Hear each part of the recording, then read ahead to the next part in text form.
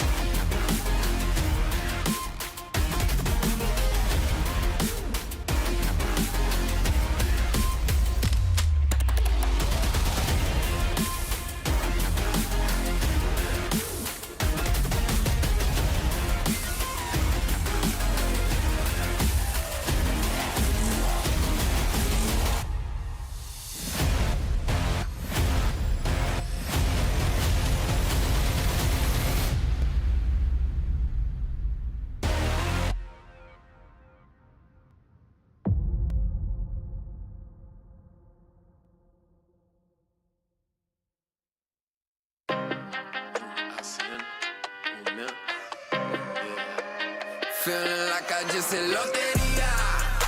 Mami, les vamos a tu Costa Rica. Vive la vida. Oh, you ain't heard words, 6, 7 figures. Feeling like I just hit the lotería. Bust down, shawty wanna bust it down. Shawty moving like you just hit lotería. Living luxe now, I just spent a couple thousand. Feeling like I just hit the lotería. My pockets feeling tight from all these bands, you feel me? I pity these I fill him with dirt and I leave him a rose. I pick up a petal, a leaf in a leaf. Do you love me now? I guess you better go. I got a new pocket, it's lining no door. The hand it goes deep, but it's only for bros. If you walk a line, keep it 10 toes. If a centimeter cross, then you get let go. Let the beat go bang like a Kurt Cobain. If you know my cara, better know my name. Maybe red dream team, put the ink on gang. If you're still out east, do the same thing. Dang, mami, que tú quieres? I know that I'm looking sexy. Mundo lotería, now they young, I stay in flex. Lotería. Mami, let's vamos a tu Costa Rica. Vive la vida. Oh, you ain't heard words 6, 7 figures. Feeling like I just hit the Loteria. Bust down, shawty wanna bust it down. Shawty moving like you just said Loteria. Lush now, I just spent a couple dollars. Feeling like I just hit the Loteria.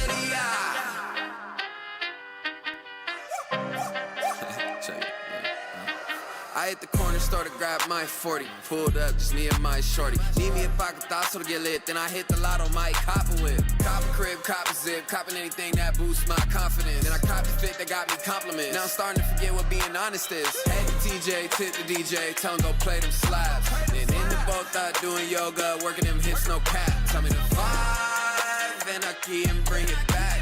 Took another tour around the feeling like I just hit Loteria. Mami, let's vamos a tu Costa Rica. Vive la vida.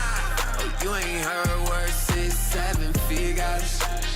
Feeling like I just hit the Loteria. Bust down, shawty wanna bust it down. Shawty moving like you just said Loteria. Lush now, I just spent a couple dollars. Feeling like I just hit the Loteria.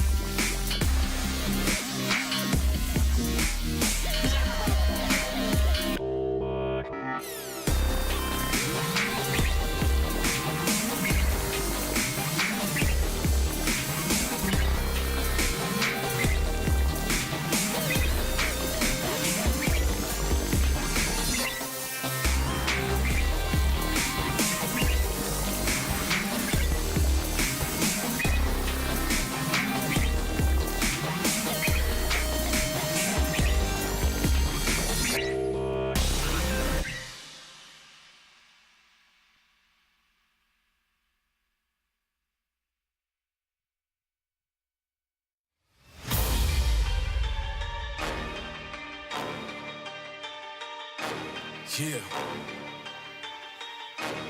Yeah. Listen. They got me cornered, I'm feeling trapped. Where can I go when I'm feeling like that? To the left or to the right, man? I need some luck like a dice game. 7-Eleven, but 24/7. There's plenty more coming and plenty with weapons. Got my head on the swivel wherever I'm stepping. Stay low and be civil for better protection. Cause there are consequences and repercussions. When you violating and be disruptive, they'll annihilate you and leave you nothing. Now I'm waist deep in these discussions. I'm waist deep, gotta get out. I'm waist deep, gotta get out. What I get myself in now? I'm waist deep, gotta get out. Man, I gotta keep moving. It's up to me, I gotta do it. Man, I gotta keep moving. It's up to me, I gotta do it. I thought I I was making progress. Thought it was all part of the process. I was wrong, baby, that's nonsense. Now I'm waist deep in my conscience. I know I got some enemies, so I don't know who to trust. Gotta sort out the energy. Good and bad, no one's a must. Now I'm in with the wrong crowd. The days are getting long now. Don't know how much longer I'm holding out. The time is ticking, it's going down. I'm waist deep, gotta get out. I'm waist deep, gotta get out. What I get myself in now? I'm waist deep, gotta get out. Man, I gotta keep moving. It's up to me, I gotta do it. Man, I gotta keep moving. It's up to me, I gotta do it.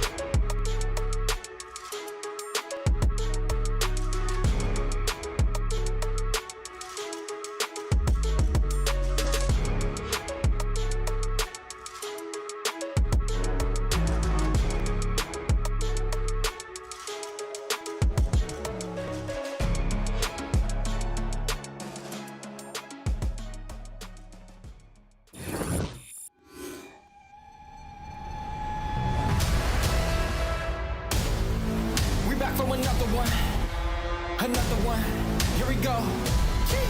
How I like that? We back from another one. Here we go.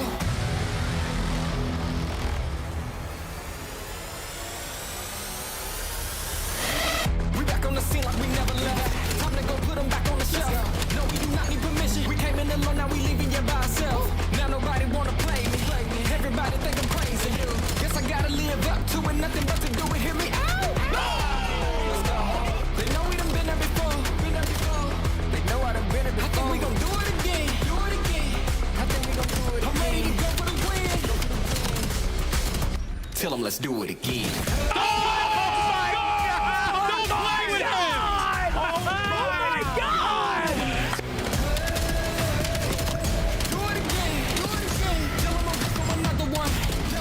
Let's win. Let's do it again. Do it again. Oh my goodness gracious. Let's do it again. Do it again. You know what we doing. Oh, I like that. Do it again. Do it again. Another one. How many times you got to go statue and get... Okay, well, map 2, 2-0 Boston. Okay, never do that again. I just lost so much for. I'm checking. I made you smile. I made you smile. Bad timing. Take over and search and destroy. Hold up. Mamba 1v2. Oh my god. Oh my god. And number 3 is not there. That's easy read. Oh my god. He gets down. Wallbang. He's a sketch. Oh my god. Oh. Okay, Mamba. The boots with a 1v3. Bro. These kids. Bro. Go, come on, around. Oh, hell no. Fantastic clutch from Mamba.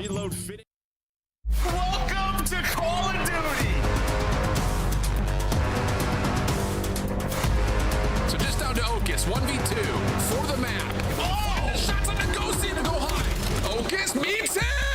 Oh my goodness! Nice. 1, 2.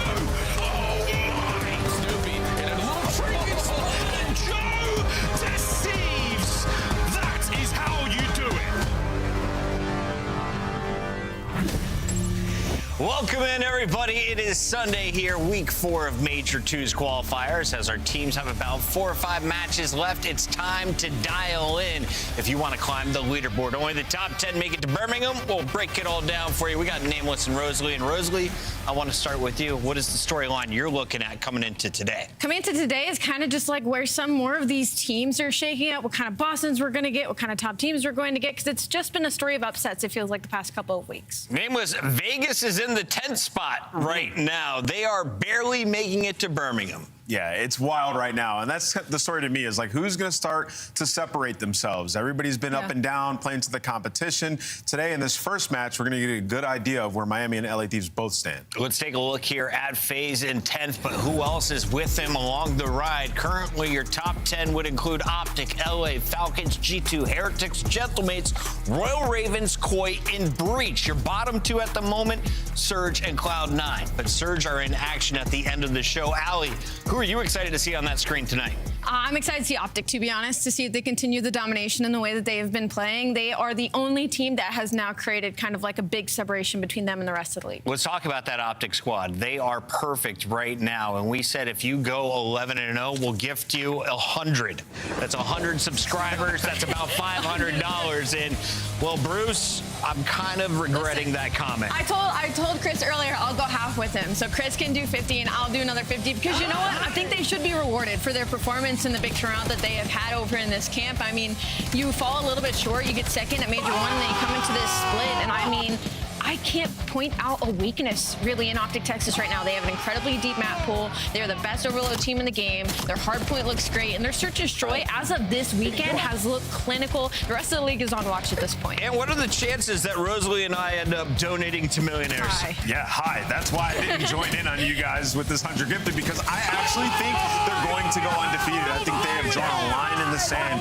It's them and then the rest of the league. Like Ali said, the game's 2-3-5, unreal to combo with the slang. It's pretty incredible if you look at where they're at in the standings on the season. After 18 matches, 14-4. That is pretty ridiculous stuff. They are on top of the leaderboard at 185 points. Remember, only the top 8 make it to champs. So we got teams like Boston, Breach, and Koi, who currently would not make it to the big dance.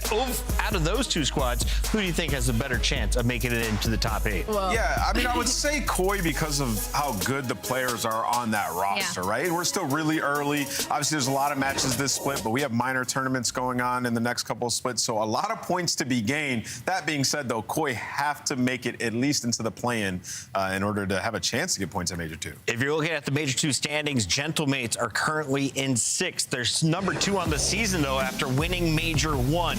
What happened to the Paris Gentlemates that were 3-0, Allie? They have lost 3 straight and are currently sitting at 500. They've fallen flat. I mean, I'm calling it a rut, but I mean, this is now twice in a row they've gotten 3-0. This is now 3 losses in a row. And for me, like, looking at the Gentlemates, it's uncomfortable. Like, they were one of the best map 1 teams in the game, and now we're having these map 1s where they're controlling the entirety of the map until the last 2 hills, and then they're just falling flat. And then you get to the search and destroy. They're getting put in a lot of 2v2 situations. They're getting clutched on a lot. It's just something's not clicking with them right now. I don't know if it's mental. I don't know if it's practice, but this is not the same Gentlemates team we saw Major 1. Yeah, I mean, a couple of things. Ghosty's gotten a lot worse at search and destroy, and Envoy's gotten a lot worse at respawn. That's probably a system thing, but more so the rest of the league's starting to catch up a little bit, and they just feel like the same team that we saw early Major 1. They're no longer winning every game 1. That gave them a huge advantage in every best of 5. And since then, Paris starting to collapse. Are there real concerns about this squad? Are you saying this roster is still going to be able to power through to championship Sundays? You got 3 wins. You can potentially finish with 8 with your 5 remaining matches. Yeah, I mean, I just think, you know, it's not clearing away like 2 teams, OpTic, Gentlemates, and the rest of the league now. They're in the same boat that you put FaZe, that you put LA in, these teams that are susceptible to the bad loss, but can also beat a great team. We've seen that throughout this split, and now Gentlemates are firmly in that same category. Paris Gentlemates are playing Vancouver, which is our second to the bottom team in the league. That should be a free W if you're looking at the numbers, but it's been a week of upsets. We'll dive into the matches later, but for now, let's dive into some of the fun stuff. It's burgers and fries, and we start with the sampler. This is from Challengers in a crazy round 10, trying to make it to the next round of the tournament. A 1v3 clutch is locked in. Yeah, he has a 1v3. All he has to do is wall bounce up top and defuse. No. Small Zilla, this is what separates Could you the imagine? Joes from the pros, man. You got to stay on your feet. Could you imagine the comms after that happens? They were a round away for pushing around 11 in this game 5, and your teammate just jumps off the map. Yeah. Guys, he only had 19 seconds to get up there. He also Let's went take a look here at a big play from a former CDL face. This is Real. Too real, excuse me. Yeah, Too Real absolutely piecing, man. Shout out I wonder this if guy. he still has the pillow. He definitely does. I need one of those. Burger or fry? It's Hydra. It's Paca. He gets fried, bro. Listen, double slide should have been a collab. Oh. The action was a little slow. Sim just puts the barrel in his mouth here. Yeah, and Sim's now, what, 20-12 against Hydra. Feeling good. His face is a reaction to that. This game has been explosive. Skies with one of the greatest. He showed us some stuff on the subliners. Look at the distance on that one, taking out Trakes. Remember what Astriel said? Sky's just be coming to practice sometimes with nade spots. So everybody hitting these nades, you know they're literal nerds up until like 3 in the morning trying to figure this out. Kleenex with a little skipper finds a double on the Falcons. You'll love to see that. And he's not alone. Here's a banker from Snoopy. Hits him with a concussion and the finish from the frag. Yo, put on a flag, bro. I don't know if for saving him in that one. I mean, that was a nade to the forehead. Yo, by the way, look, this guy, 2 HP. We all know stuns do 2 damage. Hide off the spawn. Unbelievable. Yobi. Yeah. Smart. And if you're saying concussions aren't strong enough, look at this splash damage. That thing's ridiculous. Yeah, absolutely insane. Throw your concussions a little bit high, apparently, if you're playing Scar. Let's take a look here at 0-4, and he just gets yeeted off the map.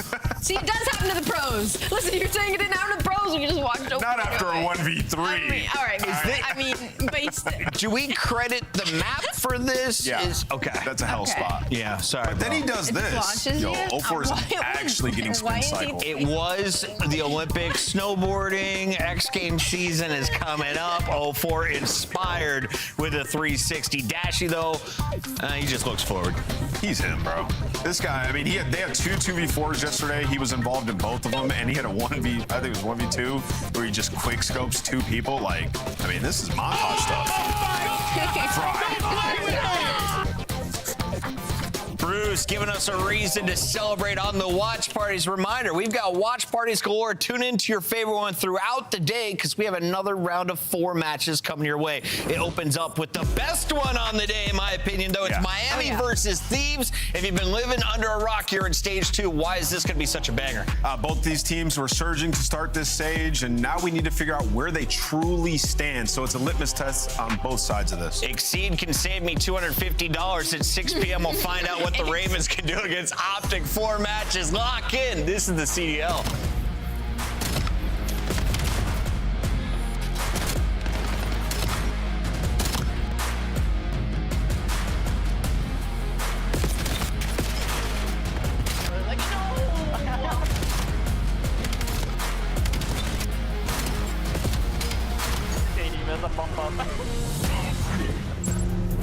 COD Champs tickets are on sale now. Come see the best teams lock in for this season's grand finale in fabulous Las Vegas. All 4-day passes come with early venue access. Head to phasevegas.com or scan the QR code to get your tickets now. Look like the pros to play like the pros. The CDL team skins are available now. Scan the QR code or check out the in-game store now. Scuff, official controller of the CDL.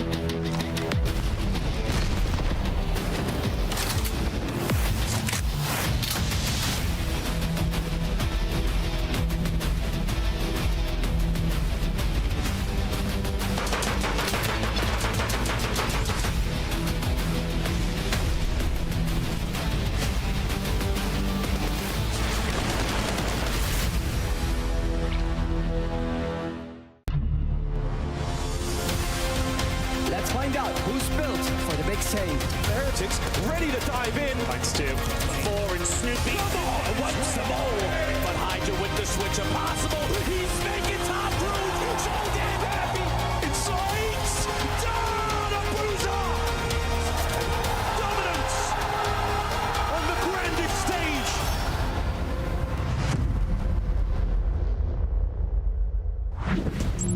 It's Call of Duty time. We're here for Black Ops 7 as we head into Birmingham for DreamHack at Major 2.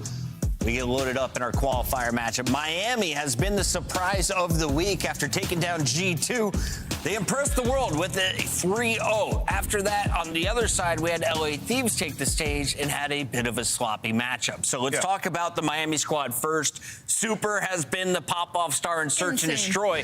Has he been able to do it across all 3 game modes?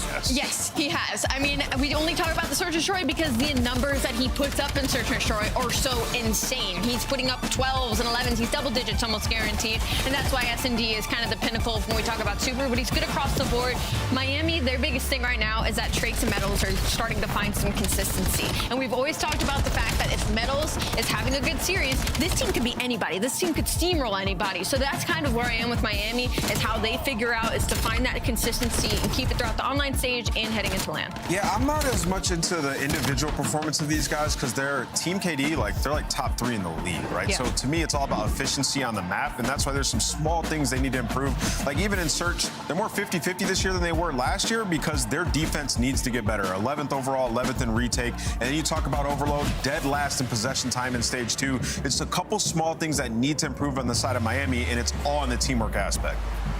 Wearing red today are the Thieves, and Thieves started off a perfect 4-0. Neum had a great showing in the matchup against OpTic, but since then, they have found some losses. How do you expect them to bounce back today after a phase fight? Right now, Thieves are kind of on fraud watch to community, right? Because everybody was saying this team was looking a lot better, me included, and then they get the stiffer competition and you lose back-to-back. Now, that being said, I thought they actually played decent in the matchup versus OpTic. Yes. They showed a little bit of fight, but they still did lose 3 straight hard points after being 7-0 in HP in those 2 matches. So a lot to be desired from a team that we expect to be contending for championships. I feel like both these teams are incredibly similar in the way that Miami Heretics is a pretty strong map 1 team and the hard points, and so are Thieves, but Thieves are kind of on a fall off right now where they've left the top 4 conversation and kind of joined the gatekeep conversation with Miami and Koi and feeling out where they stand between those teams. And for LA, their Search and Destroy is their biggest problem right now. I think, they are somehow worse on defense than they are at attack. Abizi is bottom 10 players in opening to a win rate. That's our first blood demon that we're used to. So LA Thieves, they've got to work on not getting picked early in these rounds. And with the map set, I don't hate it for them. There's no Scar, Search, and Destroy, and I think that is the map that left a bad taste in the mouth of all of the Thieves fans. So now looking at our maps and modes, you got Scar, you've got Den, Colossus for our first 3.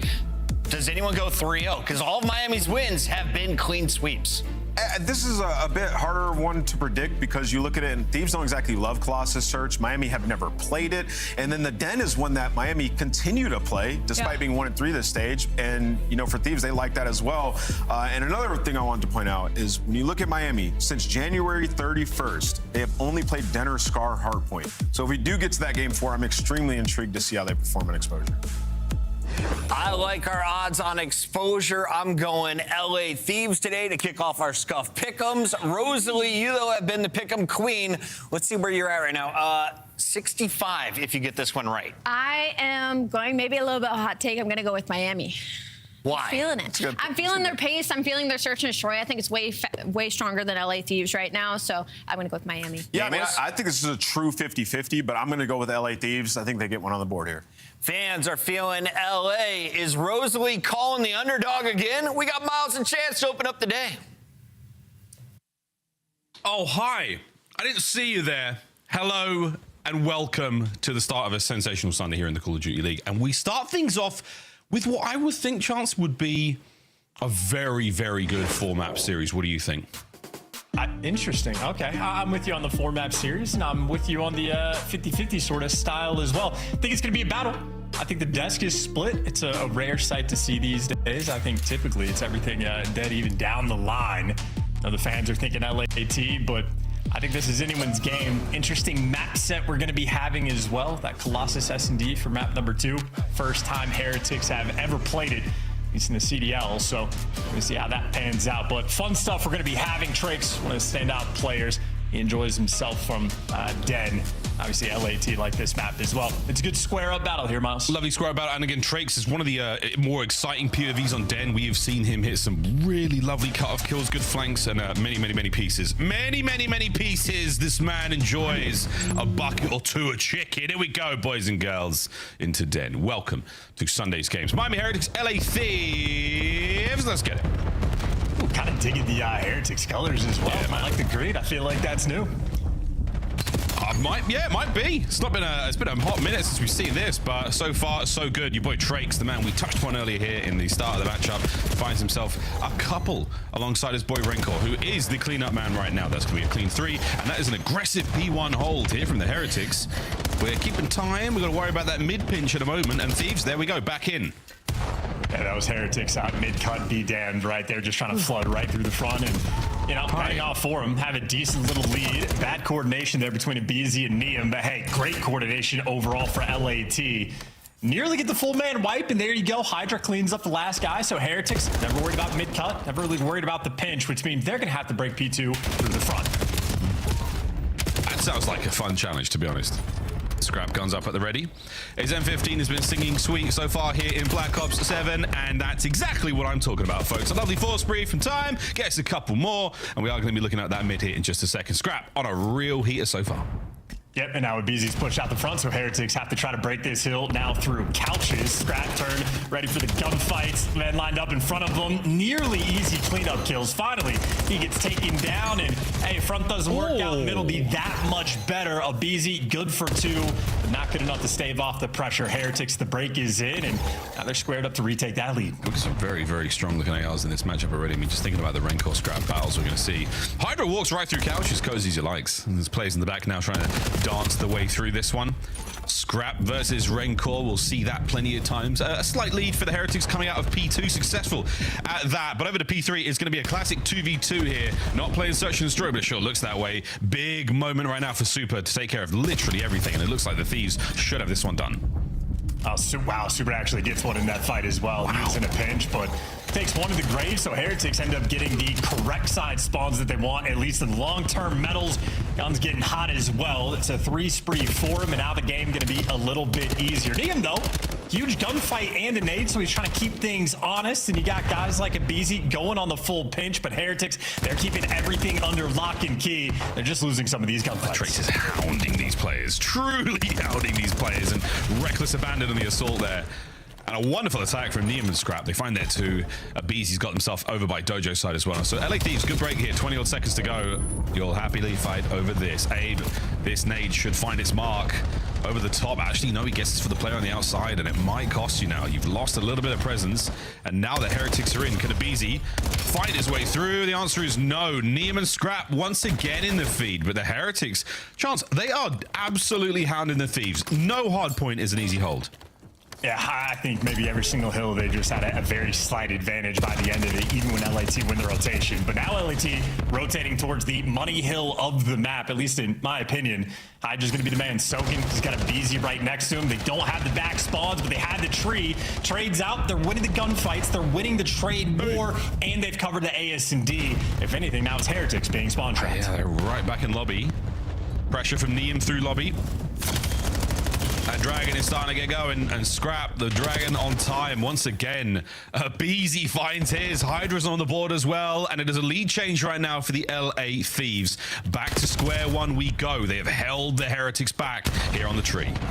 Well, Heretics are playing the scrappy game. They want to take these final 15 seconds if they can get it. So one final try, a BZ, well, ironed up and easy kills for him. So there you go, a nearly perfect P4.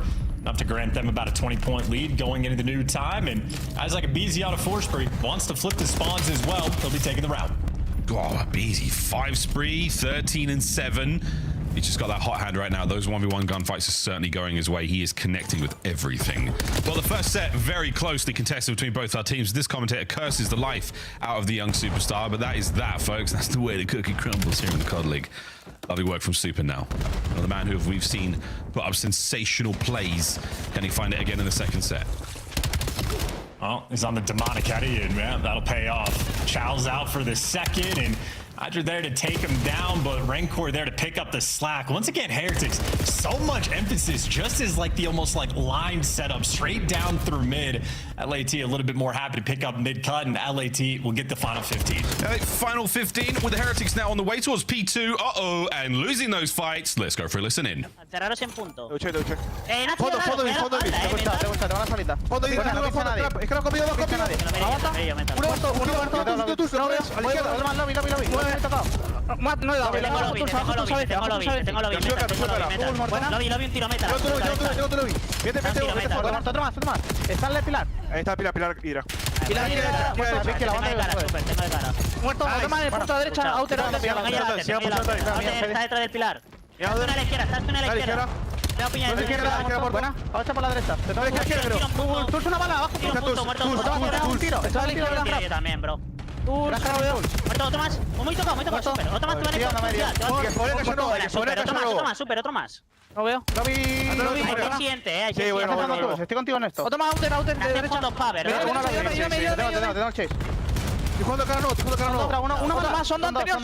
Tengo yo el con, Hay uno que va para. Te lo puso con. Sí. Hacemos chao. Sale a pinchar China también. Cuidado que no puedes cortar. Muerto. Tengo una espada, tengo 10 de juego.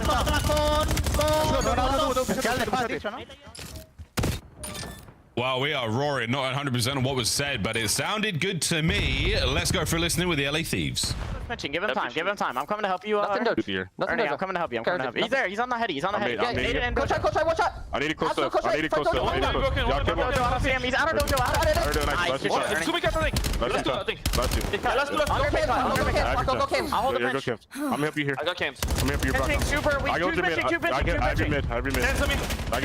Two camps. Two camps. Two pushing me, dojo. Let's go dojo.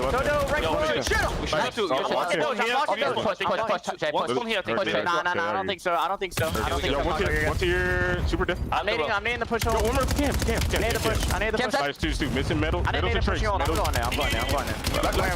Where are you going? Outer. I have captured you in the smoke. I see him outer new. Metal's outer new. Outer new. One shot outer new. Yo, 3 and new. One this small. Take your time, Ernie. Take your time. Stay alive, Ernie. I'm telling you, Outer. There's We're coming. One shot. There's two in the back. Give him the back. One shot. I didn't need your back door. Yo, one's one corner, you guys. I'm in the corner. Telling me, there's 2 on time. I'm trying to play me like this. Yo, one's front. Front is dead. There's 2 on the right. I have outer. Yo, inner. Wait for pop. Inner left. Inner, Tommy, metal shot. I'm absolutely. Beezy screaming for help in that listening chance. Any major takeaways? Yeah, he didn't need the help. He was able to pick up the 2 kills himself, but even when Heretics don't get the initial spawns for Dojo, well, they get the second go around. It was 49 seconds LAT got in the first P4. Heretics were desperate to make sure they won this rotation, and they did indeed. Right back in the game because of it. Still about a 20-point separation, but Heretics are bringing a good fight. Well, back-to-back sets, very, very close, but the LA Thieves still in the lead. Heretics have not taken the lead since we started the game over. Well, let's see what happens in the third set. Wonderfully closely contested hardpoint. Plenty of time on the game clock. Wonderful kills. No streaks just yet. We checklist our way through this one. It's a good break here. That should be a wonderful bit of time now for the Heretics and P2 control. Yeah, and Heretics love this setup as well. Again, they just got the line. You got Rancor blocking spawns, number 4 to watch over his teammates, super pushed out the front, and they're happy to effectively ignore mid-cut, at least in terms of presence, and they're winning all the gunfights as well. So the line setup paying off. They've already made up for the lead, and now have taken it themselves, and LAT struggling to get out of their spawn. You can see anytime they try to go to the middle of the map against that setup, they just get chopped down. It has to be the flank routes, and Hydra is trying to be that guy. He's just got his Dravik into the right place. Oh no, it's an M15. I take it all back. What an absolute beast of a weapon. Tags in from Rancor. A man who knows his way around it, but no! Hydra again allows the boys now to get inside. Metals, Dravik in hand. Battling forward with a perfect stun off the roof is not going to matter. Neum, unfazed by it. Scrap now shows up, but what a peach from Rancor. A battle for P2, which is still continuing. The Thieves hold. Drake's on his way through. No 2-piece. And another battle on time. What a P2 this could be. Heretics hold in. Heretics win the fight. Heretics with time. That was an absolute battle for P2 as well. So many little things had to go right, but it was the tax and nades there coming through Heretics that gave him the extra edge. Now they'll on the hold. Abizi looking for the entrance right through the side door. His teammates pick up the kill, so Metals needs to be traded by Neum. Able to get in the corner, but Metals gives you 2 and make it all 3. Metals out here trying to call game, but obviously Heretics can't quite do it here. Dios mío. Not over yet. Red core in position for Nu. Super on the mid cut. There's a Hellstorm above by the sound of things. Trakes is going to send it in. Makes this P3 rotation not all that attractive. And the Thieves. Ole finds 2. Metals now on the approach towards time. And this could be game. Final 5. No trophies. No members of the LA Thieves in position. And here come the nades. Metals calls game was a big 3. And the Heretics take map 1. Yeah, gorgeous stuff rolling through as well. That P2 is an absolute battle there towards the end. And then Metals just happens to be the last man standing. I'm thinking the trade's gonna be quick, but no, he gets the second guy, the third guy, assuredly will be able to pick up that trade. No me gusta, says Metals. He was there for every single player. And that was the P2 that effectively wins the game as well. I mean, a neck and neck race. If LAT were able to pull that off, who knows what would have happened, but instead, they're starting off the series down 1-0. Damn, what a great finish. That was wonderful. Little slow work there from Hydra in the damage department as well. And he's trying to get everything done for the boys. We don't get to see how many spawns he secured though in the stat screen. That's one of those intangibles that we'll talk about a little bit later on. But wicked work there from Metals at the end. Big damage across the board. Everyone on the Heretics there pulling their weight in one way or another. Super, the only player without a huge amount of hard point time, but otherwise very, very good stuff. The objective kills there from Heretics, super impressive. A lot of damage in time, a lot of damage on those attacks as well. Great game of Den Chance. That was a lot of fun. Yeah, absolutely. And of course, Trakes with that minute and 50 in Hill. I feel like the Hellstorm he got probably responsible or coming from the soaking he was able to get done. So shout out to the objective work to help you call a game, but I'd say beautiful moments through and through. The best sort of opportunity LAT had all game, or at least the most success, was on that first P4. And that is why you had Heretics fighting tooth and nail to make sure they got to the second one. Do not allow another near full 60 to roll through. They were able to just keep up that fight on the reset. And even the P1 setups, I think it was a little bit mixy the first 2 times, but when Heretics like truly were able to get that sort of funnel system going, I mean, they were completely on point. Oh, wicked stuff. That nade from Rencor, man, what a 2-piece he gets with that nade. Exceptional stuff. This is the Metals moment. I mean, Scrap barely getting away with his life, and then Neum, what a win, man. That close range jump from Metals, disgusting work. Flies over towards due time, they take out the trophies, they take it all out. Trakes with a good streak towards the end as well there, so a lovely, concerted and cooperative effort brought there by the Heretics. As we take a quick look at the game flow, and again, good looks from the Thieves, most of it. Heretics strong at the start, 1 lead change after that, then right back at it to close out. I mean, good lord, Chance, what a flat line. P3 to P5, that third set, we barely saw the Thieves. Yeah, and that is good work as well, because keep in mind that kicks off. The first big spike that LAT had is on the first P4, so Heretics the second go around, that's where they make amends, that's where they flatline LAT, and then they just chain rotation after rotation after rotation. And like, it's incredibly difficult, at least for me to keep up with. I don't know if any of like the, you know, maybe this is something Study or Merc would be better at. But trophy utilization is a wildly important thing in the CDL at this level. And even for like that final P2, there were just no trophies there for the LATN, and they were just getting peppered. Rancor with the double nade, all the stuns that are rolling through, making it so much more difficult to trade out on Metals. If you don't have the trophies in the right spots at the right time, you're gonna get daggered. This is something that I actually do nerd out quite a lot about trophy placement on broadcast. I mean, I'm not the former pro player here, but I'm definitely one of those players. It's like, if I see a trophy, I'm going to shoot it. And our pros are very, very good at identifying that, because trophies in this game, you don't get them that often, and they are incredibly, incredibly important in defending heals. So yeah, bad trophies can absolutely cost you a game. One thing that's not terribly impacted or worrisome when it comes to trophy players, a snipes chance. That's right, the hot hands, 31. Super is the leader of the league when it comes to sniper kills. Scrap sitting at 12 kills, which is only 8th place so far, Chance. But again, interesting we talk about snipes. Some players use it way more than others. Some players use it on the offensive very well. Some people get a lot of clutches. Dashy, for example. What do you make of Super versus Scrap in this matchup? Well, he's certainly a player that utilizes a lot more, but Super also does have a very high success rate. So even if you're looking at snipes per round used, Super's at the very top. So he's prolific with it in the league, and in S&D, Heretics at least have had a phenomenal stage 2. But what's interesting about this is all the talk about Super snipes. They've never played this map before. So is he going to be using on Colossus? I have no idea. Will he use it at the same rate? We're going to get to find out. Maybe the new map's going to be in the mix and Heretics will breach out a new style. Certainly a map that LAT had been going to the drawing board. A 1-3 record overall, so they're going to have to show some tweaks in the mix, but there's no game prep you could do against Miami for this one. If Super Snipe's on it, you're going to be unaware. We have no idea. This is a very, very interesting choice.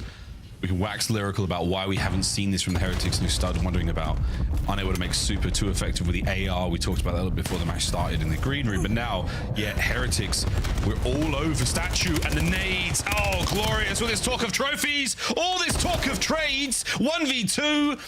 The Thieves absolutely flatten the Miami Heretics in the first. Yeah, glory, glory. What a hell of a way to die. Heretics, everybody was on that site ready for the square up, and every single nade just landed on their face. I think they had all the intel in the world off of the stuns, and LAT pounced all over that Statue aggression. So to win around on offense where you basically don't have to leave your spawn, it's a beautiful thing. Man, what you'd have done for a trophy there. Hey, to quote Captain America, how are they going to die? Together. In one loud bang. A little bit of people on here from Super. Okie dokie. Yeah, but add another one of the pile, boys. He's done it again. You know, LAT though, as straight through the pipe, they get first blood in mid, and then they run it straight down mid, cover every single lane, and who cares about the snipes when you're playing with that level of confidence? And now poor Trakes, I mean, he has no idea where these guys are going to be. They own the entire map. He's like, I don't know what to do, so I'm just going to pump the brakes, find the corner, and pray for a scam. Prayer's not answered. Love this. If he gets 2 here, I'll shave my head. Uh-oh. Right, they didn't get 2 there. He got 2 now. Oh, my boy. He hits that jump. Brilliant attempt, Trakes. Brilliant attempt. Thieves, though. Another good round. Yeah, making sure you get the trades. Obviously, whoever that first guy was to fall, just able to calm out. So Hydra, good teamwork towards the end to make sure you're there for the trades. But again, Super Snipe doesn't matter. All the intel, LAT, just run straight through P1. They pinch every single angle. Entirely overwhelmed and throwing some body shots as well. LAT, they're taking the fight to him. That's a little early for that. Scrap loves it, though. Round 2? I mean, admittedly, yeah, you get a good kill, but come on. Round 2? Map 2. Map 2? Take note. Nobody home over by B. It's a slow move there from Trakes, but 2 players up top now for the Heretics. Hydra, well versed in the ways of a Colossus search and destroy, doesn't go up there just yet. Perfect timing on the nades there for the barrel as well, but that should be gone by now. 3 players through the middle of the map we go. A-bomb site's on it, and Metals is getting handsy. Finds himself forward, catches an Abizi, and the trades have now begun. Yeah, and they were worried about tunnel, but not worried enough. Trakes able to make the impact through down low. Scrap now trying to reposition to catch these players, but Heretics grouped up together and soaring at Hydra. He's good for 1, but the trades are there as well. Scrap in a 1v2. There we go. Put Scrap to the test now. Heretics in the old, I'll do my best not to shoot you in this moment, set up, and Scrap cares not. This is, I love this move from Scrap. I'm just going to plant a bomb and back up, and if they line up for this, oh, did he see him? Yeah, he did. Damage. Not enough. Heretics are on the board. Yeah, that is all about the timing. If he can cross in the tunnel before getting spotted, maybe has an opportunity for the 1v2 clutch, but the moment they see him, you are just trapped in a very small funnel. Not the place to be. Nonetheless, Heretics bounce back, get on the board, and a good execution. I think LAT, again, you saw the players L-triggering down through tunnel at the start of the round. They had a concept that Trakes is going to be there.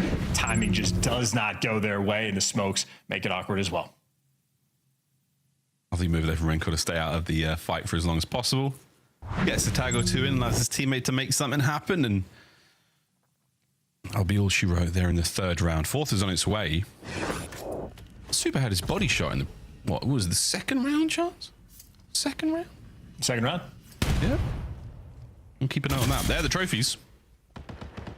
Another one for the bomb site. We should be getting a plant down here, Heretics, if everything goes to plan. Drake's wasting no time. He's going for it, and he'll get it. Trophy protecting him. Trophy didn't protect Metals. Now Drake's good luck with that one. Yeah, LAT jump all over it. 3v2 on the retake. Beezy gonna fall. Are the trades good? Hydra for one. Hydra not for two. Neum on the hunt, and he gets it. Rancor looking to go on a stabbing spree, but hey, Neum drops him, takes him down. The retake is good. I clenched so hard. So did he. So hard. And yes, so did Neum. Oh, man. And Rancor knows how close he came to a unbelievable clutch. Well, I will say, though, I think the smoke attack was absolutely perfect. The trophy, I don't exactly know where it went. We're talking about the importance of trophies. Was it Drake's trophy? No. Yeah, it was. There was no smoke there from the LA Thieves. They took true advantage of that. That was a Heretic smoke that backfired on them in a horrible way. Lovely work there from the Thieves. 3-1. And we're going B, Heretics. Oof.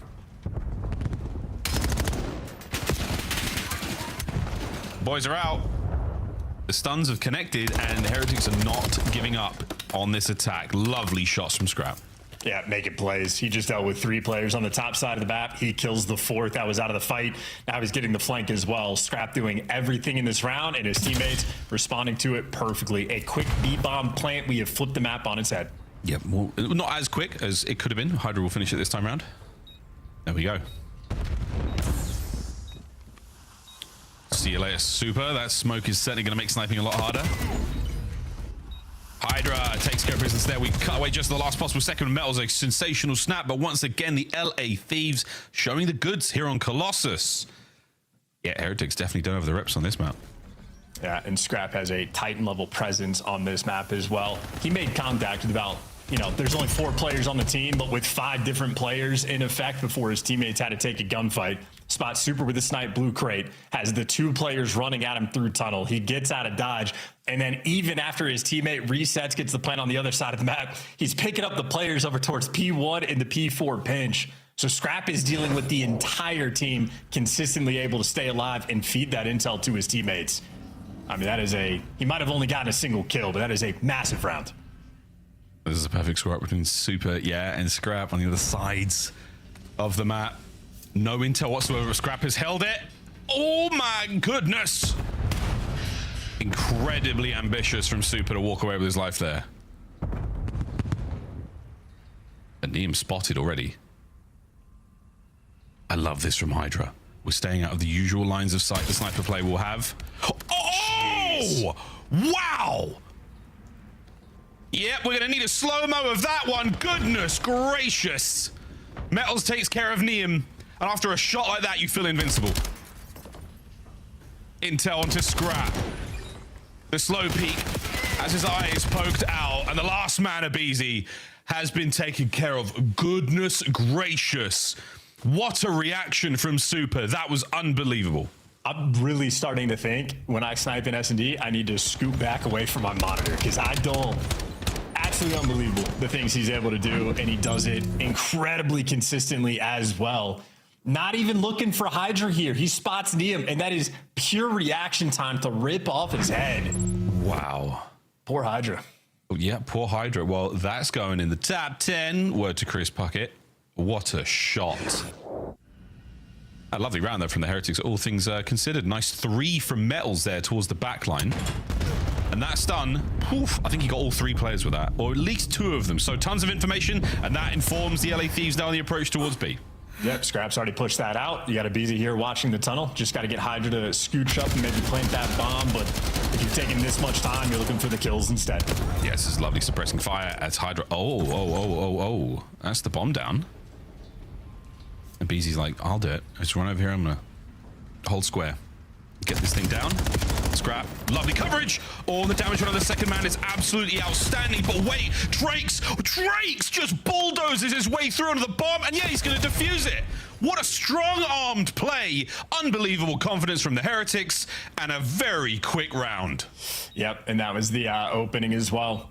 I think the sooner you can get a bomb down in this game, the better. We're still sort of feeling out the timings of these things, but once Scrap gets in position, they're probably making the call, hey, B's open. Neem just hit a triple stun on the opposite side of the map, but if you don't jump on it quickly, it is going to be that much more difficult.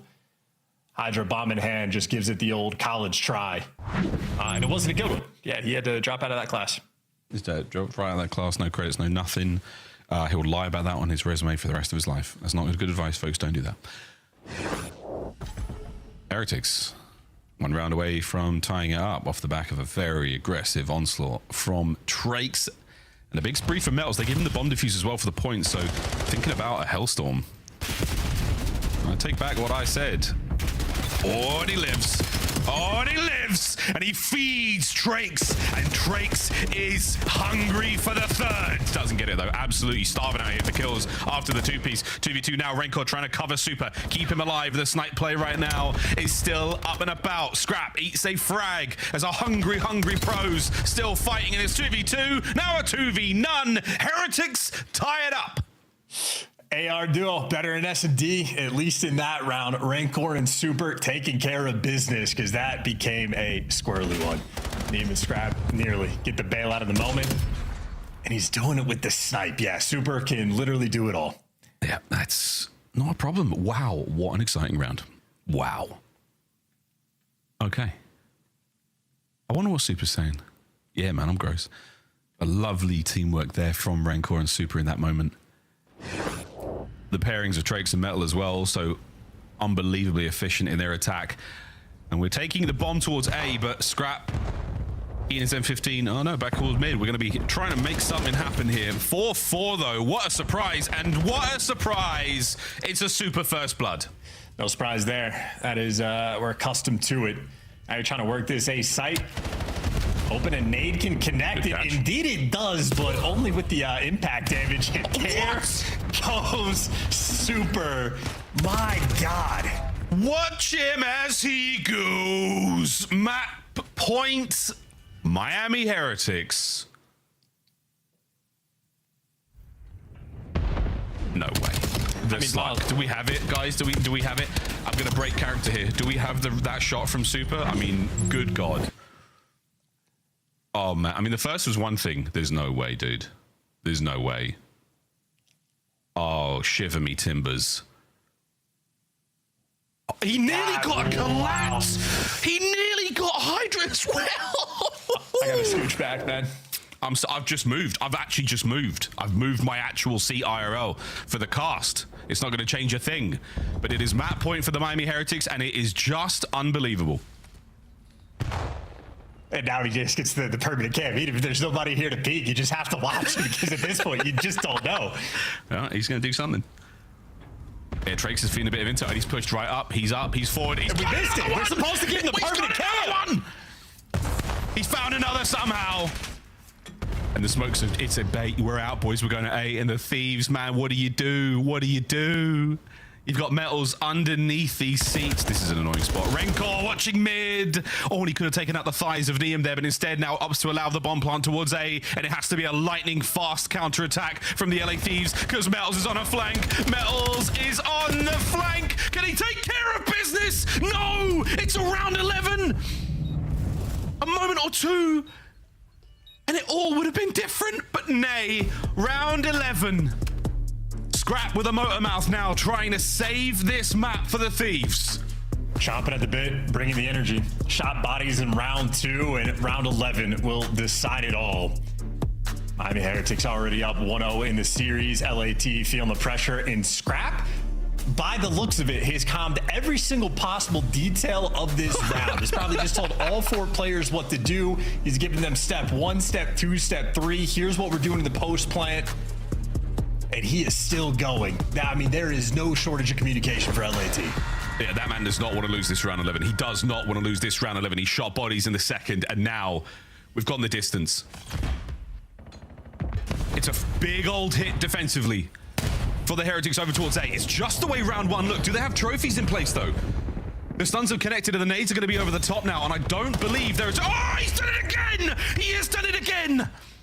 The bomb has been dropped. He's done it again! Super! No way you find another! It is improbable. It is impossible. It is inconceivable.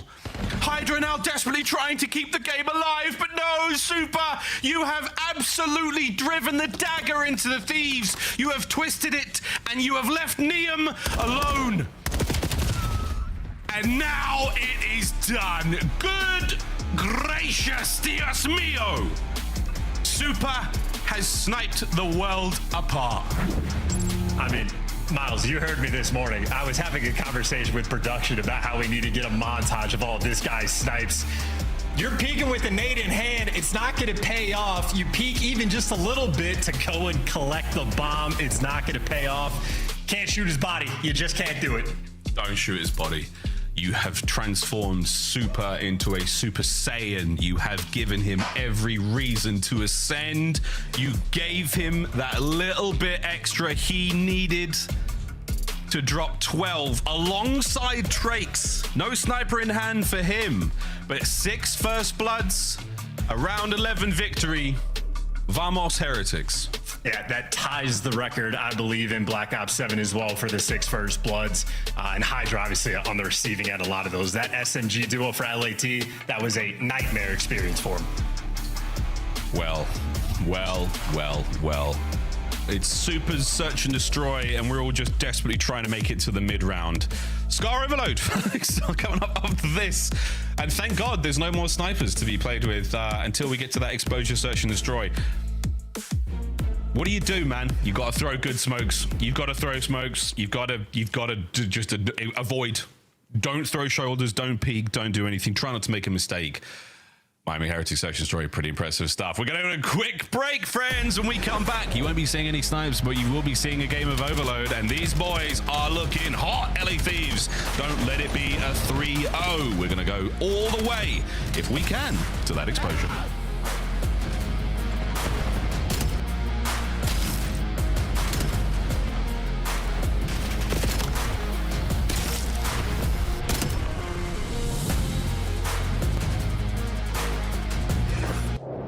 Scuff, official controller of the CDL. Monster Energy, the official energy drink of the CDL. COD Champs tickets are on sale now. Come see the best teams lock in for this season's grand finale in fabulous Las Vegas. All 4-day passes come with early venue access. Head to phasevegas.com or scan the QR code to get your tickets now.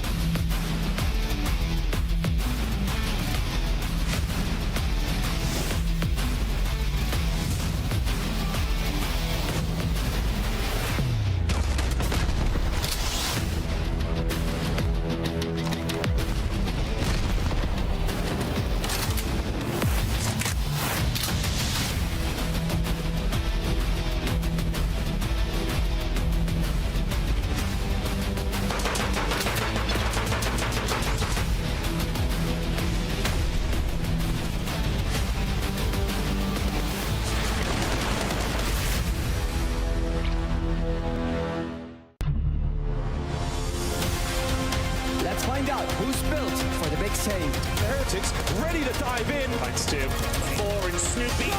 Wants some more. But Hydra with the switch impossible. He's making top room. So damn happy. It's Sykes. Down a bruiser. Dominance on the grandest stage.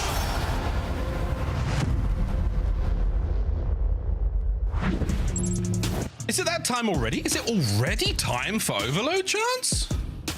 Yes, it is. The first 2 maps went by, not even at light speed. I mean, down to the wire, I'd say, for the both of them. And Heretics have just had the edge both times. Super Slammage in the round 11. Obviously, Metals was popping off at the end of map number 1. And LAT seemingly have met their maker. And it is by the name of Vamos. Vamos, super, vamos, their snipe.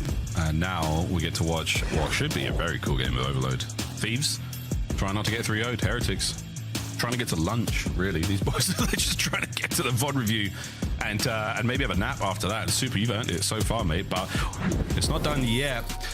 Obviously, you shoot bodies, that's a problem. These are the overload numbers in stage 2, and Scrap has a slight edge in most categories. I mean, obviously, damage a little bit more. Possession time as well, that's a tremendous difference. But yeah, he shot his body in round 2 of the Search and Destroy, and he loses round 11 after the man takes over. What happens in the overload, Chance? We will find out.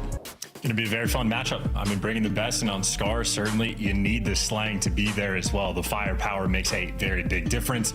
Spawn trap from either side, you need your teammates to be crawling around in your opponent's base and get the comms flowing as well. Heretics certainly have the edge, but in this game mode and map and mode combination specifically, I think LAT probably have the edge. So they're going to be looking for the bounce back, and they're also going to be looking for some vibes. Yeah, those camps, they do not look like they're having a fun time. No, not at all.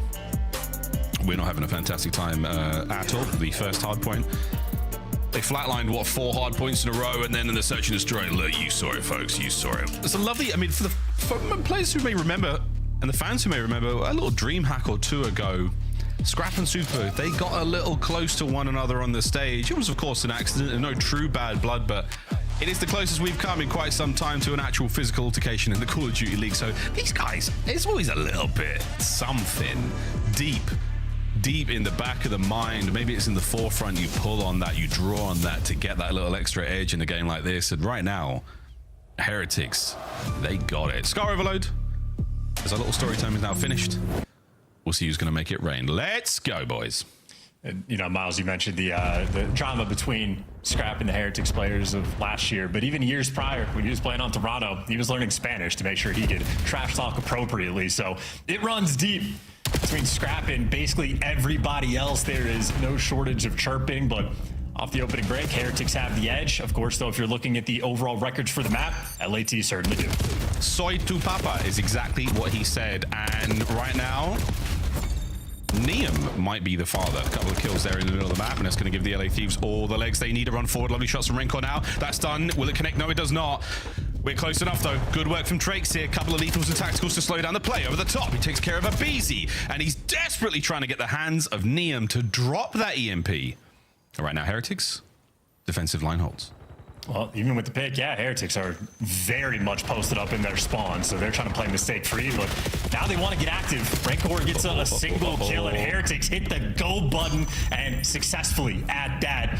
That is a 3-man wipe. Hydra, last man standing, and now Heretics have players everywhere on this map. Oh, wait. Watch out for Rancor. He's trying to get away with his life. He does have the coverage. That is enough, but no one on gold side. He's going to have to break through alone. Playing close.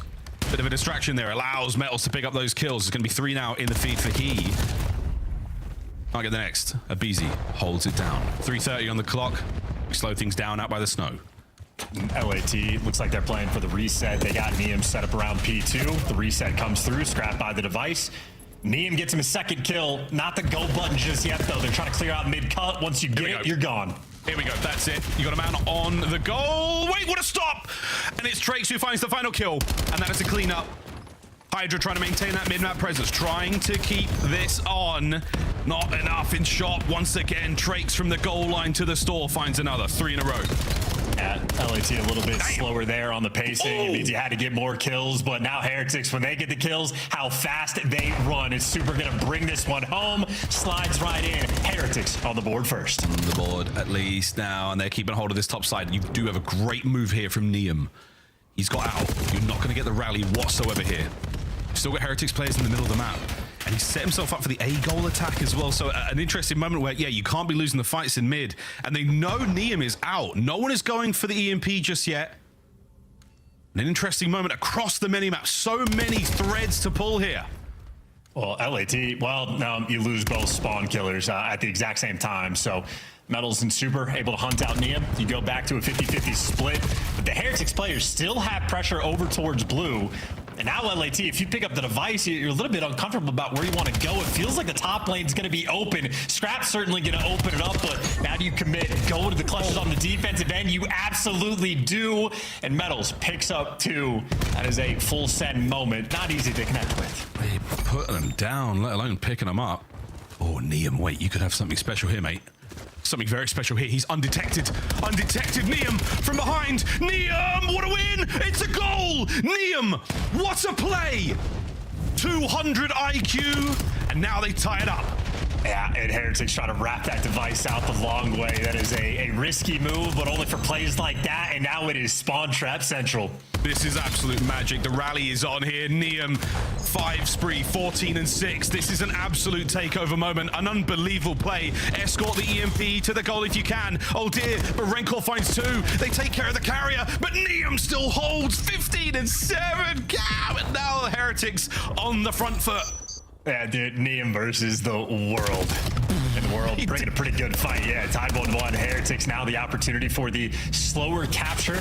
Multiple players looking for the spawners, but once again, it is Neum on the defensive end that is going to stop this one in its tracks. LAT now have device control. I mean, I wish I could say that I'm watching his POV, I'm watching his position, I'm trying to learn from him about that, man. He's hitting gunfights, he's hitting incredible routes, timing, you name it. He's trying to now help Abizi get forward, and Abizi desperately doing it alone. Oh, and he's done it! What a capture! Thieves take the lead with 35 to go. And how about that for the comms as well? Abizi, the hop, skip, and a jump, shreds the guy with the pistol, but knew exactly where he was going to be. Once again, Heretics really try to just go for spawn kills and keep that map pressure up. Well, they've lost it. Now it's Scrap crawling in your spawn, but Renkor drops him. LAT nonetheless have more map control, and Neum continues to thrive. The Trakes could get something going here. He's done a good bit of work here on the pinch. He does get taken care of. The final few moments here. We should be seeing the second half tick over. No, we're going to make a run for it. Here we go. 30 seconds to play. Extra time. A couple more kills. This could look good. The B goal looking a little bit more open here, Neum. Oh, man. What a moment it could have been. Lovely work over the top there, and an unbelievable recovery in the first half by the Thieves. Yeah, and credit to Neum as well. This is basically a fumble at your own goal line, excuse me. But with Heretics, I mean, a clean, they get the 3-man wipe, and they just snap into position and completely run you over. Nice shots there from Trakes to get that 2-piece, and that's a quick capture on that front, but Neum obviously the one that is stealing it away. So forcing it through this A zone actually pays off for him. I mean, that might be a moment where, you know, Metals on the rewatch might just say, hey, let's just play defense around it and let the device go for the reset, trying to wrap it back. It was the 1% play that Neum was able to found, but enough to get you that 2-1 lead. Looking back at how close Abizi was to getting shot there as well. I mean, goodness. 2-1 by the hairs on their chins. We're going to find out if the big bad wolf of the Miami Heretics has what it takes to blow the LA Thieves down here in the second half. And so far, it is a no. So far, it is a fairy tale. So far, it is Scrap sending it forward. Trophy in position. Can he hold these members of the Heretics back? He gets one. Oh no, the damage is good, but not great. They're still maintaining a presence here, a foothold on the outside of the A portal. Oh, and a nice squirrely attempt, but what a save from the Heretics. Yeah, I wonder if when you get the trophy, if you want to take the sort of outside tank lane rather than the inside, because you're not as worried about the stuns rolling through. But either way, conversation for a little bit later. This device is in shop. Heretics players are soaring into your spawn. Trake still gets shot out of the sky. Super is just going to full send, but LAT, they had the defensive positioning. The device is secure. We full sends to flush a few players out of their positions, and Abizi now, EMP in hand, trying to cross it over to the other side of the map. A lovely nade there from Trakes will slow down this play. Can't get in the top green with his life, and this is the run. We're on. Tyler Farris, he's going all the way. Well, he was, until he gets shot down in a big way, but there we go. Metals, nades up. No good. Travis in position now. Well, we're making a run for it, boys. We're making a run for it, Thieves. They've got a couple of big kills. Hydra now fighting forward. Neum can't get it done. Trakes and Hydra trade, and that's going to be the battle now by the APC. Oh, and once again, the Heretics hold. What a battle it is here in the second half. Yeah, just good enough. I feel like this has been a light speed overload game as well. This is high levels of aggression rolling through, and that aggression carrying you through P2. Hydra trying to swing it back. You have every single LAT player, though, watching this cross. Heretics need to reposition. They are getting swarmed. They're on the to reposition now. Rancor, big tags. A lot of info passed over. Front line now a lot more dangerous than it was a second ago. And Super surely should pick up at least one here. Oh, goodness. Oh, goodness. Makes a meal of it. Hydra and Neum, they walk away with the kills. You still have possession. Cursed, gone. And now through P2. We continue to fight. Shots from Metals. Yeah, and LAT, I mean, they're just so aggressive in the spawn, but they've actually walked past the device. Now Metals, well, ends up getting caught. Device protection, though, from Heretics is on point.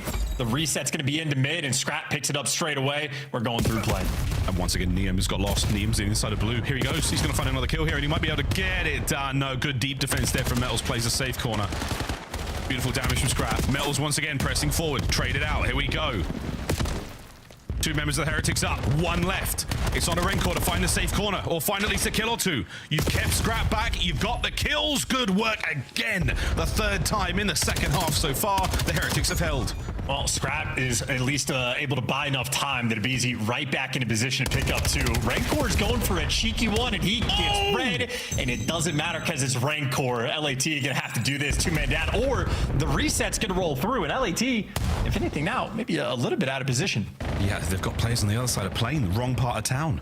There's only two members of them defending, and Abizi has been caught out of guard. He's been caught off. Hydra, he's so heavily tagged. The thing, what a win! That is unreal. The third man now pressing forward, and oh my goodness, Rancor finds another kill. Pressure now through the middle of the map. You're again having to deal with Scrap on the flank. You're again being slowed down by these waves and waves of LA Thieves players. This staggered line of defense, so strong. No one able to get anything going from the Heretics on the EMP. Yeah, this has just been a massive game of tug of war. You have to make sure the trades stay on point with the speed that this game is being played at. I mean, there's just going to be a moment where one team gets four-man wiped. LAT, they are in position. This is it, fourth time's a charm. You've got it all set, lads. You've got it all good. You've just got to send the device through, but no, the player's through mid. Neum might get there too late. A pickup, a run. Oh, and one more kill would have got the job done, but no. Once again, 52 seconds to go and a single goal is all you need to tie it up. They're trying to make this happen here. It is going to be a slow approach. Pistol in hand is not ideal. You win a battle inside a shop, and Trace is taking it that way. Still, though, you got to beat another wave. Another wave, another one through, and Abizi finds it. And here we go. Trace is getting squirrely with it, desperately trying to find those kills. My God. We go again, 25 seconds, we park in the bus. Neum is going to absolutely help keep an eye in the sky from here. That might have decided it. A perfect time to call in the Hellstorm chance. What a moment, 3 dead, and the Thieves might have just done it. And where are you going to take this device? Scrap, yeah, keep it posted up on the best heady in the game. Nowhere, leave them there. Hydra keeps them in spawn. My goodness, we could see the goal finally come through. 3-1. The LA Thieves, sometimes you have to bite the orange in order to peel it, and my God, were they chomping at that A goal. Yeah, and just the eye test on this one, but that might have been the fastest played score overload game all year. I feel like that was just hyper active, both teams just existing in everybody's spawn. I mean, you're spawning up. You don't even have enough time to throw your tax and nades at different times. You're just taking gunfights straight away. Nonetheless, in that type of environment, Neum thrived. 35 kills he was able to collect, I believe, towards the end. The first half, he was an absolute monster as well. Plenty of objective kills he was able to collect. Neum shooting there in the map 3.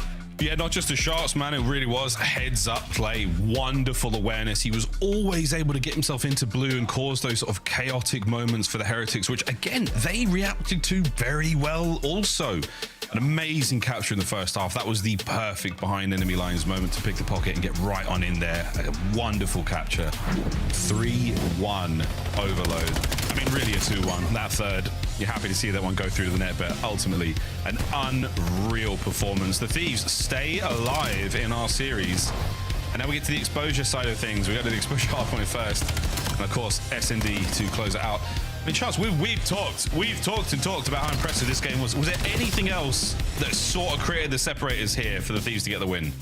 Well, I mean, the score from Neum obviously is quite literally the difference maker. I think it was just a massive trade battle, effectively, that we were having this entire time of either team when they're having these scoring opportunities on the defensive end.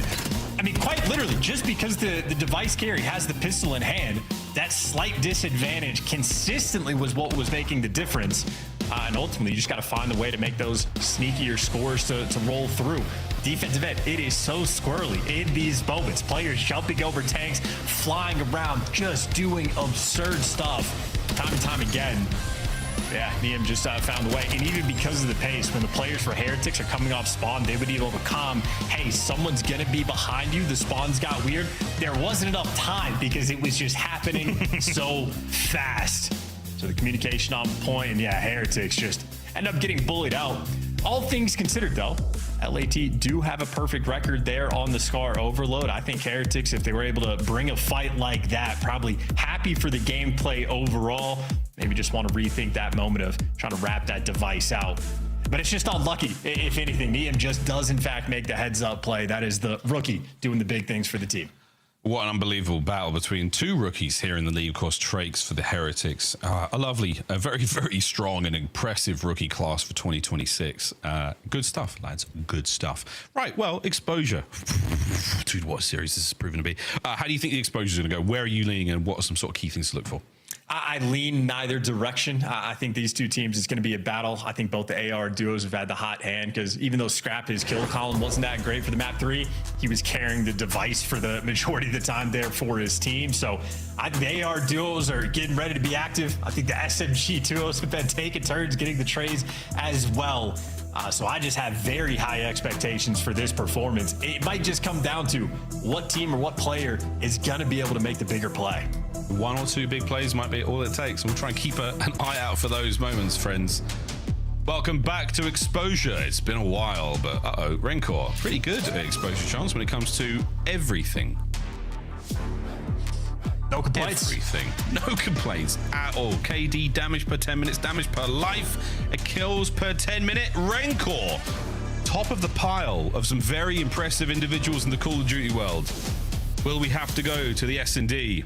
See what the LA Thieves have got to say about that.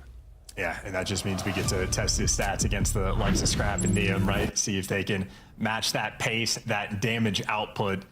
Certainly, if you're looking at the pair, you'd imagine Scrap has that extra edge.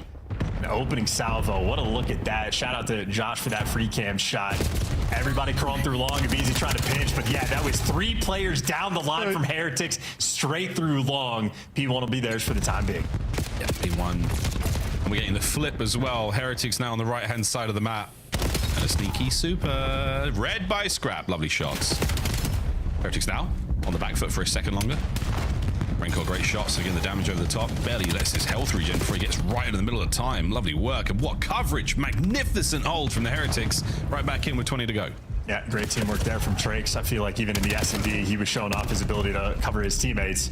So not too bad on the P1, even with the no trophies and the nades raining through. Heretics have the smallest of edges.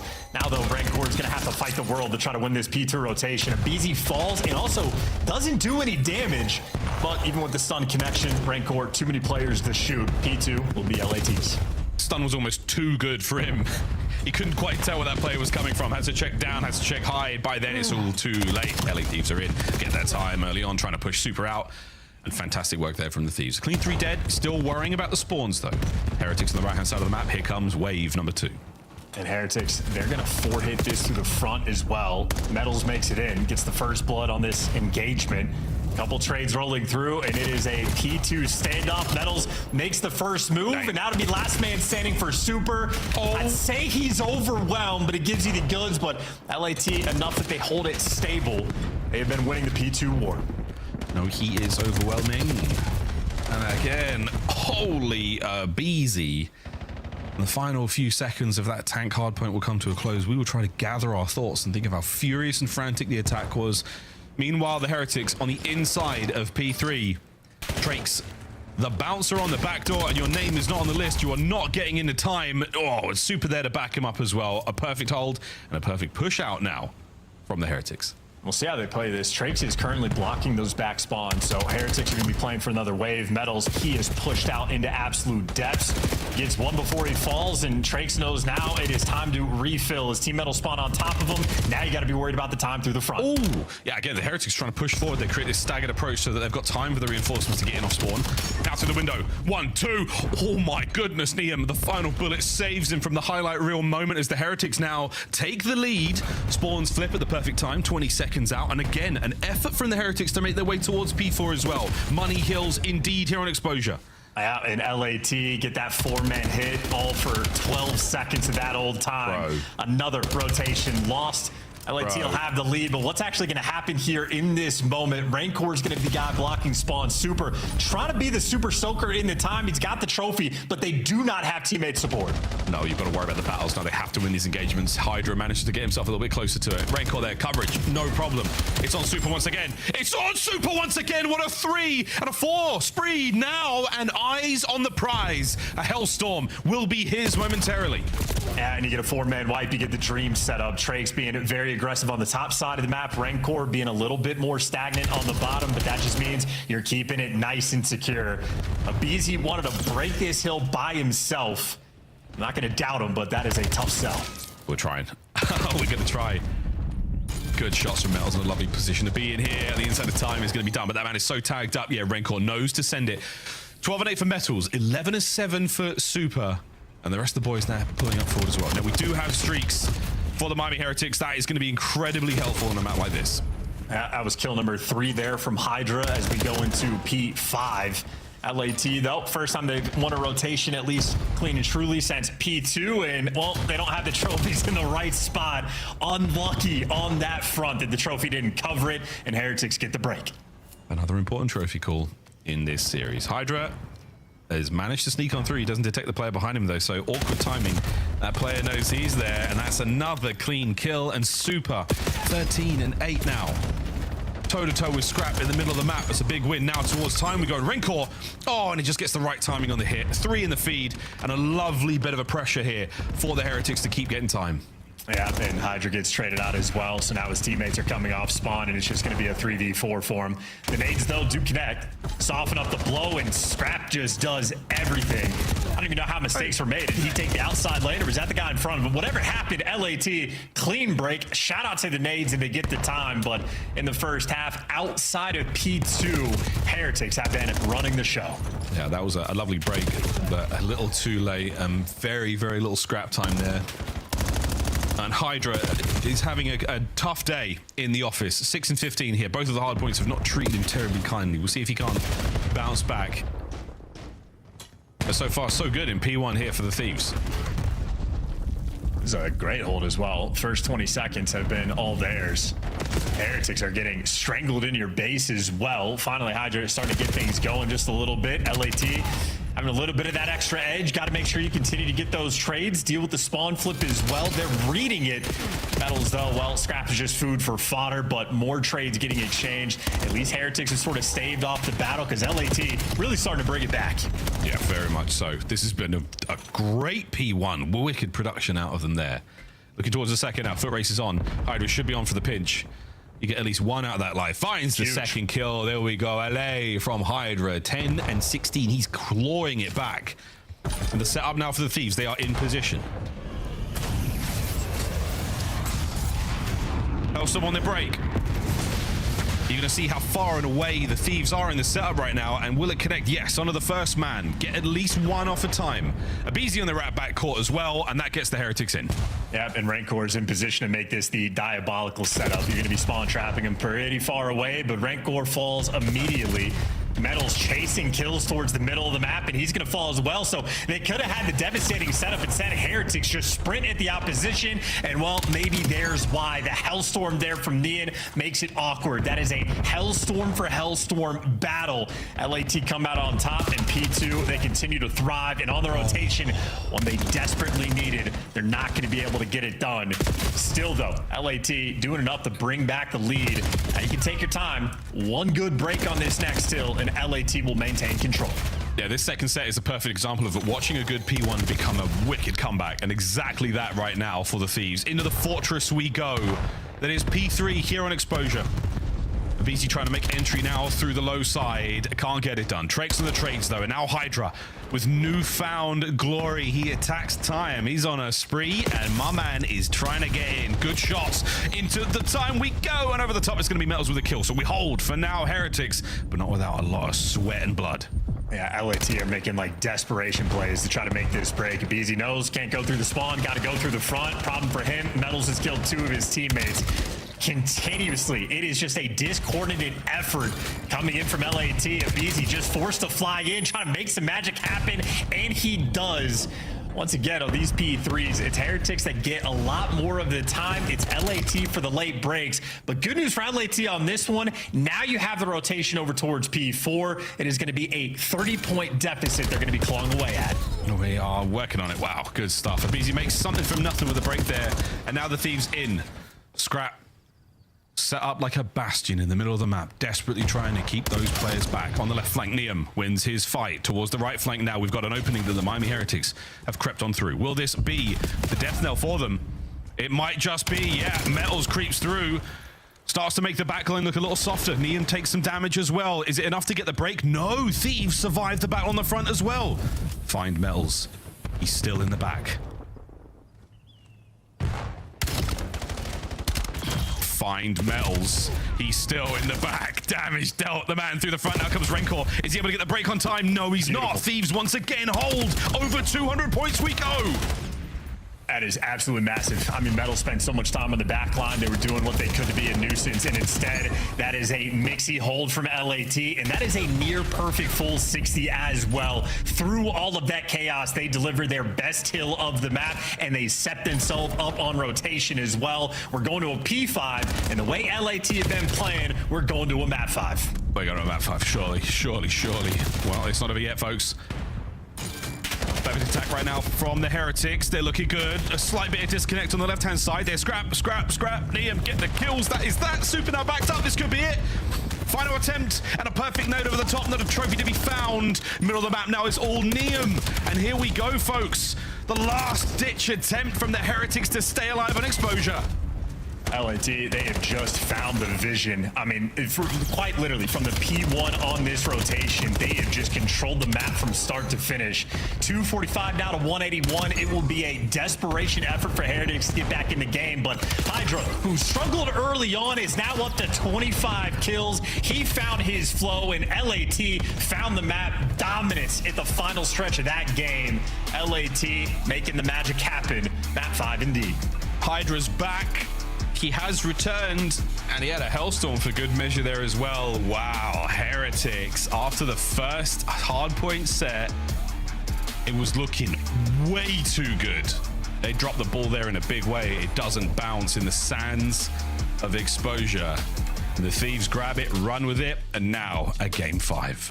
And it is going to be anybody's ball game as well on another exposure. Snipes might be out of control. We're going to be enjoying the show that they are putting on, but just looking at the stats, what an evenly battled game across the board for both of these teams. It is quite literally that final rotation. We're on the P1. I mean, it was like 130 to maybe 70 something points there from LAT. They get maybe 40 seconds on a P1. They kickstart their series right. The Hellstorm that Super earned, that could have crushed LAT's momentum entirely. Who was there for the counter? It was Niam again. The rookie making big plays for the team.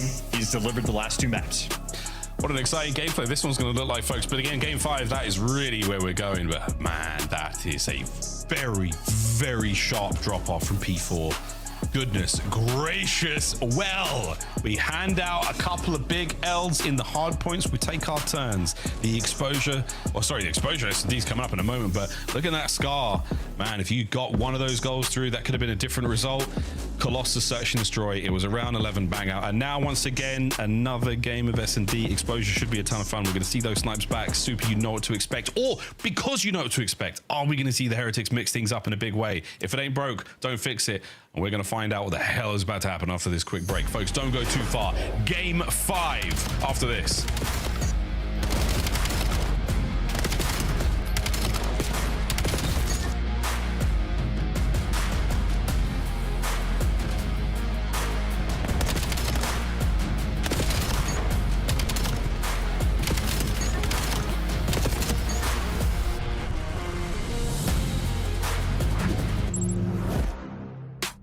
Black Ops 7 returns to the Esports World Cup in Riyadh this summer.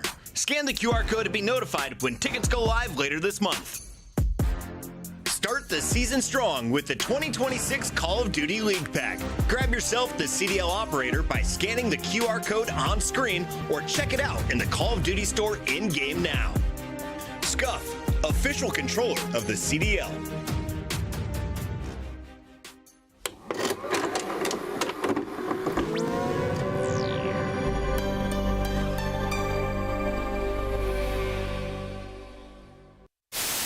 And Skies will just wait for about 8 seconds on the clock, go burst, check it with the pistol. You'll watch Okus in a freaking turbine. You said, bro, all you can do is try to stick this defuse, but hit him with some kind of movement. Let's bait that he tries to go for the sniper shot, but just too fast. Leaves the Sky still finding a headshot. They just put Okus on tumble dry. Stun Zig. Zig dead. Weak. Front window dead. Damn. Back spawns. I'm gonna get one more kill here, and then I'm rotating. Alright, lad, I'll get 2 more, then I'll rotate. I'm here. He's dead. Got one. There's another one in the back on me. In the back, dead. Last guy hill.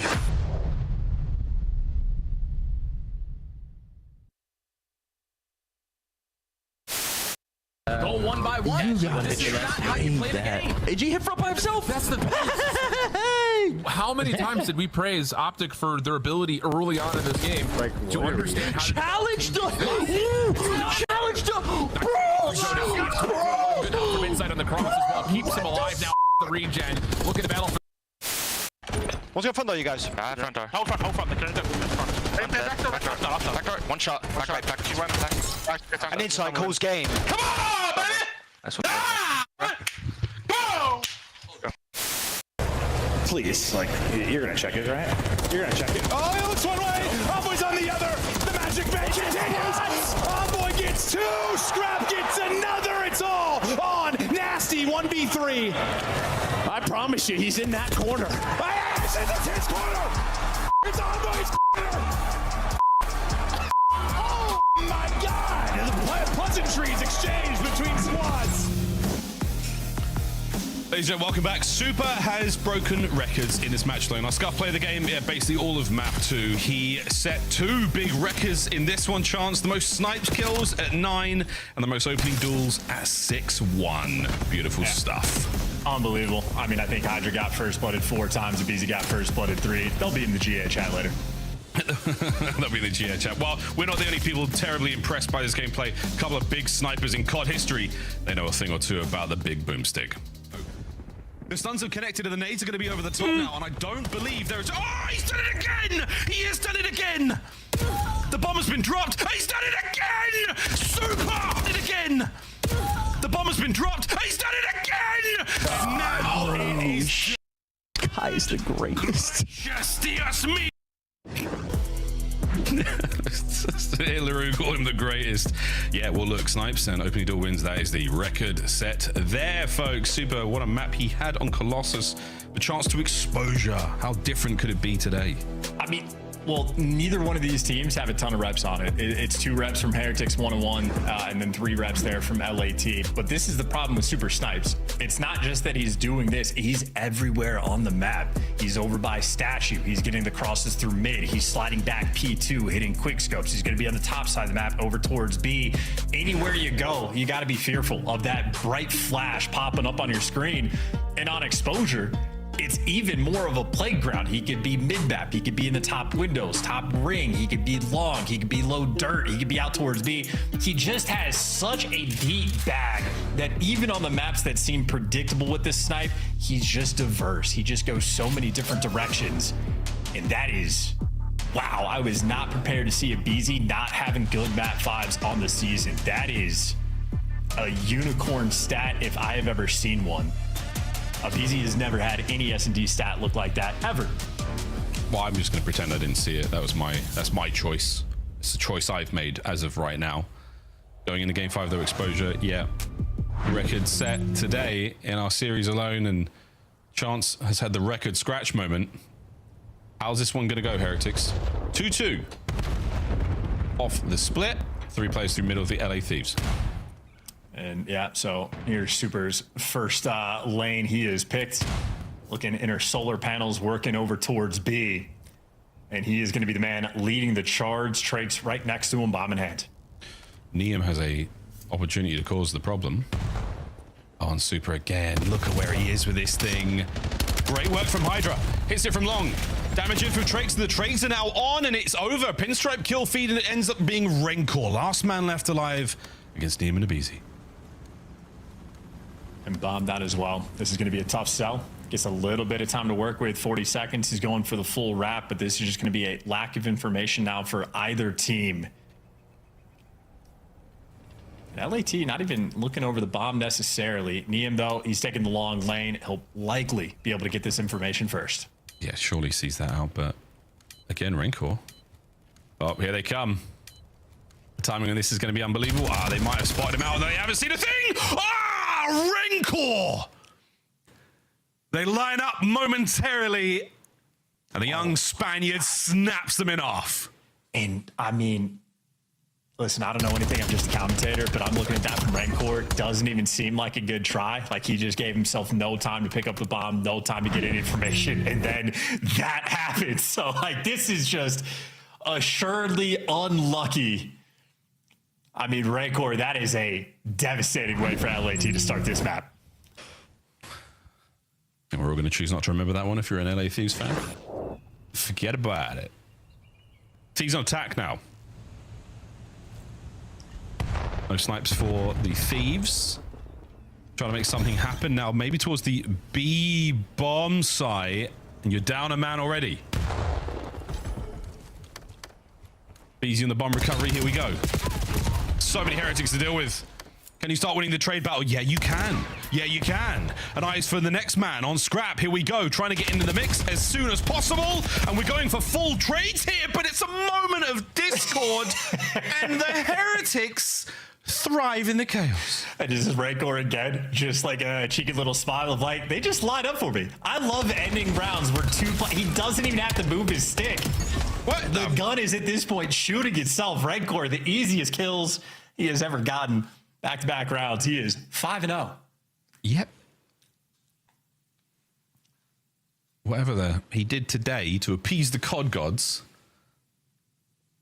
he has got them on his side. Well, a good 2 rounds.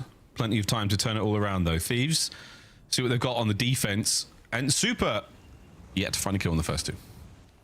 I mean, doesn't need to. You're chilling. Well, here's a look at the next angle. And sweet a miss. Wow, terrible shot there, Super. Instant Super washed. Like easy peasy, that one was. Mega washed. Just put it down, bro. Has he ever sniped before? Yeah, just put it down, bro. Yeah, put it down, dude. Yeah, come on, man. What is this? Oh, bro. Sorry.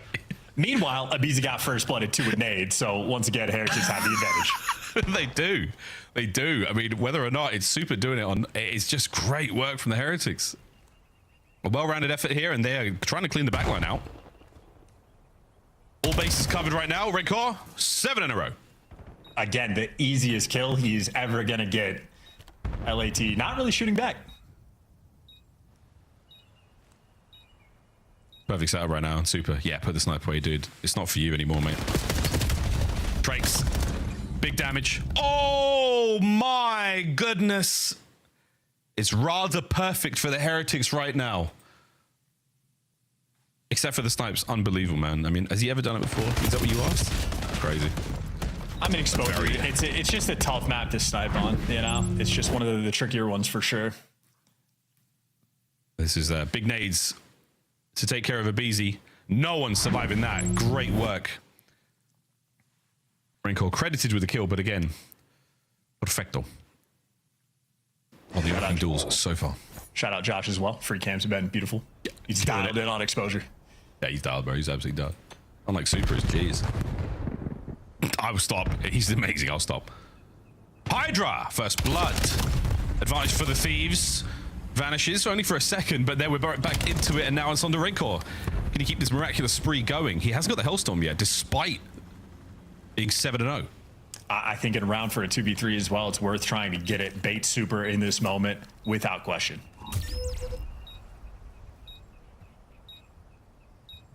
And this is the exact same setup we saw, albeit down a man for the LA Thieves, but surely super over the top. Yeah, spotted, backed up. That's the intel game right now. Get those guns at the ready. They're still worried about the flank, though. I love this from the Thieves. Clear out this side of the map. This is going to be a very tough retake again. Consolation prize for the Heretics is the Hellstorm. A round would be unbelievable. Here we go.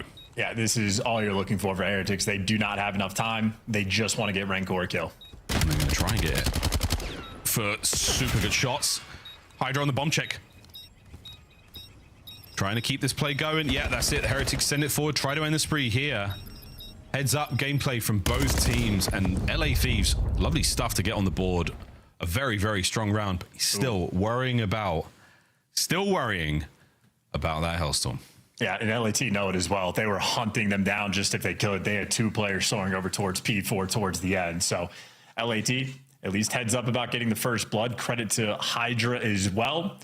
And then just kickstart the old trade battle. LAT come out on top. Needed to stabilize as well because they've had some devastating round losses. Still, though, got to be concerned. Rancor, the man that got to be on the lookout for. A Hellstorm, situationally in Black Ops 7, has not been the best thing to have. On this map in S&D, massive. Yeah. Yeah, nice, not needed a lot of the time. Here, it is going to be big. That mid-cut presence right now from the Thieves. Yeah, don't give too much away. Stun, yeah, it does connect. Info.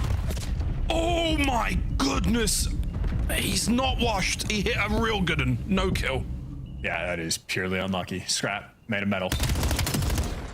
Oh yeah, scrap metal. There you go. That was the joke you were looking for earlier, Ross. Oh, We nice. finally Scrap, found it. Scrap metal. Good stuff. Write that down. See you that later. Presence now towards the B-bomb site. Trakes gets in.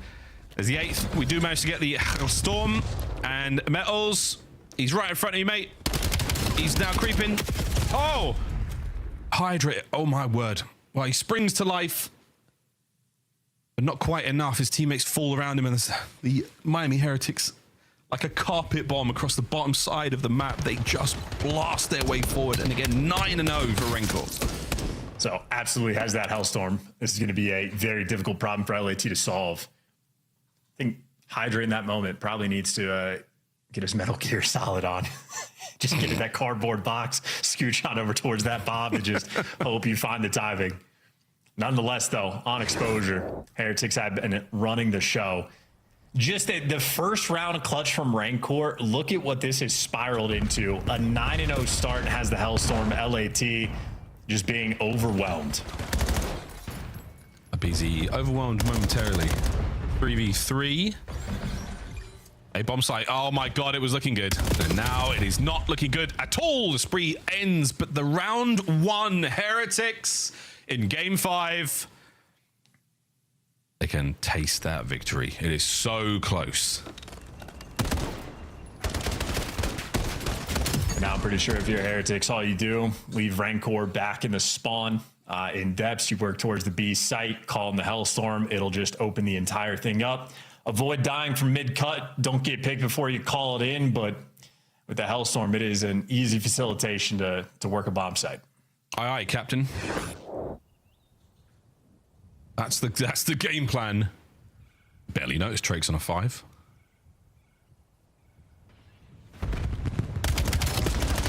Through the middle of the map, the Thieves try to get something rolling, and Scrap takes care of the Ordnance. Super on the immediate trade back now.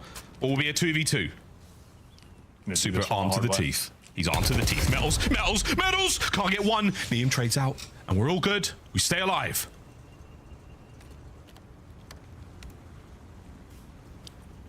Hand in hand, the Thieves roam now towards the bottom side of the map. Super, you going to check this? He gets the bomb recovered. He might have seen something. Oh my god. He does not. The Thieves stay alive. A little bit of magic and a very aggressive opening break. Yeah, and LAT, of course, all of their strats now are going to be based around the fact that they know Rancor has that Hellstorm. So what do? Get hyper aggressive off the break, see if you can catch a pick. And they got first blooded, but the trades are instant. You immediately apply that pressure and try to shut down any of those Hellstorm plays. Scrap hits a nice snipe as well on the bomb guy. It's a 5-1 lead, shrunk just a little bit, 5-2. LAT now, they're going to have to figure out what they want to do on this attacking rounds. And again, not a lot of places to hide. He's dodging so many problems right now. Dodging nades and Scrap trying to thread the needle here. Get it down, get aggressive. Try to play around the Hellstorm because it's coming in soon. Watching that number 2 on the minimap. As soon as it stops moving, I'm thinking about it. Here we go. Retake attempt. Metal starts the proceedings off very nicely. The trades are going to continue in the middle of the map. How much damage can you cause before this thing connects? And that might be it. The last man on the inside of the box. Neum splash damage, no good. And it is done, ladies and gentlemen. The Miami Heretics 6-2, the final score here in Game 5. Damn near brilliant.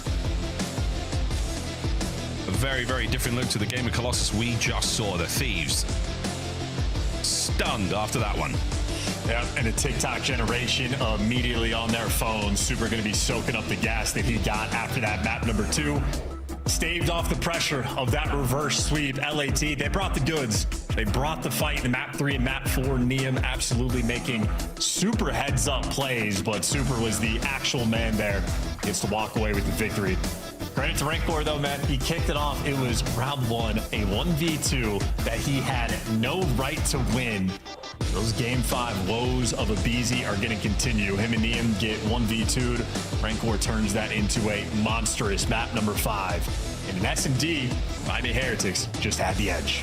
All of it there was mostly a close series. Dan and Exposure a little further apart. The Scar Overload, man, that was a really, really good map. A couple of tiny moments either way, but a very, very impressive Game 5 win there. GG's. Heretics now climbing back up the ranks here in the run towards Birmingham. Back to the desk. Fantastic opening cast and a great bounce back from Thieves to get to a Game 5. Unfortunately, Rancor goes 9-0 to start that game, Allie. Miami, you called him. You saw this one. This is now 65 correct predictions. Why do the Heretics do you so proud? I mean, the search and destroys. I think that's going to be the easy answer in this one. Super has just been unbelievable with the sniper. I think I was making the jokes in the green room where I was like, I don't know if we're going to see the sniper anymore after he keeps putting up numbers like this. But even if he's not doing it, Rancor is doing it, right? And a reminder, he was doing it without the sniper last year. Let's take a look, though, at the dynamic duo. They tried to share Rookie of the Year awards. Who's better right now? If you had to pick one, do you have to, Ant? No, you don't have to pick one. They're both lighting it up. I mean, equally insane. Rancor and Respawn. I mean, Super Respawn as well. And in Search and Destroy, either one can take over. This Miami team that's just getting better with every single match. And now they're on a 3-match winning streak. You look at this one.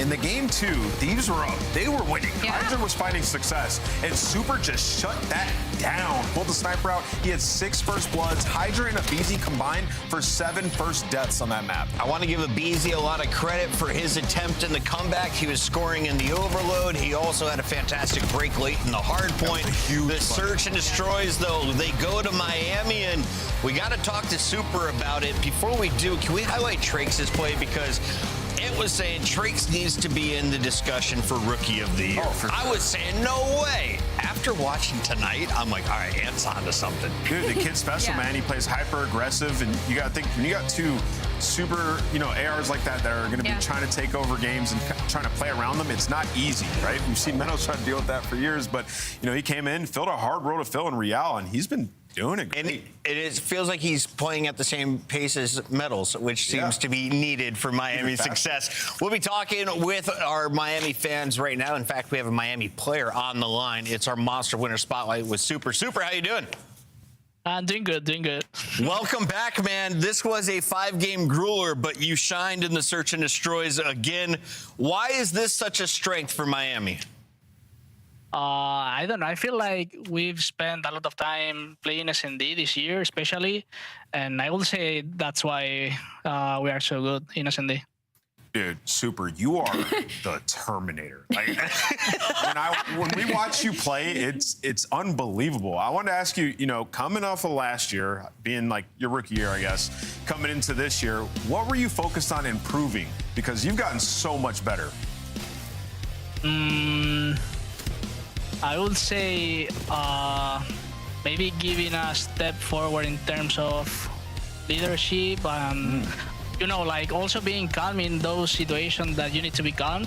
Yeah. And yeah, I would say that. I would say you're pretty calm out there. Calm, with the sniper in hand. collected, put it down 12 kills. Like, it's nothing super. You are the best sniper in the league. Yes. In my eyes, I'm sure in most people's eyes. Do you think the sniper survives much longer if you keep playing like this and putting up numbers like that? I don't know. I don't think so. Maybe. Are you nervous? Maybe they say to go back to the rule that you have 2 lives in S&D. Maybe that works. I don't know. It's fine because you barely die anyway. So Yeah.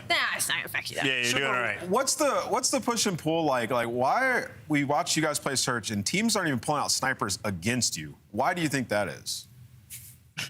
I don't know. Maybe they are scared, or I don't know. They want to find like the key to beat us in S&D. I don't know. Sniping back is not how they win because he's gonna win that gunfight. Super final question: as the best sniper in the league, what is your sensitivity?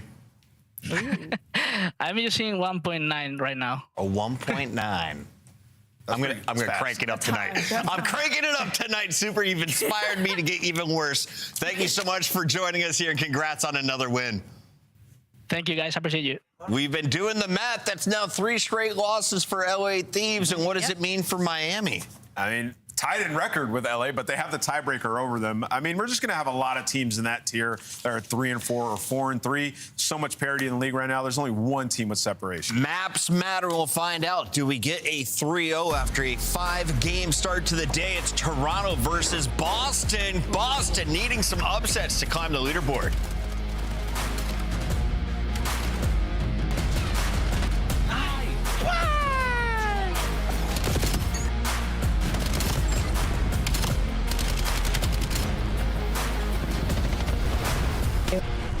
Okay, never do that again. That was so much fun. I'm checking. I made you smile. Black Ops 7 returns to the Esports World Cup in Riyadh this summer. Scan the QR code to be notified when tickets go live later this month. Start the season strong with the 2026 Call of Duty League Pack. Grab yourself the CDL operator by scanning the QR code on screen or check it out in the Call of Duty store in-game now. Scuff, official controller of the CDL.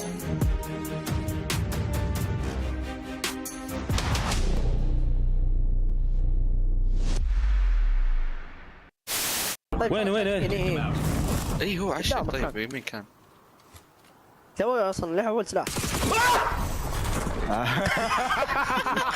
حلوه خرعه حلوه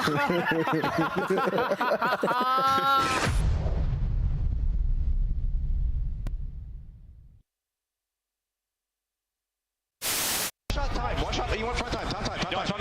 One shot. What? Oh. That looked like horse manure. 2 on time. Oh, clear. And backdoor. no. Alley. Oh my god. Oh my god! Oh, you beat the paternity test is in. I am the father. Nice. Nice, guys. Go push it. What's it again? Nice. In server and outer. Nice, Dan. Keep on. I feel like he just had a 3.0. He just went 38 and 13. Holy that is insane. Oh my god. 38 and 13. Stat padding. We might take on Nate right now. Couch. Good job, 3.38. That's so weird. Keep it up. We're done. Yo, one break, nasty break. Lost his front. One more. I have you on AG. Go, look at I'm blocking. That's front. Lost his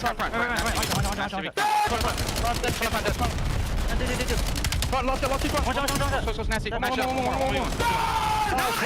Go, baby. Holy that's the one.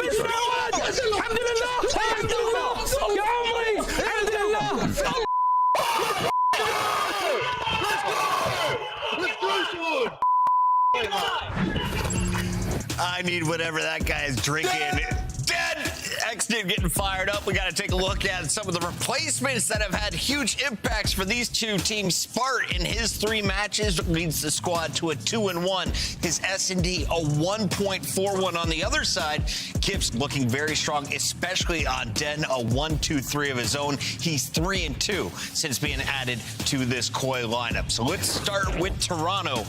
They were off to a brutal start. Didn't seem like players were comfortable in roles. They bring Kips in, and they really looked clean on Den. They have wins over teams like Miami. But where are their losses coming in? What do you need to see? Because against the Falcons, they got beat 3-1. Yeah, and it was not very close, right? So the whole story around Toronto Koi is, what does your map pool look like, and how do you expand it? Because it's all been Den. I'm sure when we get to the maps and modes, Boston Breach's coaching staff did their duties, banned Den across the board. So it's going to create an uncomfortable situation because we haven't seen these two teams go up against each other. And now we're also going to see how Toronto Koi performs up against a team like Boston Breach that is more of a middle of the pack, near the lower end, not on their best map. Yeah, this is an even matchup. I mean, from what we've seen from these guys. And, you know, for Toronto, they had that nice honeymoon stage. They went 9-0 map count, winning all 3 matches, but it was a lot of Den, as you see in the Monster Energy pregame. So a lot remains to be seen.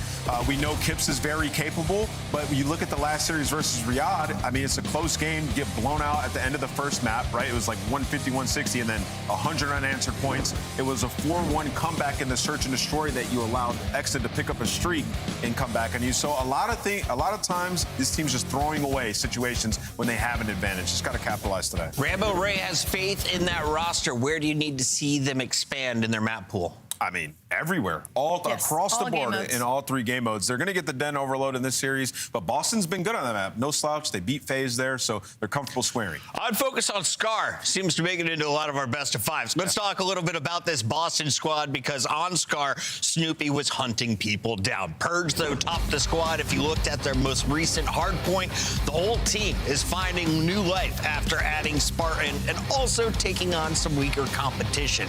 So with Boston bouncing back, winning 2 of their last 3, what are the expectations for the roster tonight? For me in Boston, my expectation is a really close series. I think it should be extremely competitive. My only worry with Boston is I don't think they handle teams that play pace very well, especially when they have faster SMGs. I'm thinking Toronto Koi, I'm thinking Miami Heretics, I'm thinking OpTic Texas, just because when I look at Boston, at least the previous iteration before the addition of Spart, it was a slower team. And now they're kind of in this spot where it's either your front line's going to be more aggressive and follow along with the rest of the league, or your AR is going to take on a huge turn like Miami Heretics have Rencorn Super, but they haven't shown either of that. So I think they're having a little bit of an identity situation right now, and looking at this layout, Koi doesn't give them Colossus either, which is Boston Breach's best map. So they're all going to be on maps that both teams are a little bit uncomfortable on, except for that Den overload. Yeah, Boston have been playing well. I mean, they've won 3 straight hardpoints by 60+ on all 3 different unique maps. Same thing in Search. Their last 2 SDs are 6-2, 6-3. So they're coming off of a heater. The guys that were in question were Purge and Snoopy. I mean, as of late in the last 2 series, playing well. Everybody's playing good. So a huge opportunity for Boston to completely change the narrative, vindicate themselves in picking up Spart. Just got to replicate the SMG performance from the last series coming into this. We're going to let Joe Deceive sanitize his fingers in a moment. Let's take a look at the standings. Boston Breach was down as far as 11th place. They're currently in 9th. They would be making it to Birmingham, and they're part of that group tied with Koi, who's directly above them.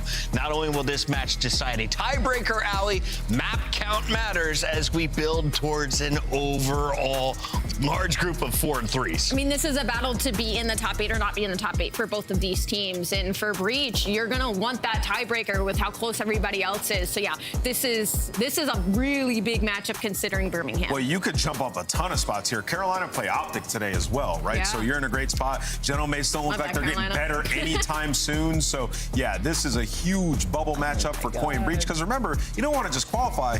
You want to get top 6. You don't want to be in that play-in. Yes. So both these guys are playing. They have their eyes set on a grander prize. What is that play-in? If you haven't tuned in, we're going to DreamHack. We have 10 teams, but 4 of them are starting with 1 life. 7 through 10 will play each other. If you survive that, you go to the normal tournament, and we play it out on the main stage. It's going to be insane. A lot of pressure as we are coming down to 4 or 5 matches for all of these teams. It's time to find out, does Rosalie break 70 before we get to next week? Allie, Go ahead, just lock another one in. I don't know. This one is so hard. It's if anybody has an answer, go before me, because I'm still in my head. I'm going to go with Snoopy. Boston, you deserve the bucket curse today. I'm going to go with Koi. They got a den in this. They got a den? They got one. I got Koi winning this one. Rally Cat? I'm going to go with Koi. I think I have more trust in their SMGs to be consistent today. I think it's close, though. I think it's 50-50, just like I said in the last one. Game 5 again. Study, who's the most dangerous player in this lobby? Joe Deceives. Oh, yeah, there's no doubt. It's got to be Joe Deceives. Yeah, Wheeler, I heard you right there. Without question, Joe Deceives, man. He's been in MVP form, obviously had a stench where everything was just going wrong for Koi, but since Kips is out to the building, Joe's back on his bull jive, and I think without question, he's the guy to watch. Yeah, man. I mean, it's just one of those things that we were talking about, just kind of briefly talking about this Toronto team. Obviously, the recency of what had happened most when they played up against Riyadh. You're looking at saying like, oh, like Toronto just not serious yet. But you got to keep in mind they are still warming up to the idea of what this team really looks like. And I mean, honestly, the search and destroy is close. There was obviously a lot of vulnerabilities and exposure, a map that they had not played yet as this team. So I feel like they're at a point, Jay.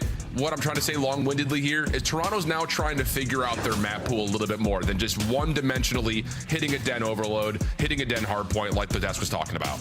Yeah, the crazy thing is, though, like when you see who they played against in those maps, like that was undefeated Gentlemates at 6-0 and undefeated G2 at 4-0 on den hardpoint. And they take down both of those teams. And then yesterday in that series versus Riyadh, you play a black card, which is Death's best map, and then you get to the overload with exposure. You don't play it at all. And it was also Riyadh Falcons SM. So I think, yes, we are 100% focused on Koi working on their map pool to see if they can get better results. But I feel like these teams are squaring up. I mean, this squad is squaring up versus the best teams on their best maps and still putting up a good fight. So Koi, without question, have definitely shown improvements ever since the roster change. And the same thing can be said for Boston ever since Big Spart has entered the building. That's exactly right. I was going to talk about Spart next. And, well, we'll see plenty of him, I'm sure, as we jump on in. Toronto Koi taking out the Boston Breach. Scar hardpoint. Let's get it on. It's Spart, go figure, the first one to open us up. Kleenex, who has been unbelievable since swapping back over to the SMG. He will obviously likely be running an AR for the majority of this map, so we'll see how he performs and handles the pressure for Boston. Yeah, so far Boston are able to handle the mid-map pressure because Koi not swanning on the preferred side for early P1 are going to try to flip it so they can control blue, but Boston are going trade for trade, blow for blow. Now it's the pressure around the backside of White Wall. Snoopy's able to pick it on up. So both teams are battling for the map control. Only 10 seconds have been secured in the first 30. Yeah, that is a very scrappy P1, but Toronto come away with a full wipe at the end of this hard point. So now you've got Boston trapped at blue. A nice nade from Purge allows Snoopy to track open some space over through mid shops. He's being held. Joe Deceives able to stop one more from stretching into P2. So Toronto, for the moment, will be the closest to the hill, but are still dealing with some scattered spawns thanks to the exit from Boston. We're going to get a pretty easy contest, or at least a pretty quick contest from Boston here. Yeah, Boston have pitches on every single angle, just not winning the fights when they need to. They're going 2 for 2, but it's Insight able to locate both players over towards green. So this side of the map is locked down for Koi. All of Boston spawning over towards that blue side. Stuns and nades need to try to connect because Koi have every power position. Yes, they do. Snoopy will get one inside the hard point. That will open things up. Kick shut down to the pinch means it's just down to the long-standing duo of Kleenex and Insight. Kleenex firing, shooting, trying to hold on to any sort of footing on this hill, and Joe Deceives pops up, has an AR in hand, takes down 2. Pinch on the way around the backside though from Snoop. Kip's in some trouble, but as Joe is able to confirm a trade, one more battle will still be there. Oh, a little bit of an unfortunate timing on what was, I'm sure, a mistake melee. Allows Boston in for some scrap time, but it's really only about 10 seconds worth of it. Yeah, you're more than willing to take that if you are Koi, because you trapped him over towards the ending of that P2. You gifted yourself the rotation over towards the money hill at P3. Know how difficult it is to take players off of this plane. Heady, nades, and stuns connecting. You find both players, at least one guy over towards blue side. But what does it do to the spawns now for Boston? You're just making sure you're clearing out your mid cut. Now all of your focus towards blue. Yeah, well, that's unfortunate timing there for Boston, as Nasty looked like he was going to open up the hard point, but Kleenex, Insight both respond to the player in the back and then keep their focus forward with the quick spawns through P5 for Toronto. 30-point game at the moment, which, well, let's be candid, a lot of this time has gone to the game clock already. We've gotten a lot of contest and a lot of neutral time. Boston finally able to get into the hill with about 28 seconds remaining, and it looks like Toronto are just going to give this a soft test while working mostly on rotation. Yeah, and this was the opportunity yesterday that Boston presented themselves versus Cloud9, and they were able to take advantage of it every single time. Plus 66 over towards the P4 setups, and they're looking for a lockdown setup here to potentially take the lead. But Koi, with all the space that they had and the remaining time that they had, they're already right in your face. Yes, they are. Hardpoint opens. It's neutral for now, but the kills for Toronto allow them to step in for a moment. Insight trying to find this last player of Purge who has slipped in and out of the staircases. And that will allow some breathing room for Boston to actually quickly reinforce from the front. Gun up for Insight. Doesn't get a lot of the first. It gets some with the second, but no kills come through. And Boston will have a really quick re-break and a little bit of extra bump out of the hill as Kleenex will drop over towards Motel. Yeah, all 4 dead. Back spawn secured. You push out towards P2 as well. So now all of Koi had to try to break from white wall side. You have Nasty trying to cover down the back lines, but he does get ripped. Team shots galore there from Koi. 3 go down in the feed. Smart last man standing. He's going to get cleared on out. And now look what it does to the spawns for Boston. 3 players towards the backside of O, but Purge, only guy off the rotation towards New, needs to value his life here. Yeah, same could be said, though, for Kleenex. He's got a little bit of help from Kips on putting pressure on the map. Toronto will spawn here, and Kleenex will pop up. Hello. And you'll find Purge stuck in a corner. So it'll be about a 20-point game, but, and it is a big but, Toronto is all in firm control of P5. They've got positions all around the map to really test this Boston break after. Oh, but they do find the first player in Joe Deceased on the OE. Trying to apply pressure to the back to potentially spawn him all the way across the map, but you keep on going trade for trade. Now all of Boston trying to break from the front side of plane. Already have top green control. Snoopy gets a little bit too aggressive in that moment. So Toronto in another position to still try to hold. Yeah, I mean, that's a setup that largely gets foiled in the first effort. Thanks to Boston winning a couple of 1v1s, but the space away from the hill allowed Toronto to still spawn close, and on their second attempt to rejuvenate the life inside the hill, Toronto is successful. So back to plus 30 over for the Koi. Boston looking for one last potential contest with 15 seconds of scrap time still remaining, and a Nasty will get you two in some trouble trying to stay alive, but found by Insight. So again, these little battles on the end of the hill, not really super influential, but it does allow Boston a chance to keep the pressure on and keep Toronto away from P1. Yeah, now going into our second set.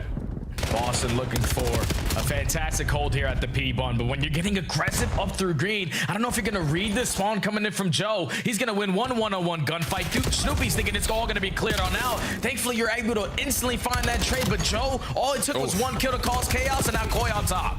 Oh, nice shots out of Spark. Kleenex had him what looked to be dead to rights. Spark pushes him back, but Joe, like you mentioned, the long route does eventually pay out over towards the hill. Still, though, tight game, back and forth. Little tug of war over the top of P1 at the moment. And it's really just both these two teams fighting for map control right now, maybe more so than the objective. As, again, more hardpoint time just goes to the game clock with 18 left to fight and P2 on everyone's minds. Yeah, Purge is just playing his life over towards Apple. He's just waiting for some player on the side of Koi to think about the objective, and as soon as they do, you take care of him. Now you're trying to maintain blue side, but he gets taken down. So now you're going to be late off the rotation over towards P2. Let's see how Boston set up this break with a listening. Dead. I'm on I'm nade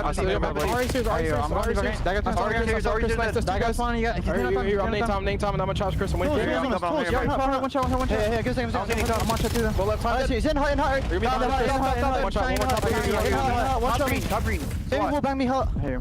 There's 2 hot. One's red hot, one's top green. You guys mid, low SWAT. He's in shot. So SWAT going to miss. They SWAT. Here now. He SWAT. He goes SWAT. Be front. Be shop. I'm shooting time. Still there, he's in front of you guys, nice. I got naded, bro. I still on top, no trophy. I have a trophy here. Sonic out. Top, Joe. On the C-box, on the C-box. Hey, he's not trying to me. Stunning it. Why trying to C-box? Top again, cleaner. Make sure you rotate. Have a spawn. We be cutting you. There you go. Don't talk green. You might just play around the back. Shop, front shop, Joe. Playing weak. I'm nading play. Only one more here. Shop, I'm trying this guy. Chad's got me. I'm playing for the outfield. I'm named Boat. I'll hold you cut then. Hey, wants to follow me? You're on a second, bro. I'm trying to go there. He's SWAT, right? I get top for a second. You guys have to be cart, no? I don't see SWAT. Short Nick. I have mid. Try to name me. Chop me two. One shot. Wide left. One's on the going short to close right. One wide left. Wide left.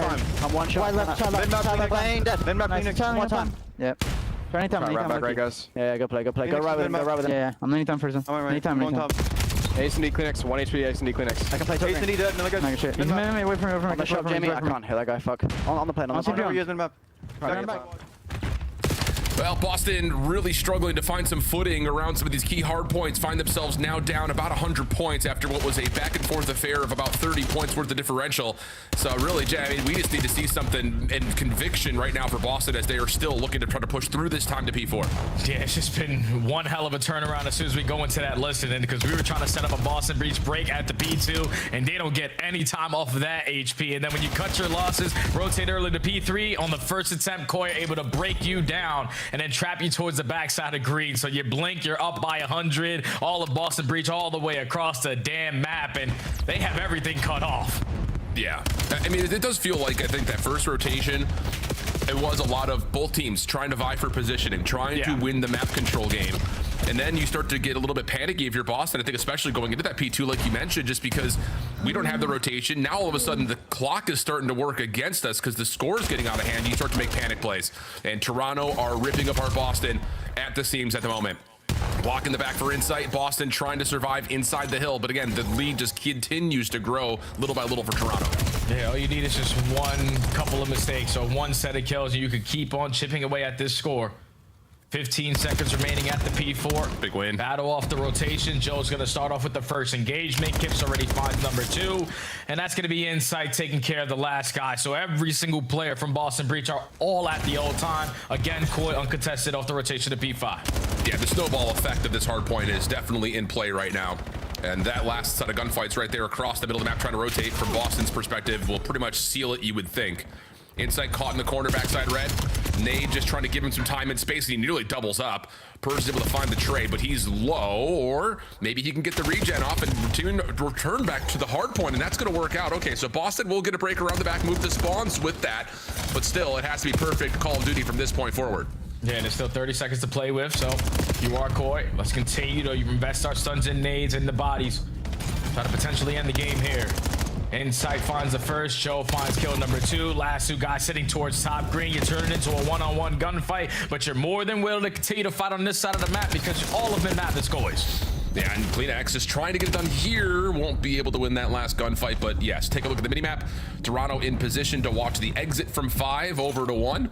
Nice nade from Snoopy, clears out the P3 heady. That's actually a pretty critical elimination if Boston were to get back to the hill quickly, but the second set of gunfights all turn up in favor of Toronto. Purge working on a long route, trying to play the long game. That will not work, and Joe Deceive shakes his head at him like, nope, I don't think so, my friend. 250, 144. Toronto looking clean and comfortable, map number 1. Yeah, it's just a really clean game there from Koi because you're basically winning every single rotation. The only ones you didn't win was the first go around at the P4, but on your first break attempt, you were able to successfully break on in. Then the second set, when you're late to the party at the P3, you win every single gunfight, not from the preferred side, and break them down and just grow the lead up by 100. Boston just never really found an opportunity when you got to that second half to stop the bleeding or potentially take advantage of the map because there was just one situation that leads to a chain reaction to everything else. And when Purge tends to struggle in hardpoint, he tries to be the aggressor to make up sometimes in those kills. And by him just being the aggressor in through top green, allowing Joe to seize the spawn out towards back blue, breaks them down at P1, then you're scattered to try to make up for those mistakes, and then you just get chained at the P2 to P3. So it's just one moment, it's a turning point there for Boston, and Koi capitalized it to dominate there in map 1. Yeah, it really is a second rotation of hills that if the 1v1s on rotation go a little differently, maybe we're talking differently about Boston's hold percentage, but I would even say that we were talking about it a little bit in the listen-in. It's like, even though I guess maybe technically Boston wins that rotation to P4 the first time we're around, it's quickly contested and quickly at least flipped back and forth. Like, it just didn't ever really feel like Boston had the same setups and the same space to work with that Toronto did. I mean, especially you go back over to P5, it just looked like the entirety of the map was purple with just one player for Toronto sitting in the hill. It's just like it forces all of these really long range and unexpected 1v1s, and Boston just never get an opportunity to break, whereas Toronto, they're quick to at least get break attempts at 4, break attempt at 3. Like, it just felt like it was just more comfortable thanks to the map control that Toronto was able to hold throughout the majority of the map. Yeah, and you're expecting Boston to have like similar responses in that aspect because Koi were more than willing to give up the final 10 to 15 seconds. Sure, yeah. When it was flips on the opposite side and Koi was circular in that final time and Boston is set up properly towards a hill, it's like their setup was easily broken down. That cannot be the case. Some people just need to win a one-on-one gunfight here and there to lock down some of these setups, especially on a map like Scar where a lot lot of these hills can be punishing, but unfortunately, a little bit late to the party in the gunny aspect. And when you take a look at the game flow, it was close until it wasn't. Yeah, it's that spike from P1 to P2, the second rotation. That's the one that really dictates the outcome in a lot of ways. And I think you're right. I really want to kind of point to this. We've seen Toronto teams in the past do what you're talking about, where it's like, hey, we've got a perfect setup. We just got 35 seconds. We're good. We're happy. Let's go ahead and start making moves to rotation. We don't need to fight for the full 60 if we don't want to. So really, really interesting, I think, to see their hard point really starting to make a turn in that department in specific. And for Boston, now it's trying to bounce back by moving over to raid, search, and destroy. Looked really good at it when they were playing up against FaZe, but that came after a lot of criticism when they played Carolina. In particular, talking about what they did on offense over at A. They come out, they make a lot of immediate adjustments, and it was honestly, and I think we casted that one, and I think the words that we said was, it's the same thing every time. 3 towards ring, take laundry, plant, stay laundry. Everyone else is just hanging around over towards the backside of their spawn or watching through Zig. It was a very one-dimensional approach for Boston, and I have to imagine Toronto's going to be aware of that. Oh yeah, Toronto definitely going to be aware of it because they played it a couple times with this new lineup. Like you said, versus Carolina, a bunch of blunder, missed calls in their playmaking ability, just consistently pushing the bomb on the backside of laundry. But versus FaZe, no one pushed the backside of laundry. You're always consistently finding the first blood. And then when we have laundry control, we're trying to work the objective. And you also didn't allow Snoopy to be your bomb carrier. That's what allows Snoopy to be the playmaker that he wants to be on a map like Raid. So you should feel comfortable if you are Boston, knowing that we have worked on this and it's worked out for us recently. But then on the opposite side, for Koi, they played this map yesterday versus Falcons. It was basically perfect for the first 6 rounds. You go up 5-1, but then after that, you just start getting picked off early one-on-ones. We start relying on just securing one side of the map, completely disregarding the other, and just lackluster in your retakes towards the second half. Yeah, when you're up 5-1, you're expecting to close out. So I'm happy to see Koi instantly throwing this one back in. Yeah, I like that as well. So we got 2 things to really look for. Can there be moments of replication for Toronto's first half of their search versus Falcons? And I think on the other side for Boston, do you have other looks besides just that 3-1 split off offensively towards A?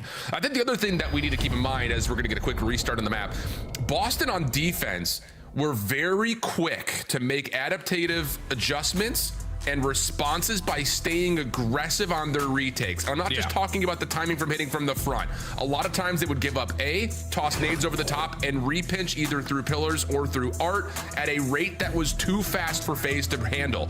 Will that still be there here as well, as Boston did look good on both sides of the bomb when they played FaZe? Yeah, and that's the same exact thing that Koi did yesterday, being the aggressors early on into the map.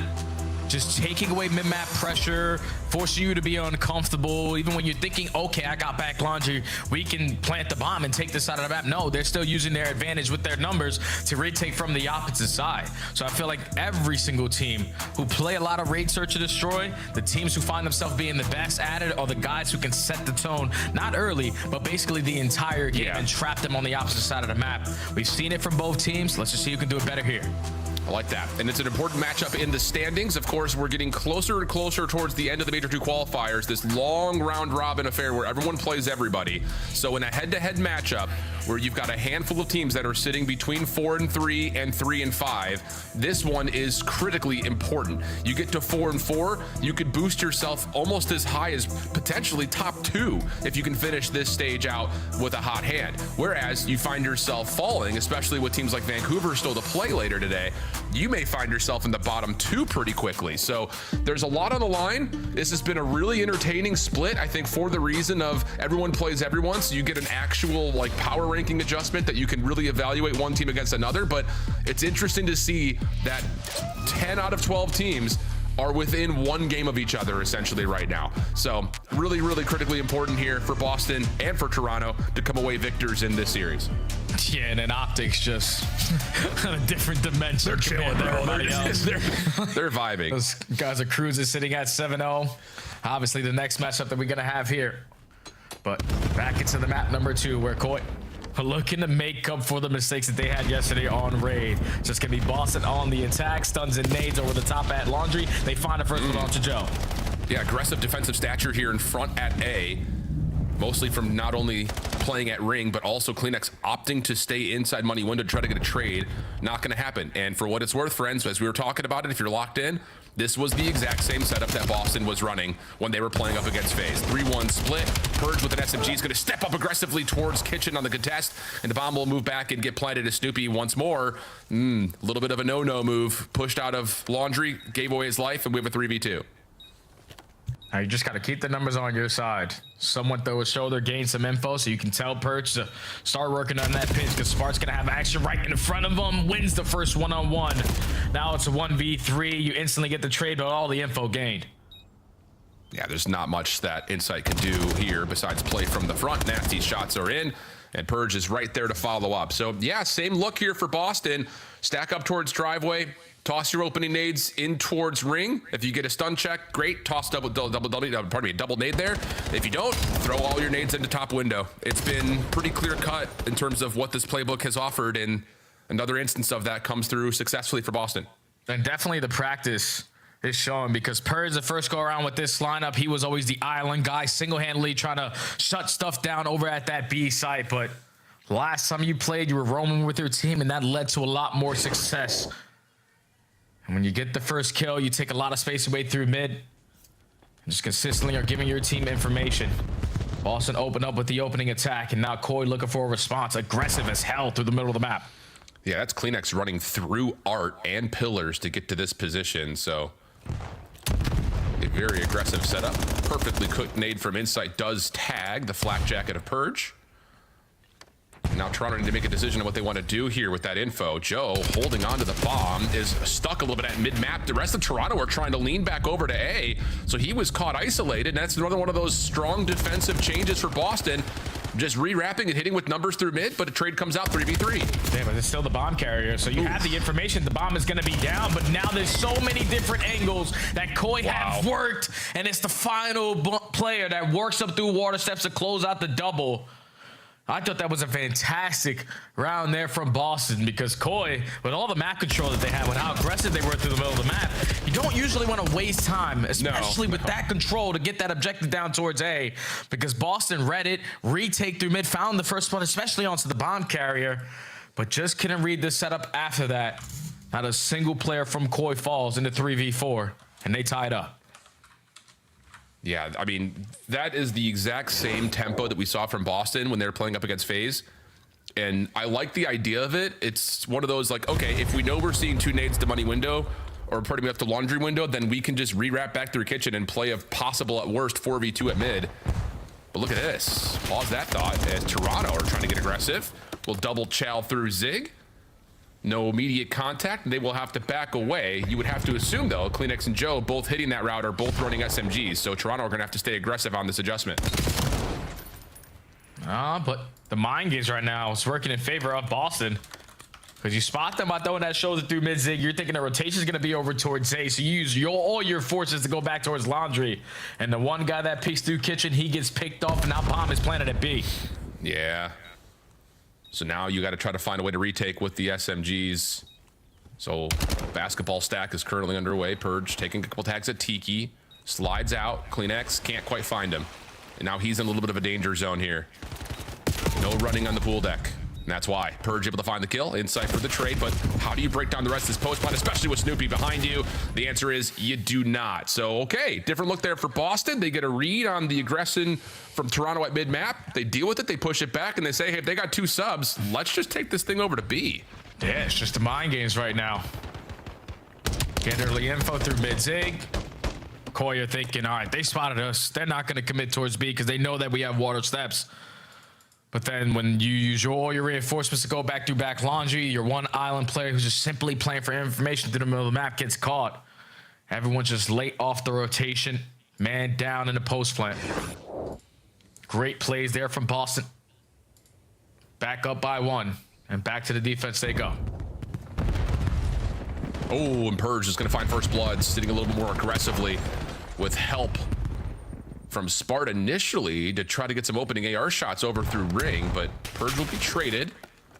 So we'll go to the early 3v3, and Joe Deceived has already reclaimed space over at A, and now needs to make a decision come through in terms of, are we waiting to see if we can get someone rotating on the defense, or are we going to try to get this bomb planted instead of post plant at Laundry? Yeah, they've had info on two players so far. A stun connects onto the guy back Laundry, and then Insight throws a shoulder through mid-zig, so Try to isolate this player potentially to use your advantage. But time is still ticking. And now the only info you have is they're aggressive through mid. Well, shots are good.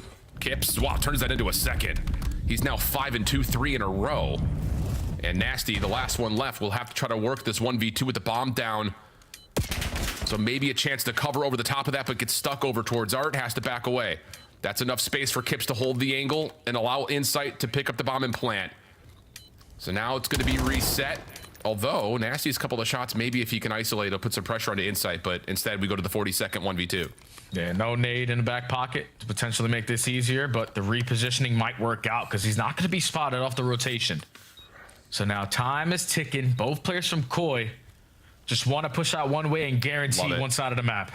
Yep, and with the bomb planted, you figure it's set up for this window position. Kips has now seen Nasty, and a full rewrap for Insight in case this starts to get a little bit tight. So, I mean, there's just no way that Nasty would predict this, even if he wins this gunfight here. Insight, yeah, he's behind him, and there's not going to be enough time for Nasty to make a play for the defuse. So Toronto, clean there after a very kind of mixy opening scuffle over towards Ring, leads to a big round win. Yeah, Insight basically gives the same exact comm to his teammate in Kips what he did for CleanX yesterday. 2v1, I'm just going to guarantee one side of the map. Just keep on stalling time. Once you spot him, there's no way in hell he's going to read me on the pinch. So Jamie Insight on point in Search and Destroy. Had a phenomenal map number 1 as well. Yeah, sure did. Lisa Koi successful on the round, all tied up at 2. But I think if you want to make this game a little bit easier, if you are Koi, let's just start getting some first bloods because it's 4-0 in that tally right now. Yeah. Well, Snoopy aggressive over to Pillars. Tagged scene. Different look here for Toronto as there are 3 players stacked over towards Laundry, and the Island Man of Kips gives you first blood. Snoopy looking to isolate and go quickly. He's got Nasty watching his cutout window, but Insight sniping this round. Watches that perfectly. The trade from CleanX is good and leaves Spart on the other side of the map, left in a 1v3. And they got the bomb down in towards B-ball as well. Insight's able to gather the information with a quick shoulder on the backside of Laundry. And now look what it does to all the Koi arrows. Everyone focus on this side of the map. Not going to give Smart a chance as Insight lines it up with the boomstick. Yeah. That's a new monkey wrench now thrown into the system here that Boston are going to have to navigate through. We have not seen a ton of overall sniping on this map just since the changes to that jump spot at Zig, but now that you've got a different element in the mix, Boston's going to be forced to have to readjust what they want to do offensively, especially considering that, as mentioned, they continue to throw this same setup over towards A time after time. So now you have to really kind of determine what you do moving forward if you're Boston with a new threat on the field, already finding 2 kills. Yeah, it just keeps you on your toes. We saw the impact out of Super in that last series. When snipers are hitting, they make SMG's lives a living hell. Yeah. Ooh. So now in a man up, the round advantage for Koi. You gather early information that Snoopy's hitting super aggressive up through bed. So he's just going to guarantee this side of the map for his team. Everybody else should rotate towards A. And you also saw the sniper glint of Nasty over towards the cutout. So if you're Toronto, you say, all right, we may have some aggression towards bedroom. We'll watch the flank and the water stairs, and we'll just go ahead and plant into a possible 2v2 at A. Better than that, if you're Toronto, you get out with a really solid post-plant look, mostly knowing that Snoopy's trying to hit some sort of a flank. Just comes down to the timing of this play. Snoopy throwing shoulders. Here's the slide out. First battle goes the way of Joe DeSeeds with some help from friends. Nasty seeing that range over the top. Lots of damage, but no kills. Until finally Kip's able to convert. Purge traded. Last one left is the sniper of Nasty. Pistol battle will go the way of Nasty, though. That was a heck of a fight, but too many numbers for Toronto. That leads to another round win. Yeah, the way that Koi are just setting up these plays now, this is next level stuff. Like, you gain early information, Snoopy's aggressive as hell over through bed, but while he was being aggressive on that side of the map, you had your teammate taking min-map away. So when you rotate your way through driveway, don't spot anyone on the backside of Laundry, potentially scouting for information. Don't waste any time on the bomb plant. You have your post plant set up to guarantee it being safe from the middle of the map. And then you also find the first blood as well. So back-to-back rounds off the first blood make these rounds look easy for Koi, 2-round advantage. Yeah, this is a big round right here for Boston. Again, establishing that threat of the scope. How do they want to try to set themselves up? Same look, but with actually a 4th member to join the play at A. This is just some bully S&D. Toronto's nades over the top, though, do tech Nasty. That's your bomb carry. Slows them down. Purge, Snoopy working on playing aggressively over towards Laundry side. They get baited out into the gunfight. There are 4 Toronto members here to try to fight this back, and they're going to find 2 by way of Joe Deceives. Spart on the corner, playing over on the ledge, has help from Nasty initially. Spart able to turn to find 1. It's just down to him versus Insight, but he can't track him down, and Koi will win the battle and put themselves on map point. Yeah, that was one of those core rounds that we saw yesterday. It's just instead of committing for a mid-map play, because what Riyadh are doing yesterday versus this squad was instantly getting the bomb down. They don't get the bomb down. That means that they're most likely going to be setting up around that Laundry side. So let's just use every single gun that we have to put ourselves in an advantageous situation. Purge finds the first. You instantly get the trade. Joe's able to walk away with 3 before falling. Then one-on-one, Spart has no idea where the final guy is. Koi with 3 rounds in a row, now at game point. Gonna keep Kips on the island towards bedroom.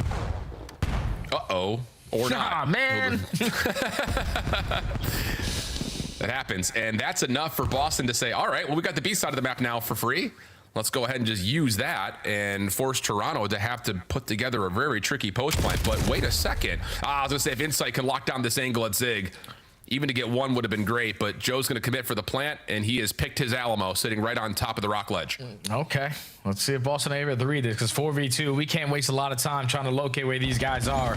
Someone needs to instantly hop to defuse, but when you take your time, you're just banking on someone off of a route, walking right into the pre-aim. And it's Spart able to locate Kleenex, and then Joe Deceives in the 1v4 right on site. Stood no chance. So Boston able to extend it a little bit longer. They find the first blood. You isolate Insight in through Art side, and Insight was also 1 kill off of a Hellstorm. So yesterday we saw a Koi 5-1 throwaway. So far this one's been 5-2, but now we're going to round 9. Yeah, that's just one of those that you feel like the play never really develops because Kips unfortunately falls off the map. Yeah, it's tough. So, I mean, hey, good awareness for Boston to understand that, yep, we've got this bottom side of the map at B completely open for us to use. So back to the offense. Same 3-1 split. This time Toronto doing something different. Purge, oh, he's in some trouble and realizes it, but can he get away? Trying to get to top bedroom. A couple of spam shots are there, and no, Purge has no room to work with. Boston a little bit advantageously able to get to A, but of course Toronto aware of this. And now Toronto in the man-up advantage. Know that they guarantee have the advantage towards the backside of Laundry, so let's just do the same exact thing we did last go around, just play the trades. And that's going to work out nicely. Last player left. Spart over the top, able to find 1. Gives them an extra lease on this 1v3, but is caught from behind. Nowhere to go there. Insight to finish it off, and Toronto will quickly be up 2-0 in this series. And I will say, I think both maps very comfortable, very confident in their play calling, especially there in the search and destroy. Some things can be forgiven, like falling off the map when you win with that much conviction. Oh, yeah. Without question, man. All right, Kips, don't worry. You want to give them a freebie, it's no problem. We're going to be able to lock it down on the next round, and that's due to them just gathering early information and using it to their advantage. That's 2 times now where Boston relied on that 3-1 split. Purge just looking for information over towards B, but 2 times where, as the island player, you get info and you drop first. That's unfortunate because now everything is gained on the side of Koi. They know that you're the island player. They know that you're trying to set up a late pinch. So when they get that first blood, they don't waste any time. The play goes down at A. We still have a 4v3, and we still have the man-up advantage. So let's continue to play to our advantage. Koi just picked them apart round by round. Once they started to get some first blood, so that later half of that game, it became even easier. But Koi quickly make their adjustments on raid, search, and destroy, and now we're up 2-0 in the series. Yeah, and I know that there's the conversation kind of surrounding the first blood battle is convincing for Boston, but I think the biggest thing for Toronto is that you were instantly trading a lot of those first bloods out to get us to 3v3s. So even if you're not winning the first technical blood, you're at least keeping the numbers even all the way through. And better news for Toronto fans, you've got Den coming up next for your overload. We love to see that if you're a Koi fan. Boston, though, are no slouches when trying to find their way back into series, especially by way of the overload. They have been pretty consistent since adding in Spart. Can they find a way to set up a potential reverse sweep when we come back after this?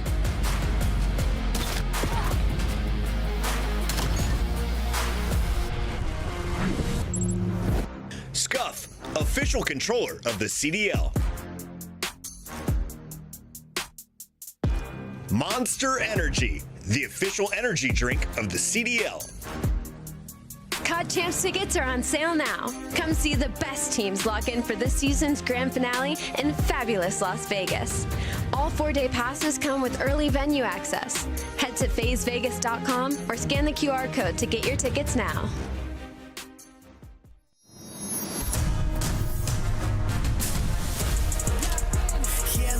Clocked in, working all day, tunnel vision like a water slide, but I ain't here to play. Locked in, clocked in, working all night. Bring them in out all till the sun's up high.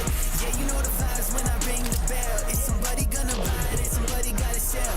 Locked in, clocked in, show them what I got. Hit the ground running if you ready or not.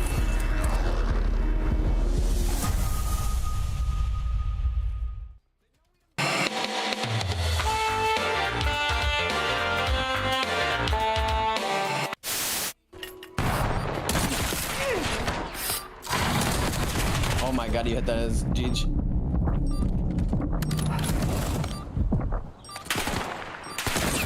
Oh my! No way he chased. One enemy left. Handle it. Did I just see him? I don't know. I didn't. You're the best. I told you to leave.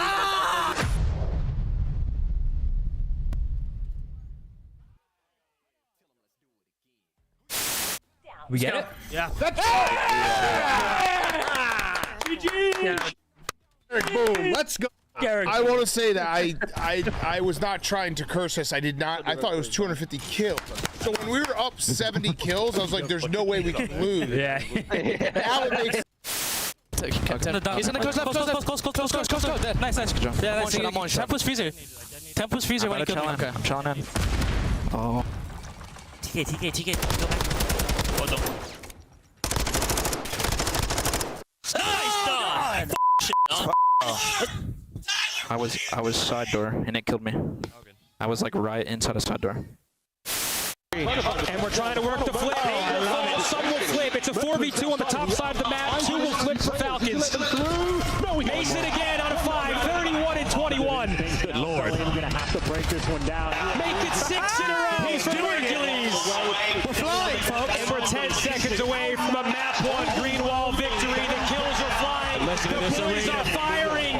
Shotzzy top man. Can he find 3? He can. Exclamation point. As OpTic will take map number 1 here in Dallas. Come on. That's good fun. That's outrageous fun. What a way to start the major for the boys. That's some good work right there. Oh yeah, that's juicy. Let's That's go, some bro. great work. My right there. middle section is sweating, dude. I'm so excited. Oh, Touche in his middle section being sweaty. What a buzz clip. Toronto up 2-0 right now, feeling very calm and very confident, obviously, against this Boston team who, well, going into this Den Overload will have a bit more of a fighting chance. It's based on record, but in particular, it's just been by way of what Spart has done to this team on this mode in particular. He's been really, really solid. And again, for both these two teams, they've played a ton of Den Overload this split. So you kind of have to have this one here if you think, if you're Boston, you just got it. You just got to be able to bounce back and get yourself to a map 4. Yeah, you definitely need this, man. You got to fight for not only your chances to potentially fight back in this series, but your chances at making it to Birmingham. It's a bubble game. Koi is sitting right next to you, both sitting at 3 and 4. You get to 4 wins, you basically guarantee yourself at the next event. You just got to continue to fight, though. And for both of these squads, on this map specifically, it's technically a square up. Phenomenal on defensive sides. When they talk about goal line stop, 80% for Koi, 76% for Boston. It's just Koi have a little bit of an edge on the attacking side, where they average 32% of the time to get scores in because of how they manipulate in the map. So Boston can't allow Koi to set the tone early on, because when Koi are up and they can play corners, yeah, it's difficult to fight back in the game. Agreed.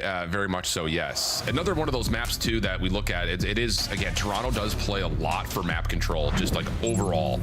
So they're not going to just grab and go. They're going to look for the perfect setup and try to put you in the worst position possible.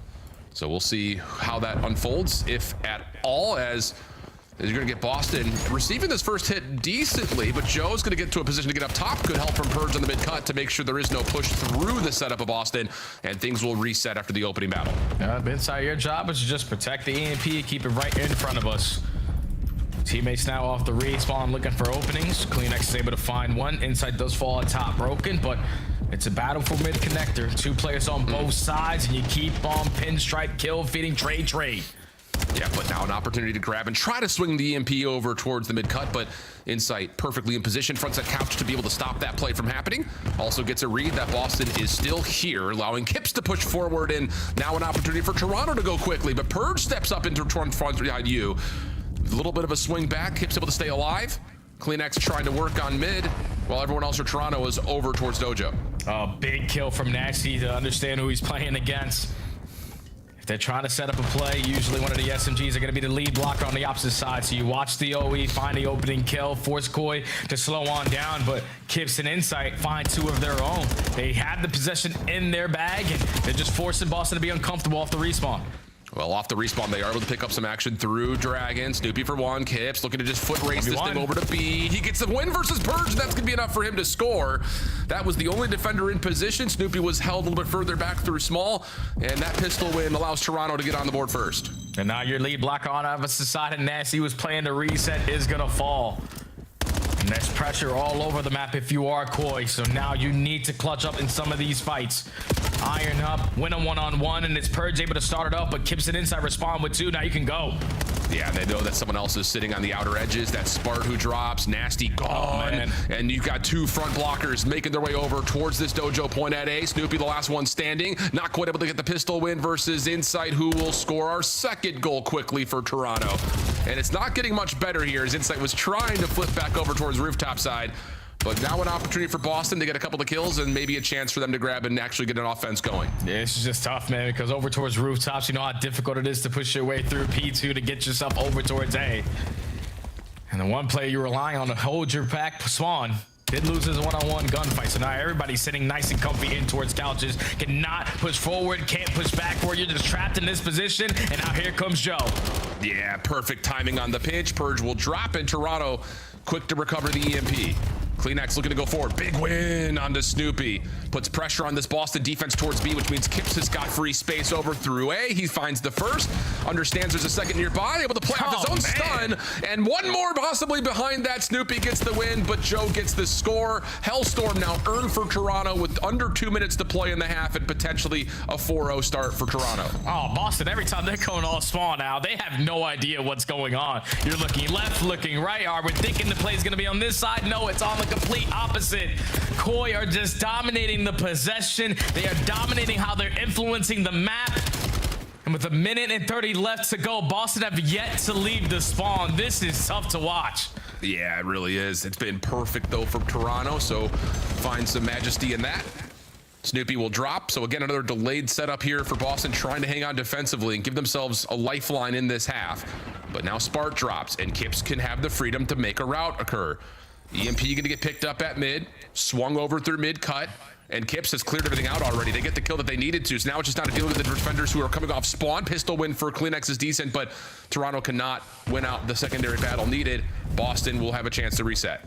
Can they finally have an opportunity to get that EMP past the 50-yard line?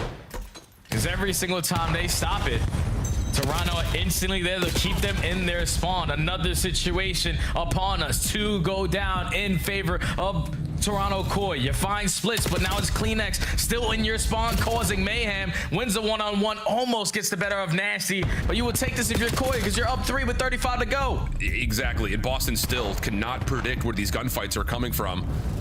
A couple of just instant shotgun moments as Kleenex now top hole is going to be able to isolate some space to possibly still find a 4th score, but Spart able to shut that down.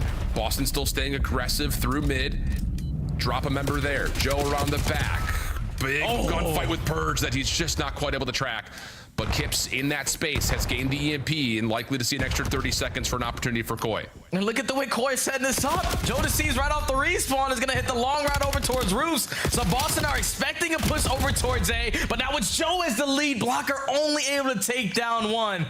And at least if you're Koi, you're the final chance of potentially adding another one here before the half. 20 seconds to go. Insight just looking for one-on-one gunfight and looking for the timing as well. Yeah, a little bait and switch setup over towards mid. Keeps the pressure there. Snoopy down to about 1 HP. Defense has to rotate over now quickly for Boston. Inside trying to body block it. Oh my goodness. They're able to just stuff it through the finish line at the very end. It looked like initially off of that first overtime setup towards B, Insight may have missed an opportunity to step a little bit further up towards the shelves. but he's still able to get enough damage down. Allow the EMP to just rotate freely because everyone was focused on him, and we got a 4-0 half for Toronto. Yeah, I actually love the way the inside played it without rushing it towards this side of the map because his teammate with the EMP wasn't close to him yet. So by the time he makes that play to force the one-on-one gunfight, all the Boston are still looking at their minimap and not their screens. The EMP still technically says it's in the middle of a map. So all it took was insight in a one-on-one gunfight. Everybody else from Boston expecting a rotation. But a 4-0 halftime. Koi can currently do no wrong. Nah, man, they are just, I was going to say, dominating the time of possession is where I was going to go with that. I mean, Boston have had the EMP in hand once, and it was maybe for 15 seconds, it feels like. Toronto, first 2 eliminations go their way. Purge trying to keep his life at mid-cut, but he's been revealed by a stun and dealt with quickly by Joe. So Toronto once again moving forward up the map, keeping Boston pinned close to their spawn and possibly in their spawn as Kleenex wins another one through couches. And now you know there's at least one player left over here at steps. I'm going to use that stun grenade to try to slow him down, but Nasty knocked down to half HP. Clean up house for free. Koi got another one on the board. And they might have an opportunity again at a rally because you still have plays in a position that you want to be, but your lead blocker falls. Now Kleenex, you got to slay. Yeah, man, I don't want to play Toronto on this map. Nope. No, sir. 5-0 the count right now for Koi. Boston just cannot get anything set up. No chance to. A lot of 1v1 gunfights that continue to go the way of Toronto. Keeping the numbers in their favor. Insight trying for a little grab and sneak out to mid. Not going to matter as Kleenex has his trade. And the EMP will still stay down over front side 10. Good shots coming over towards the Godheady. Kips also drops over towards Hull. So maybe a moment here for Boston with numbers to start pushing up the map. Yeah, but even if they get a moment, Jodeci still has a Hellstorm in the back pocket, and Insight still is not missing. I don't know what has happened to Jamie Insight. I don't know if it's the glasses switch up. Now he's starting to raw contacts, or definitely the roster change that has this guy being more comfortable on the map, but he is popping takeover in this series. Another phenomenal respawn, and still not a score for Boston. Yep, and oh gosh, the Hellstorm does connect on the Spartan to couches. So now you can just sprint this thing forward. Shouldn't be able to beat the defense, and he will. Snoopy not quite able to get there in time. 6-0 with the rooftop spawn coming up next for the EMP. Kip's already putting on some pressure through P2, holds down the trigger, not quite able to get 2. But still enough to stop any sort of a transition for Boston, who continue to try to have to battle out of spawn. Then I love this because Koi, no, we're up 6-0. Everyone just stat pad a little bit, whip out an M15 and just play keep away at some points because Kleenex, even with an AR in hand, is still the aggressor on the map. Another 3 make it all 4 dead. Koi getting scored number 7, and Boston are literally in hell, Alan. They can't do nothing. No, they are in the 7th ring of hell, my friend. Haven't won a gunfight in a while. Look at the streaks on Toronto. Insight, that's kill number 8 in a row, and he's just having fun. Oh my gosh. 27-12 from Insight. Kip's just trying to finish this with a clean 8-0. I don't know if we've seen that at all since Toronto did it week 1 versus Miami. So here's the Hellstorm. Insight's just trying to get a second flawless overload on the map for Toronto.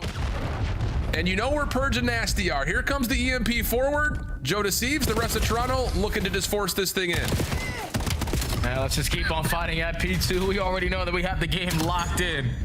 Kips is finding kill after kill with the Jaeger, 2 in a row, looking for kill number 3. Might be potential to pick up the ace with all 4, but is instantly gonna get shut on down. Now Koi just gonna have a little bit of fun for a minute and a half. Unbelievable. Joe staircase almost able to find Spart. But wow, what a display from Toronto. I mean, Boston just are not winning gunfights. Not the important ones, at least. Kleenex now on your pitch.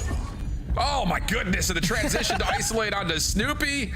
If the EMP was still there, it would have been scored, but it's reset back to mid with a minute on the clock.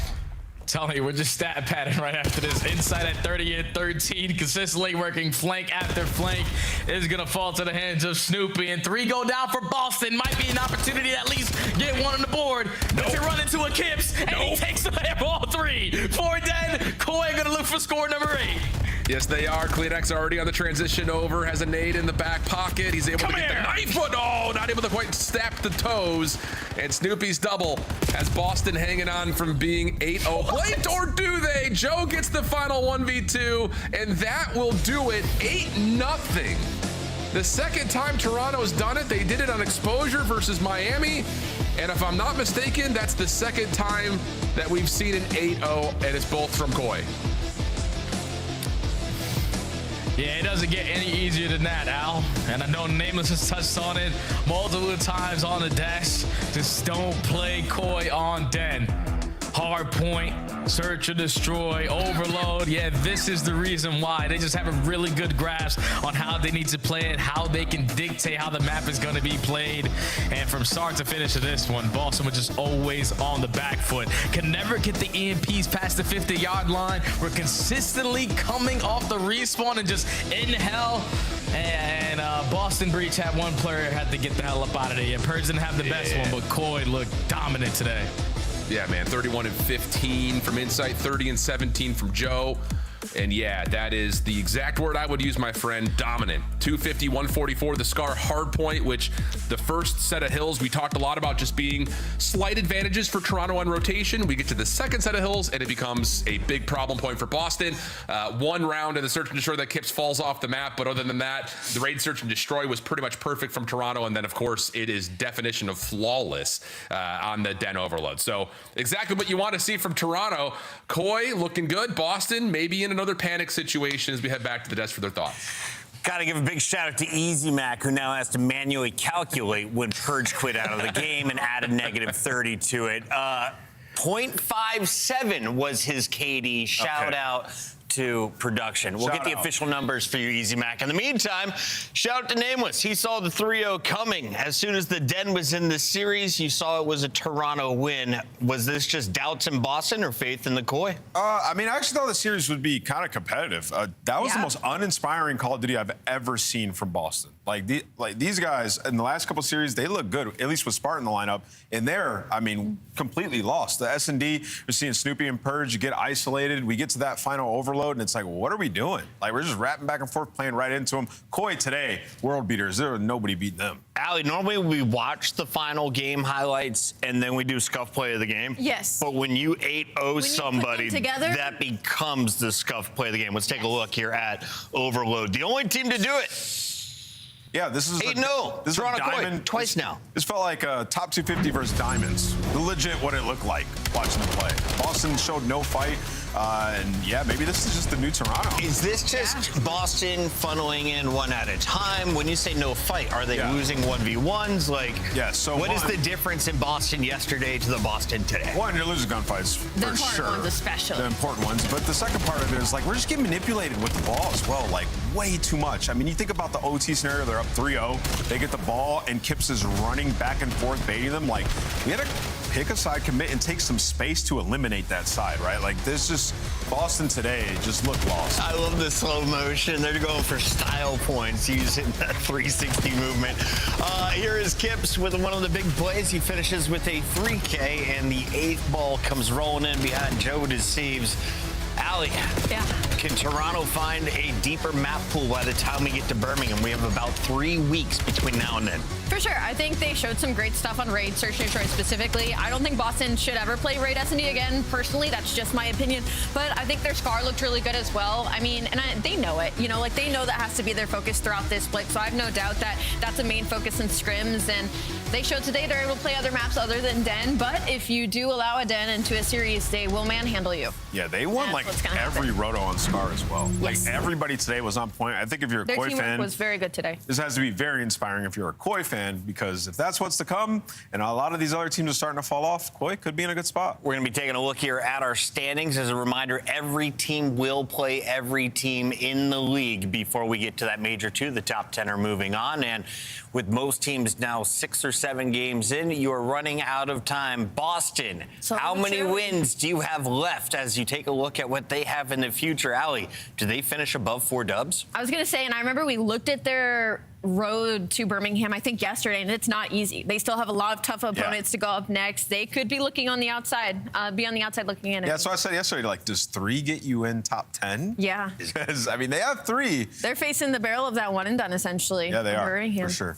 Here are your official standings. They're not official. I lied. We're going to update those. We're going to go to a break, and then we're going to get you guys an interview. Final thoughts on this match, though. We are officially halfway through the day already. Yeah, I mean, I think for Boston, maybe reevaluate the roster again. Whoa! Yeah. Roster swap-ups. Anything is possible. Is a Carolina upset in the cards? Stats say no. OpTic's up next, and they're perfect.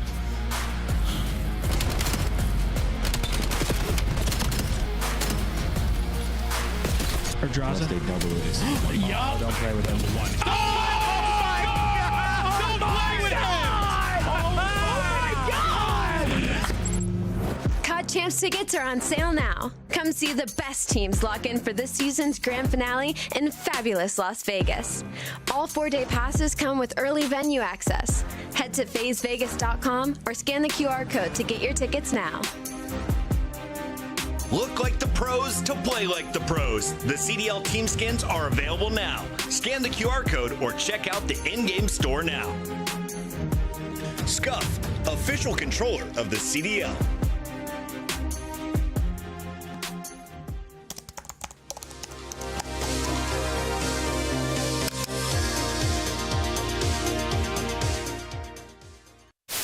In the corner.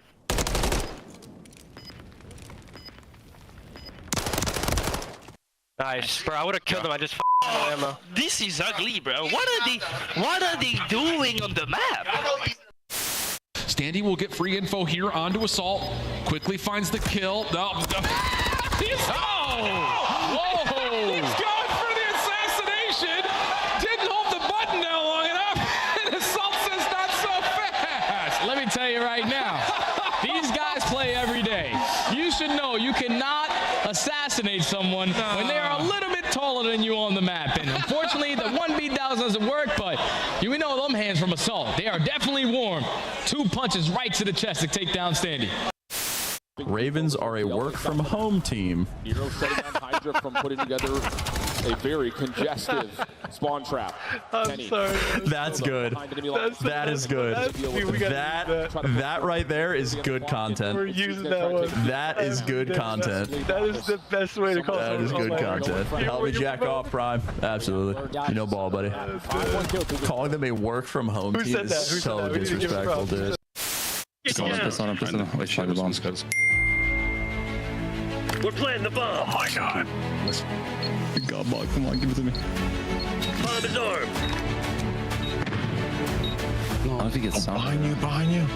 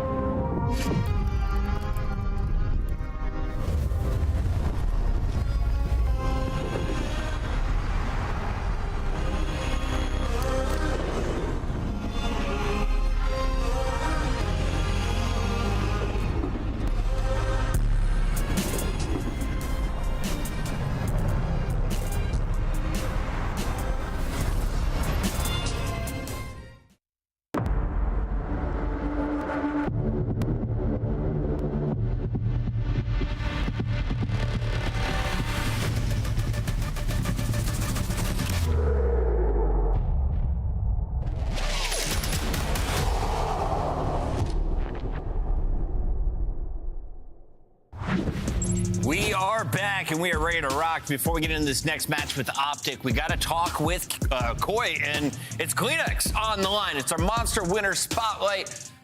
Tobias, congrats on another win. Thank you for making it as swift as you guys did. You didn't even let the buzzer count down. 8 scores in overload. Why is that such a strength for you guys right now?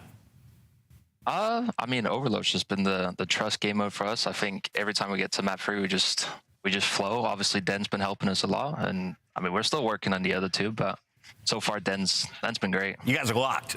Toby, I'm sure it's been frustrating for you guys, and it's a bit perplexing because you can look like that and then have a series where you guys, don't look like that. So what's it been like for you trying to get back to dominance like you've been for, the last couple of years?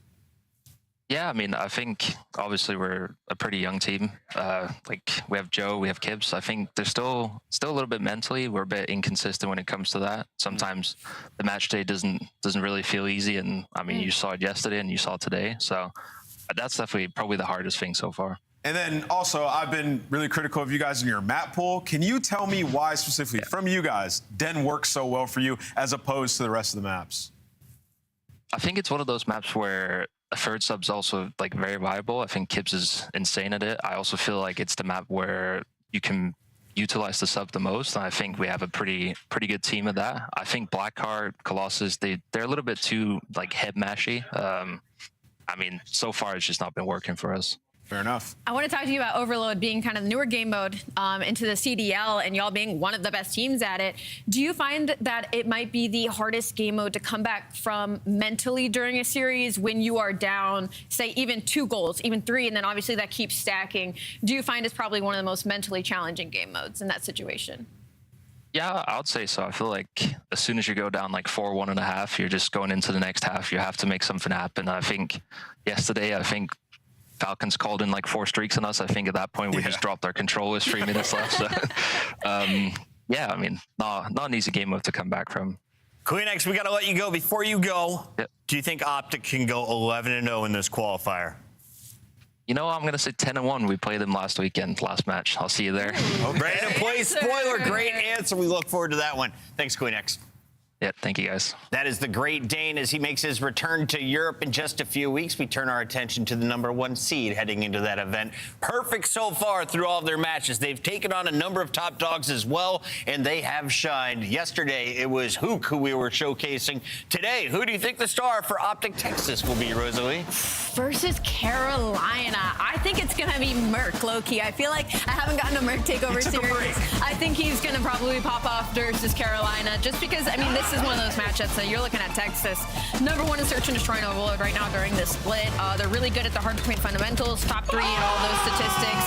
The only thing right now is they can't really play Den hardpoint. That's not a strength for them, but everywhere else their map pool is unbelievable. So there's really far and few things between that I can say poorly about OpTic Texas. They have 25 maps, 21 wins. That is a ridiculous run right now in stage 2. Yeah, it's an absurd run. I mean, these guys, like I said, they're ascending to a level that a lot of teams get to in titles. And, for this OpTic team, everybody can take over at any moment. And when you talk about, like, the swing game modes, the overload, or clutched up in game 5, they're the best overload and best search team that we have. So then you look at it and you're like, okay, in hardpoint, we're never going to beat these guys in 2 HPs. How do we win?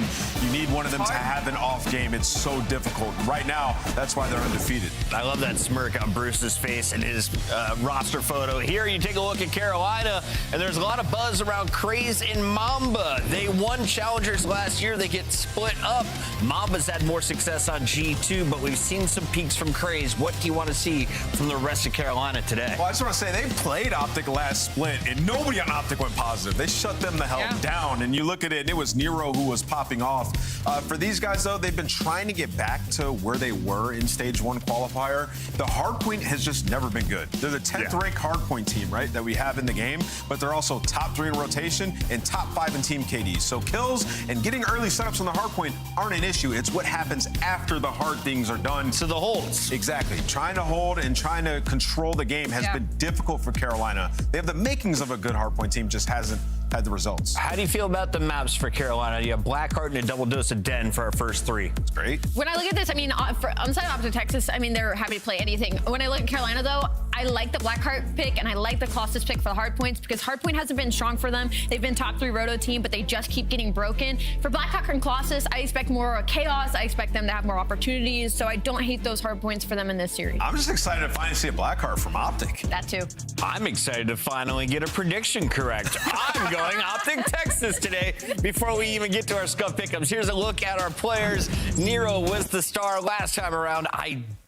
I think he's got like enough to drop a 40 bomb. Sure. I don't think it's enough for a dub against the way OpTic's been playing. I got OpTic. I got him 3-1 today. Yeah, I mean, I think OpTic's best players this split have been Dashy and Hook, which means good luck to the competition. I got OpTic taking this one. Allie? I'm also going with OpTic Texas taking this. We're locking in with the green wall. Match 3 is ready to go on the cast. We got Miles and Chance. Thank you, Desk, illustrious friends. Look, guys, all the teams have stepped up to take down OpTic. No one has come even close. Chance, the Carolina online of Royal Ravens, can they do it? Listen, man, it's a tough task. I think given the hard points that we have in the series, though, it's probably the best opportunity Carolina are going to get, maybe for the rest of the year. OpTic trying some things out. Blackheart, map 1, the first time we have seen OpTic try it out. They said, hey, does the Ravens enjoy the bang out maps? Let's give them both. Colossus and Blackheart means we're going to be having a lot of fun. That, of course, means whichever team gets the lead on this map is going to be having a lot of fun. It will just be obliteration if you get 4 men wiped. I had a little stretch before this one because I have a feeling that this bang out is going to be a bang out all time. OpTic are pushing the boat out. We're testing the waters here. This is going to be a lot of fun. And the Ravens have shown their hand many times on this map. And again, you're looking to just take them down a notch. You're looking to add that one blemish to the record. Will there be red in this ledger? I don't know, but Blackheart right into the double Ds. Let's get it, boys and girls. Into Blackheart we go. All right, good luck with this one. Wall bounces, dancing, Hook for 2 Exceed. Last man standing, and Exceed gives you 2, and he wasn't able to get the time. So there you go. Opening break, 1 by OpTic. Okay. It is a pure reset, and this is already not looking good for Carolina. Hey, early days. Okay, Chelsea on the outside takes care of another, and there we go. Hook. Very slow, very calm, very calculated gameplay. Nothing fancy about it. You can learn a lot from this players back home. Don't have to slide, don't have to crazy. Just to get your gun. There you go. Just get that guy as well. Now, where's the red dots coming from? There you go. Shoot that guy too. There you go. Shoot that guy as well. And have full streaks on B1.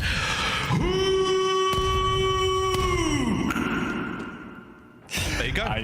He's beautiful, man. He is shaping up to be just the perfect COD player. Can do no wrong. His teammates, in the meantime, looking for spawns. But if you're curious about how the opening break went, about P1, that is a 43-0 lead. Carolina, you need the rotation. You're not going to get it. Hook is going to dance on you and get Dashy at the time. Shots at a bruise. Second guy gets it. Must have been chasing it, or could have been another player, but awkward gunfight indeed. Well, off the rip, Ravens now 2 through the right, 1 through the left. Spawner's not going to be that close to the engagement. Oh, I know, 1 through mid, but again, you're trying to fight your way through a very, very difficult hard point. Young Merc over the top finds himself a good one. That could be the break, and there we go. Ravens in on time, 30 to go. That's a healthy chunk of hard point. Yeah, good time for them to try and get it. Shots gets taken down. 2 more players from OpTic trying to go all the way around. Hook able to get his next kill. He is creeping up on double digits already. There is kill number 10, and Exceed with the last man to die in time because Hook is coming. He is there, and he's able to distract the other players enough that his teammates can win the rotation. Hook might fall, but you got Dashy in the back line, and Merc looking for the pinch. Yeah, nice work. How close can we get to time? Good job. Ravens once again Exceed with a big 2-piece there. Gonna break that. Now through the front come OpTic. The ball lurks. Nice work on the stun. Takes care of one problem, and Craze gets the other. So Ravens are back in it. P1 and P2 so good, but now they are alive. Yeah, great stabilization. Problem is, Hook got a Hellstorm in the first 40 seconds of the map, so he's gonna make the early impact. Shotzi able to pick up a kill on Nero. Craze is dancing around the middle of the map, but Shotzi catches 2. Last guy tucked in the back. Everybody else spawning out. OpTic with a clean break. Tucked and trapped. And there he is. To bed. 3 spree there for Shotzi. Now eyes forward. Hook's gonna cut his way through mid-map. Once again, 14 and 5. Keep an eye on that. We might be looking at a record breaker. We might find out. I might jinx it, but we'll see. Incredibly impressive start here, though. Attempt now on the point. Once again, Mercury's pushing out that left flank. Lurks to time. There are guns up at the ready here for OpTic. Great set so far. Not over yet. And it'll be a 60-point lead going into the new time. First 2 kills for Carolina happen on the rotation. Shotzi nowhere to go there. The question is for OpTic, what's the approach going to be on the break? Right now, it's a bit of a scattered push. Hook doesn't have a ton of support. Mercules now coming up behind him. And it looks like OpTic are trying to flood through the front, but that is not an easy thing to do. And Carolina, hold it down. Everybody gunned down, and welcome to their spawn. A strong hold for Carolina so far. First 30 seconds go purely to them. I look at this push out, and straight away, this is what you want here on Blackheart.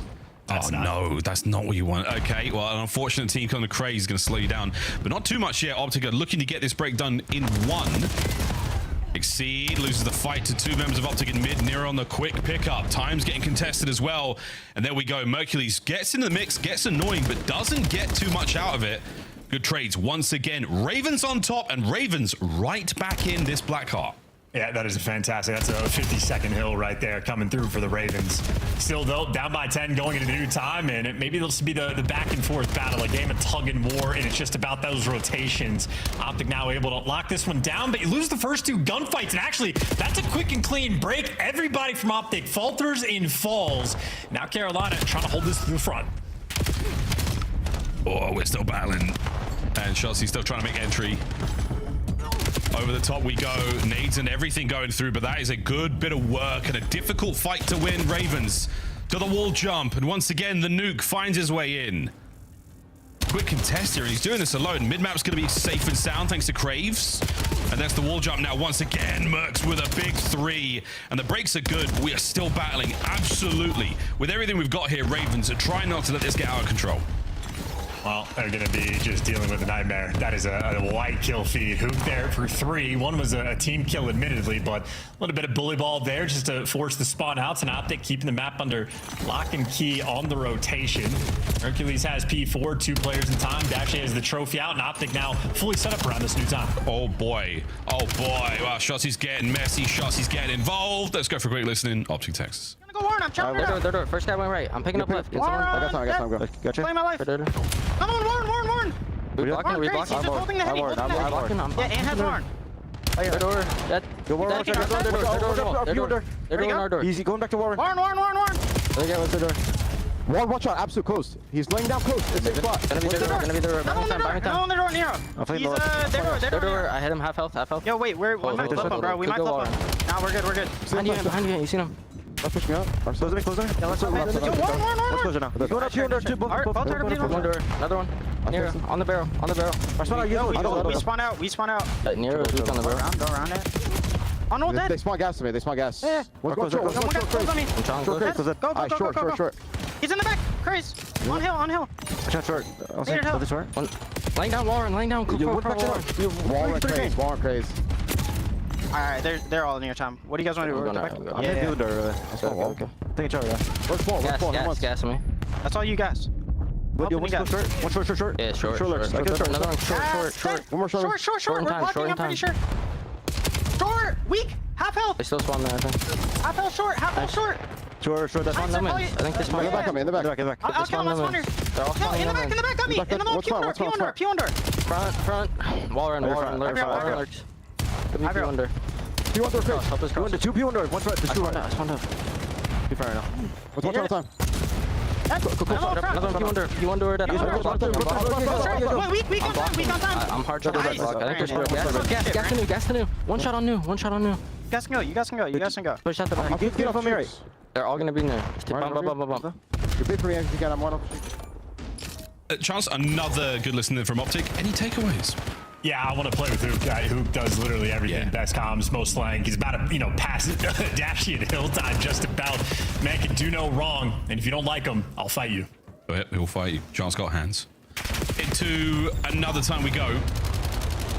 Shots having a bit of a slow one, but it doesn't seem to matter. The boys are dancing here on Blackheart so far. But 3 dead in the feed. Immediately, Ravens, they are fighting. And they've kept OpTic well away from this hard point.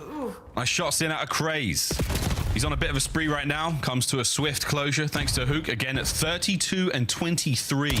Big numbers. On the other side of the board, it is Craze, the champion for the Ravens. Oh, and Lurks, the king of the hill right now on a 4 spree of his own. Nearly as a Hellstorm. Yeah, it's a snappy 2-piece as well. They're going to be able to get these final 15. And now you have Carolina. I mean, Craze falls off the map. But if you manage to make this break on the new time, Carolina will seize advantage in the game.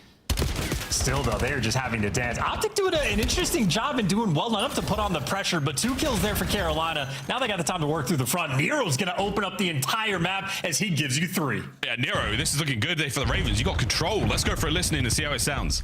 I got the pinching. That's him. That's him. Hit the back, guys. I need to drill. Close the corner. Close one. I have your whole front. I'm laying down in the back. I'm in the back. I have your whole front. You guys got my L, yeah? No. Don't chill it. Nice job. I'm in the back. I just got your dub. I don't know. DP2 guys. I kill shit. They got it. Two front, one more half wall. Jump up. Last guy. One more P4. Keep holding. We have a streak to break. We have a streak to break. Keep holding. P4 me dead. That's shit. They're gonna be walling me. Yep. Just keep holding. We're good. Logan in the back of me. Perk. One shot in the back. They spawn square. I'm on mid. Wait. I'm laying out front. I'm laying out front. Hold that. Nice shot. Nice. One more. You can streak it out. Hold that. No, go through. I got it. A wonderful insight into the mind of the Ravens as we get closer to the game finish, and Lurks, he has turned it on, and he's going to get a 10 on the dive. Here we go. Backline, though, still. OpTics, you're in, boys. You've got to get the break. Ravens, they are locking it down for a second longer chance. No. Well, now it might be time for that Hellstorm call. Lurks, find a nice little hiding spot, call this in, and OpTic, there is nowhere to run. 10 seconds away, and Carolina are going to get this win. The Hellstorm should get at least 1 player. This boy's got to get 1 player at least. There it is. Who goes down? OpTic still on the hard point, but there is another Hellstorm to play with. Craze has one as well. Better work up close and personal there with Dashy's M15. That keeps the middle covered, but there's a man in the back they haven't got accounted for. And there it is. Huge. Nero dealt with. We're still holding. 10 to go.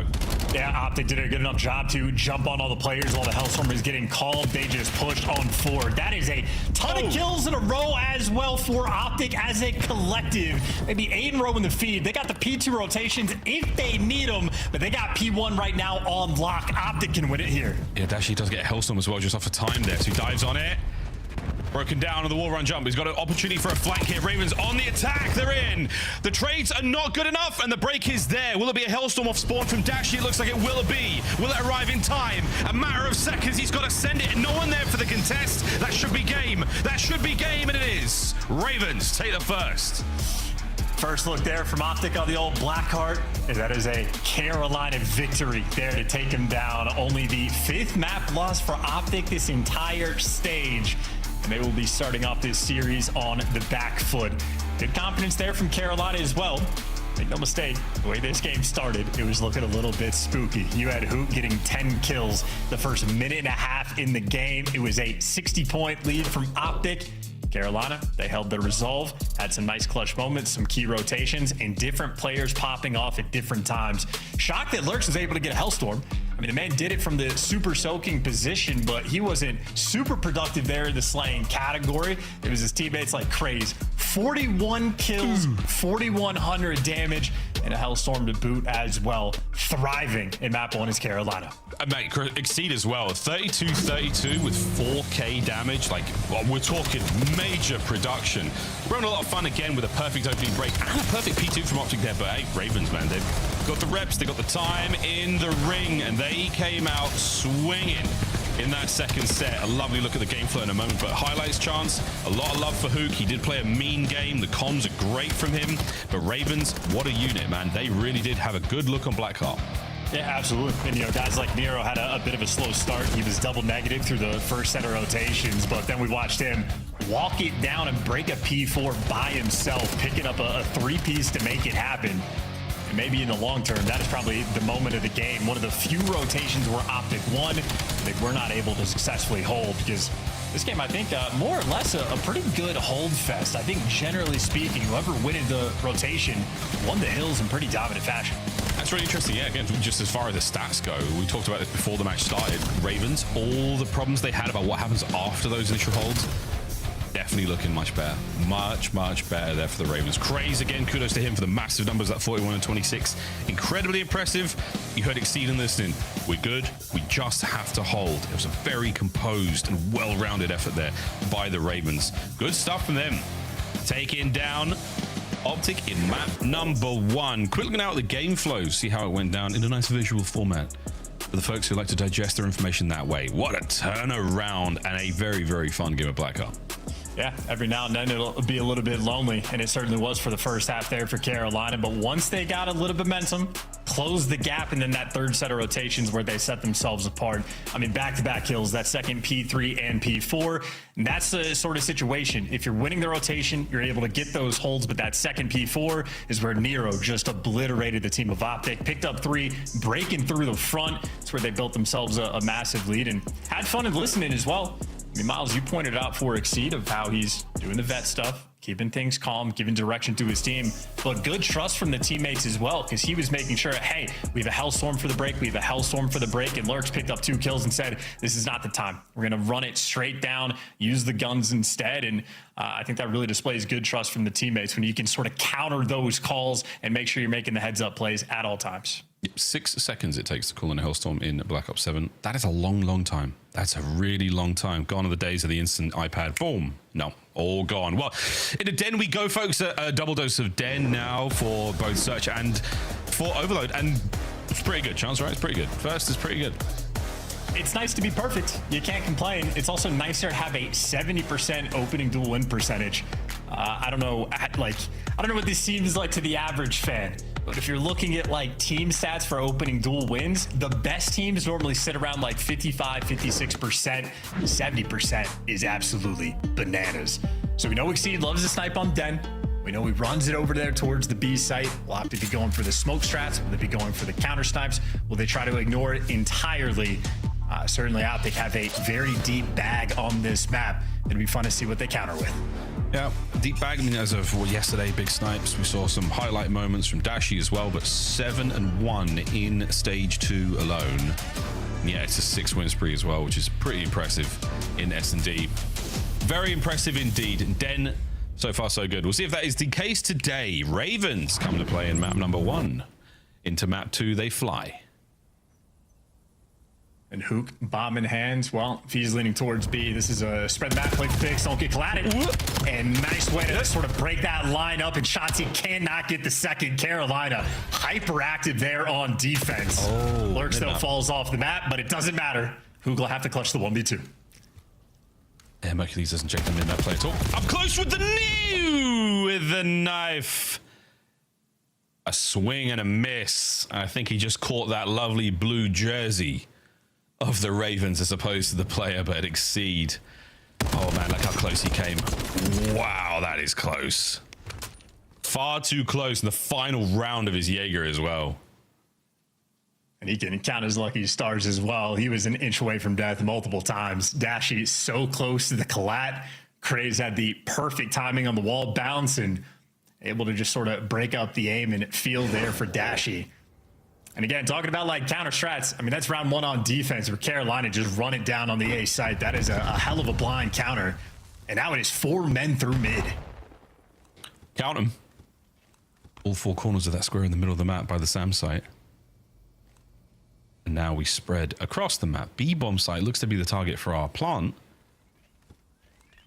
And OpTic have shown very little here for the Ravens to play with. Well, control of mid for Carolina, and now they're using that to get the control over on the B site. So they own 2 out of 3 lanes, but a very tight setup as the bomb does get planted. Here we go. It's going to be a throwdown to the dojo on the outside. Lurks gets taken care of first. Mercury strikes. The damage is there. Shotzi as well. Craze. How many can you get in this life? As the nades are up and out.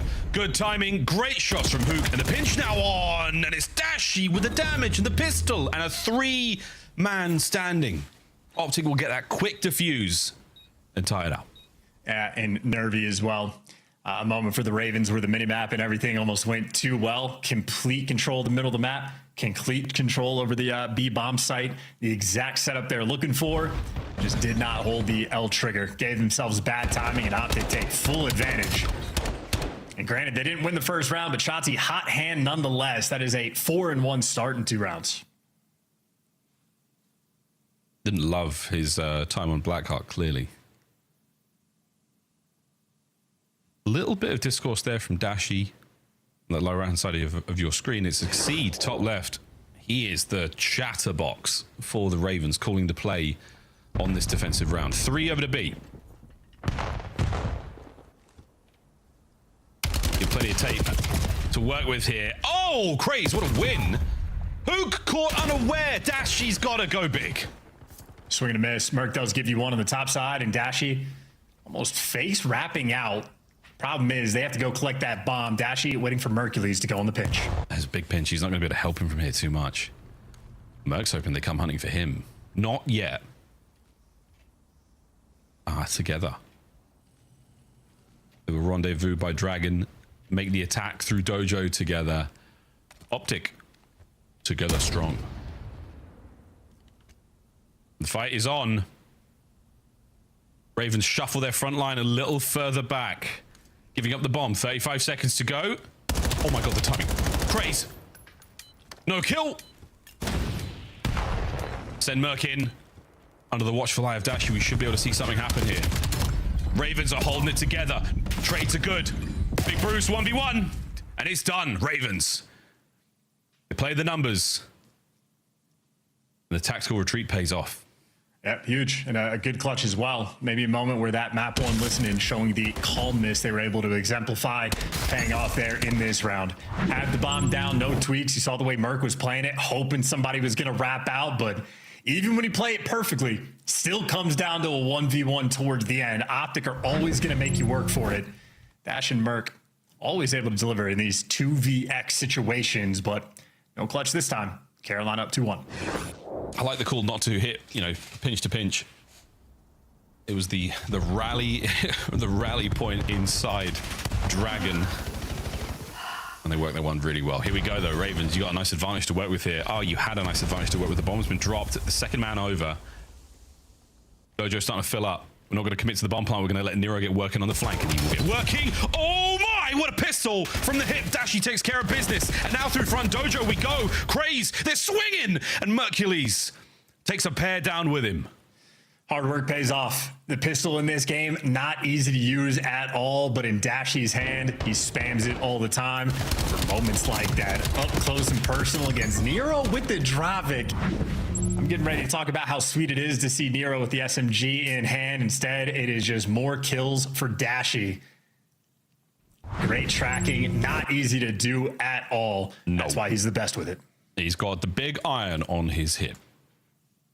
Bruce strikes again. We should make a pistol montage at the end of the year, and it's just Dashy. Super could be up there as well. Oh, we got options. Well, 2-2 here on Den. Oh, nice start from Exceed. You take care of the big gun. Take care of the big iron. Hook. Hook. Great damage. X-ray vision. PC check. No need, he did. Merc 1v3. What do you got?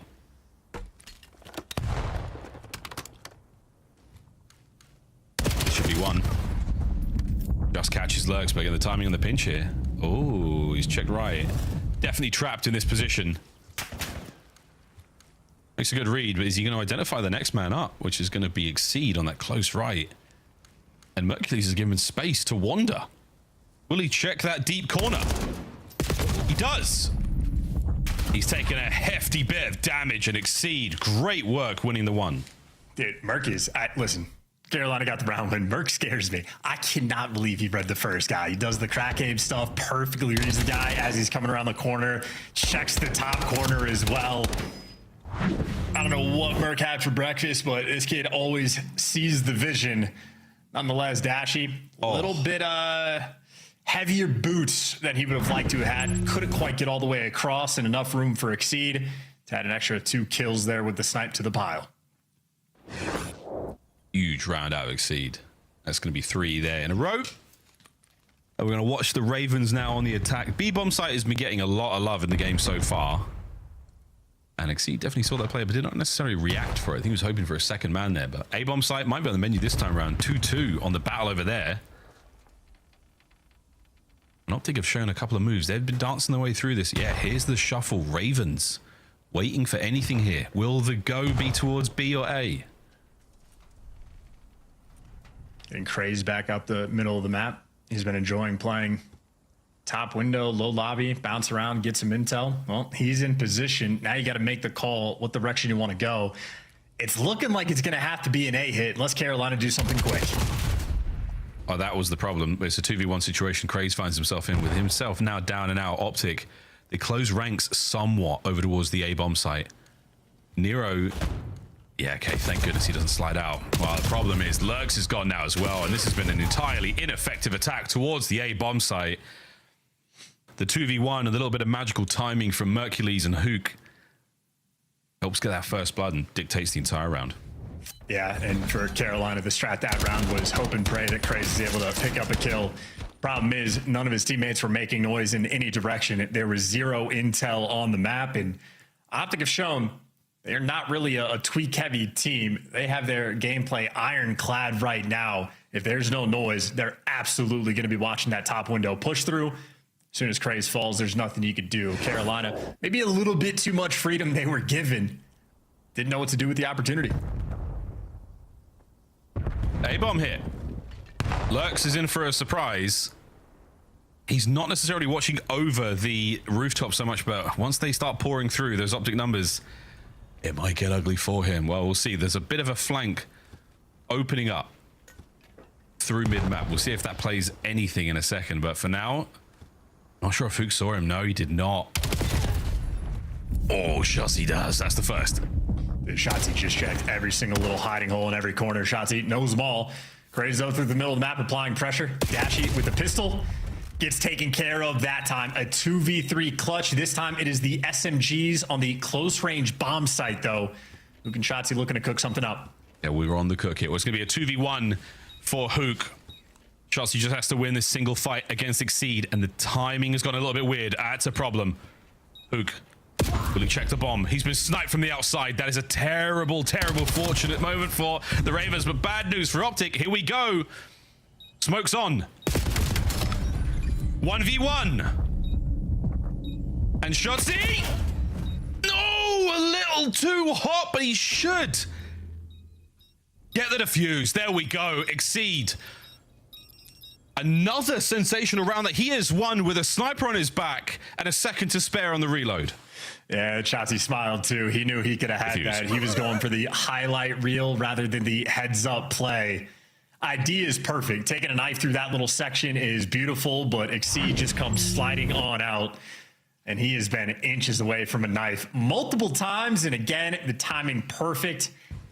Any other delay, and I think Shotzi clutches that one, but Shotzi probably, if he gets that one back, wants to wait another 2 seconds before he makes that move. Great work, Ravens, man. This is a nice den. It's not over yet. 3 OpTic players have made their way through P2 right now. There's one. We've seen at least one from Nero here, maybe more. That does make the B-bomb side a bit more appealing, but Dashy is still playing around it. Awkward situation to find yourself in now. Bang! Jeez. Brucey finds one. That is unreal. Damage in from Mercules on the other side, and now the trades are good, and what a round from OpTic. You held him in P2 for not long enough. Shotzi, 10 kills, by the way. I don't know for Dashy if that is pure reaction time, hits the quick scope, or if he just has the centering and is prepared for this angle. We're about to find out. Oh, dude. Well, a little bit of both. That is absurd. Yeah, okay. I mean, if Lurks were sprinting or jumping, anything there, another possible for a collat. The timing required to hit a shot like that. Crazy stuff. 4-4. OpTic on the attack. 3 of them through mid-map, including Dashy's sniper. But they see the 2 players up by lights. They haven't quite crossed the threshold yet, so they will not be shown through that paper wall just yet. I think Nero hits the stun, so he has no idea. There's a play right there. First blood for Shotzi. He's watching the pinch as well. And another situation where it looks like, oh, good God, Dashy's out. Looks like Exceed might be holding Dojo with the snipes, giving it up for a second longer. Shotzi is still public enemy #1 right now for the Ravens. Well, Lurk's getting active on the pinch as well. Shotzi spots out Exceed, but Carolina just making sure they don't get near this territory. It's going to be a B plant, though. And Carolina, for the moment, very disconnected across the map. Yeah, they've gone for it, though. They've managed to send 2 players there on the flank towards B. Couple of tags in from Shotzzy, hesitates for a second just to make sure that those teammates have got time to move. And Shotzzy, here we go. Saw 2. Nade, no damage. Guns up at the ready. Still have to worry about the flank, but the timing, they've got to go. Ravens getting close to, oh boy! Their damage done. They line up for Shotzzy, and it's a freebie for the 3rd. Yeah, that is perfect trust from the teammates as well. Shotzzy, I'm very confident, saw both of those players over towards lockers. And then again, no tweaks. He had originally Hook, and then Merkley's eventually coming to help look over on the cross. And Shotzzy just knows either one of these players tries to slide out and get near him, they're gonna have tags in them. I think Shotzzy, you know, he's thinking, as long as I get one, I'm happy. Gets the 2-piece, wins the round. Perfect teamwork, perfect coordination, great comms as well. That point, the tie up the series. A nice force spree for he. Mercury's on 3. And now we will see, folks. It's a 3v2 here on the A-bomb site, or B-bomb site rather, and it is not looking fantastic as Hook is now gone. Need to clutch this round to send it to a round 11. The advantage is there. Bomb is now wrapping out. Lurks, though, is, in a sense, trapped in this corner. I don't know if Shotzzy's ever going to go for it, but maybe to even up the odds. The window of opportunity is there. Shotzzy making the move, and he doesn't quite jump over. Doesn't even check. Lurks. Oh my god. What is happening here? What the hell? What is happening? What have they done? How did that happen? He tried to make some weird jump, and Big Bruce now with a sniper on the other side of the roof. Has he let those players through? He has. Is he going to check this? Yeah, eyes. Target prioritization. Dashi connects again. A disgusting final round. And a little smirk and a little smile and a little bit of magic in the final round from OpTic. And another clutch for Dashi. The timing here, crazy for Shotzzy to get this extra kill, but OpTic clutch again. What in the hell? They just touched asses! How? Good God, the luck was on their side there. And as for this, game OpTic, what a round. Yeah, no, this is obliteration. That is a massively missed opportunity. Could have been up 2-0 in the series. Couple clutches, though, go away. Dashi continues to do what he does best. And I don't mean sniping by that. I do mean clutch. Icy in that category. And, of course, having 15 kills on Shotzzy doesn't hurt either. Pretty much hyper consistent from start to finish. 10 non-traded, 2 first bloods. A dominant performance there from OpTic. I think Carolina had a decent fight. They played all right. Not too bad to lose 6-4, but again, missed opportunities. Could have been up 2-0 in the series, and instead, now you're feeling the pressure of that overload being next. Yeah, Den Overload. We're going there now, and wow. Okay, I mean, I would love to watch Nameless do a Telestrator segment where he has to explain that the cheeks kissed. On that note, it's time to go to a break. Overload on the other side of it. 1-1 in our series. OpTic versus the Ravens. We'll be right back.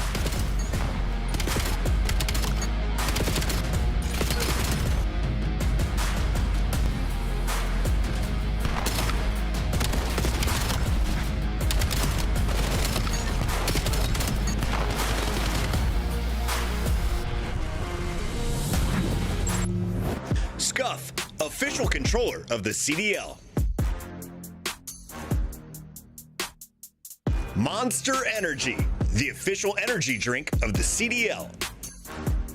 COD Champs tickets are on sale now. Come see the best teams lock in for this season's grand finale in fabulous Las Vegas. All 4-day passes come with early venue access. Head to phasevegas.com or scan the QR code to get your tickets now.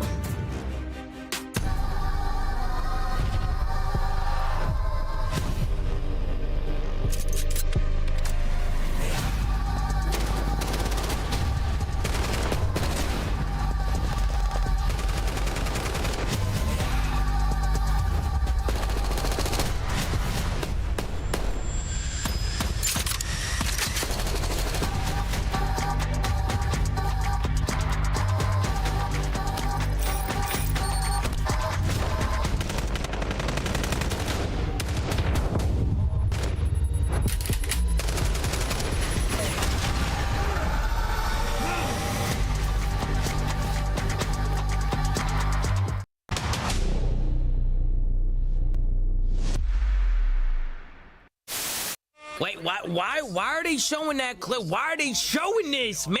Oh man. Why are they showing our worst moments? A few moments later. Because I appreciated the 30 people in there watching.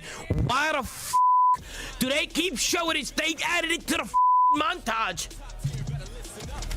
They added it to the montage. Oh man, you're telling me that they added that to the montage? I can't do anything. These two hills right here, these two hills, Oh shit! Oh, there's one hallway, No way, this guy. Damn. Look at the route that Shotzi's taking, shutting down the entire. Oh my gosh! Yeah, look at Ant on the mini map. Depending Guy's on what an the absolute timing butt of this cheeks. looks like, Mac gonna go for the Waiting for the elevator. He's patient. We've got 3 different floors worth of areas to explore. Your Shotzi, now the time starts to tick against OpTic's defense. And I don't know if Sib got a sound cue that potentially someone's coming in the elevator. I guess not. Here he comes. Shotzi on the pinch. He gets that someone's playing towards top window, and unfortunately, Sib, you just were not ready. They needed me out. One low. Bottom zig. He's timing there. Bottom zig. Bottom zig. Oh shit, my bad. Oh, yo, hold up. No B. Go to Marcus. One low dirt. Yeah, low dirt. I just trolled the bomb. He's far right. Backing up. Yeah, he backed up. Bombs out because I'm pushing big right now. Last one pushing our dirt.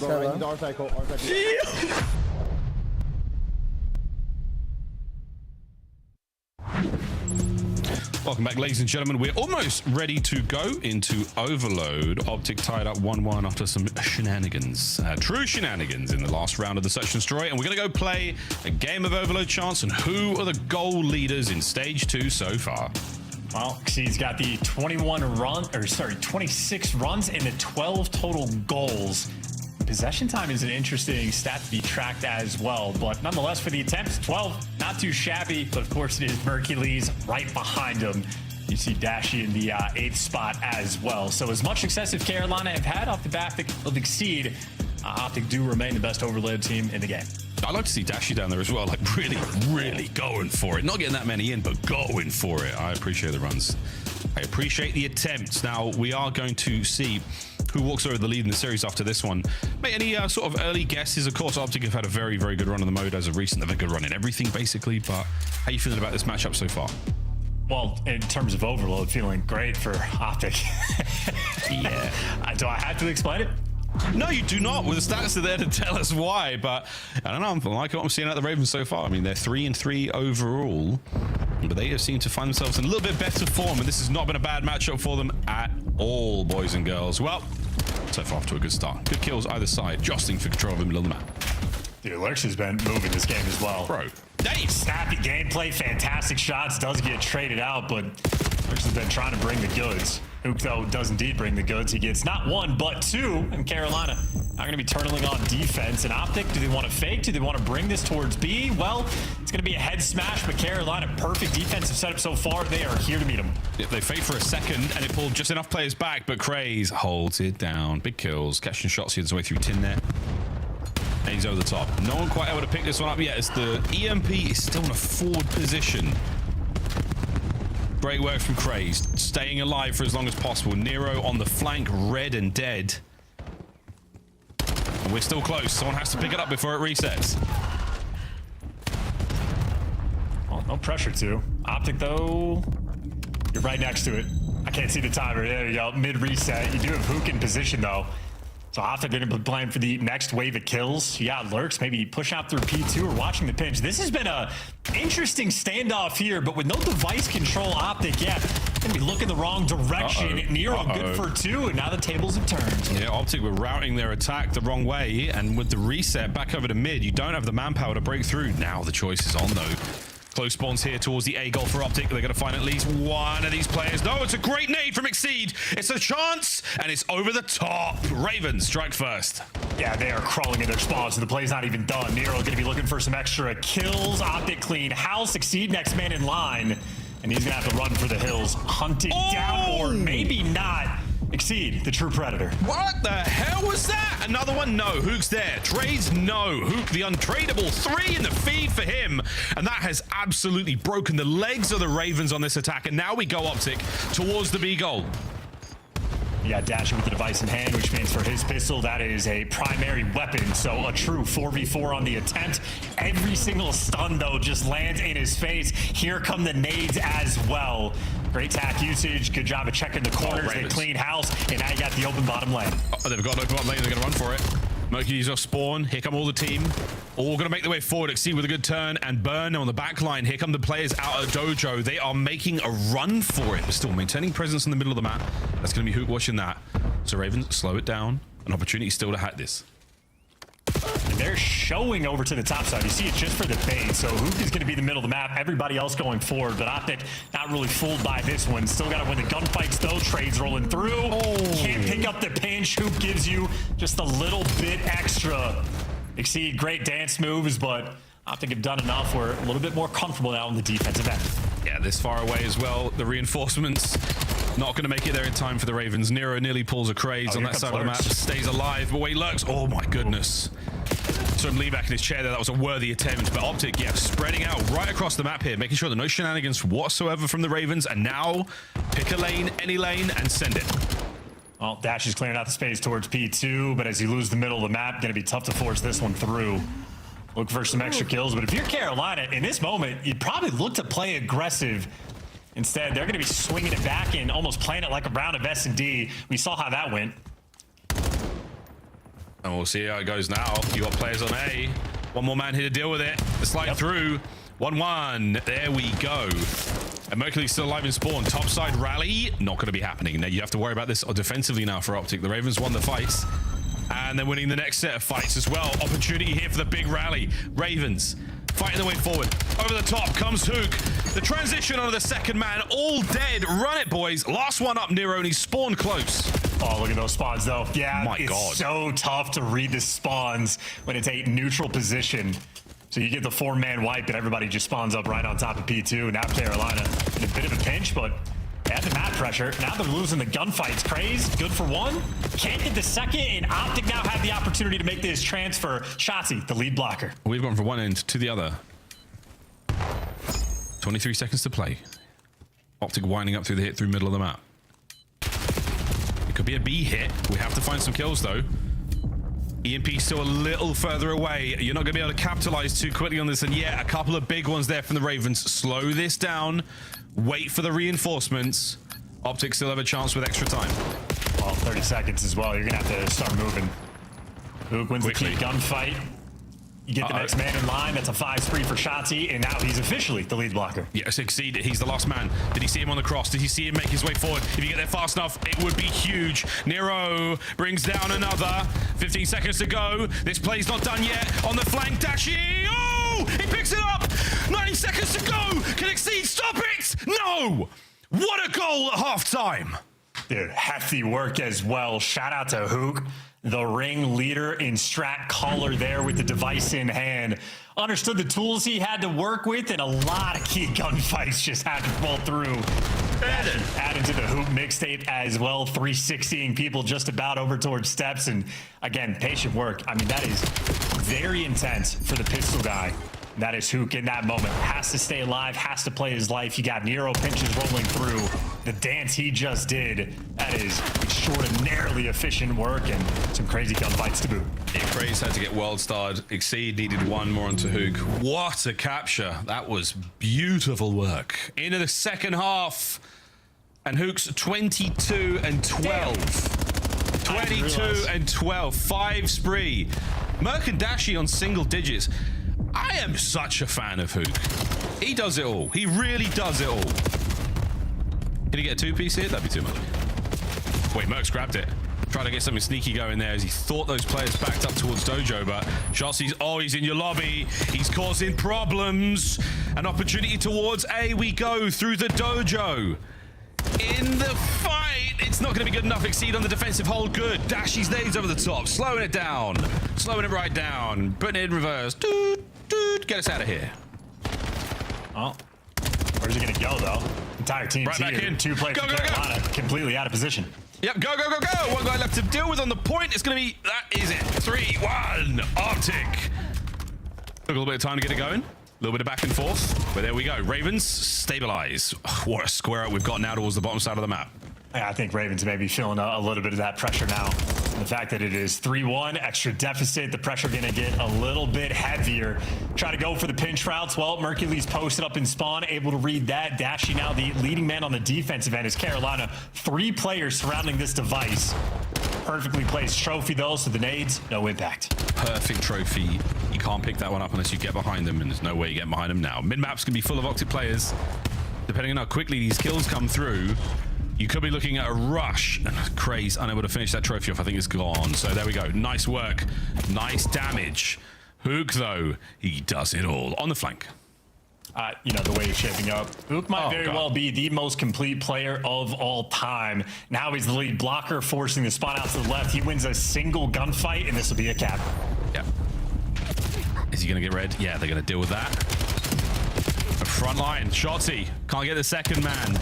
However, Dashy sets you up for the rally over towards B. You've crossed lobby. Mercules dancing and keeping this one very much in their hands. Back over towards A he goes, waiting for the reinforcements from Hook. Hook's going to push forward, wins a big gunfight. Next man in line can pick up device.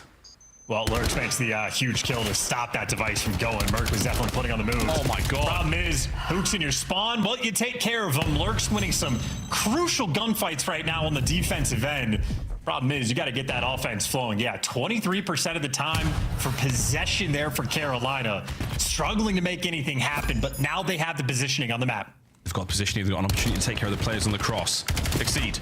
He might just be able to drive this one home. Gorgeous work out of the Ravens. Lovely counter cap. However, top side of the map is wide open. They've got to move quickly. Mercules behind them. He's going to be hot on the heels of a couple of these players, but the kills are fantastic. Have they made it across in time? They have, but Shotzi's still alive. Battle for the spawn kills. Shotzi versus one team. Exceed versus the other. Exceed gives you a little bit extra. Of course, those shots on the flip side, he's just forcing the spawn so far away. And again, a moment for Shotzi. The longer he lives, the better this is for his team. And he gets you the extra kill. 1:40 to play, and here comes the Hellstorm. OpTic are looking to call game. Yeah, this is it. Dashy's going to grab that bad boy, run it through. 3 dead immediately. Over to the spawn as we go. It connects, and Dashy puts it through. His second capture of the game so far. Back to mid-map we go, and there is a bottom side dominance right now that OpTic have got. We could be looking at another. Spawners up top side now for the Ravens.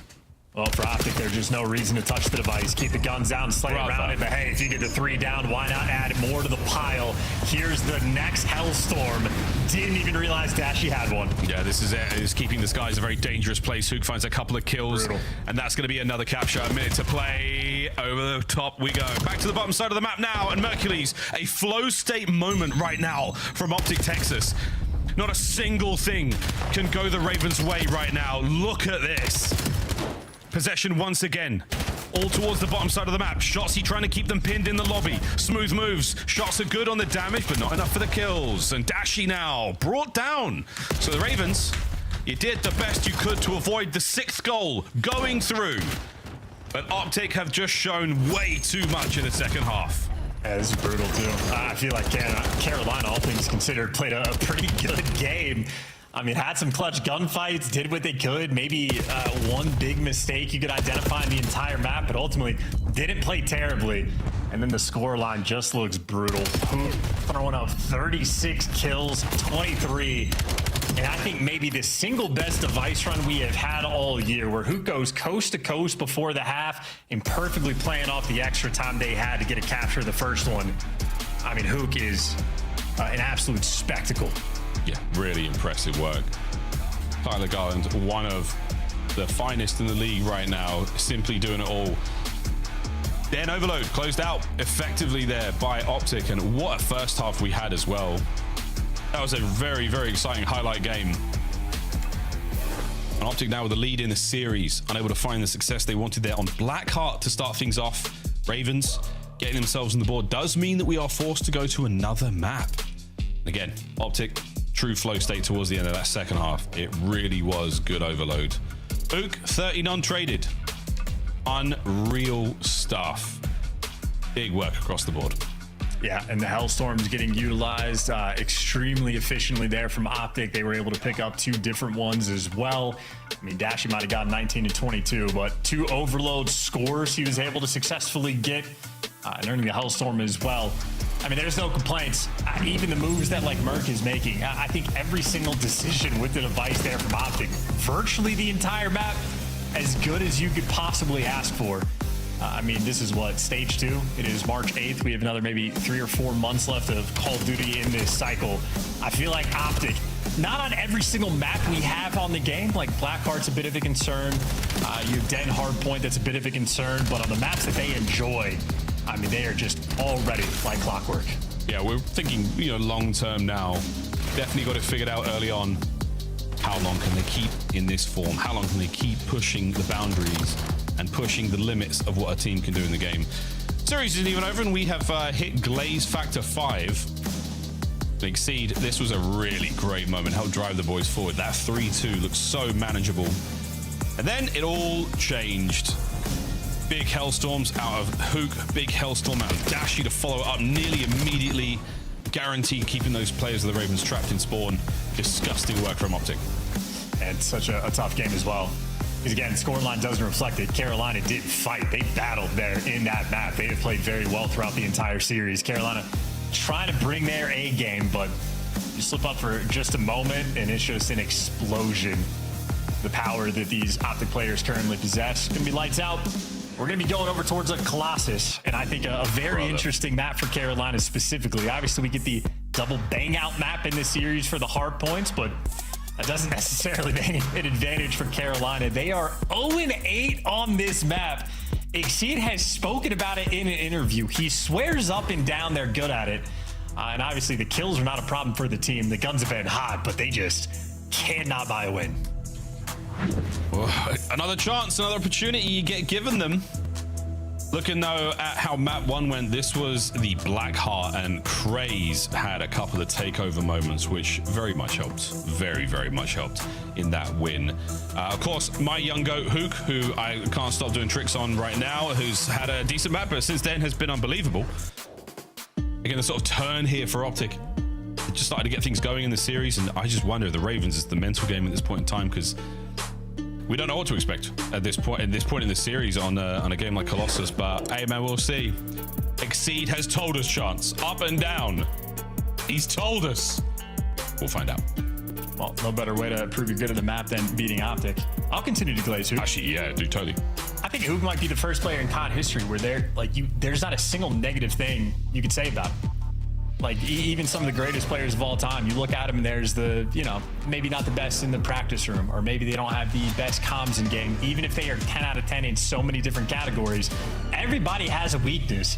I feel like Hook has just evolved over time, identified every single weakness, and eliminated them one by one by one. I mean, I think we're witnessing quite literally a final form of a Call of Duty player. It's been an absolute treat. It's a very good way of putting it. He's a nice guy too. Unbelievable stuff. Well, Hook, long way to go in this series still. Long way to go through this Colossus. In the P1 we find it, and it's going to be the kills early on here for OpTic on that first blood. I mean, even flex player, you know? It runs every single gun. You really couldn't ask for anything more. And I've seen him play Halo, so I know he's a good sniper. And I'm not kidding, bruh. He's a good sniper. Let him have it, Bruce. Let him have it for a series. For the fans. For the fans. Good work, though.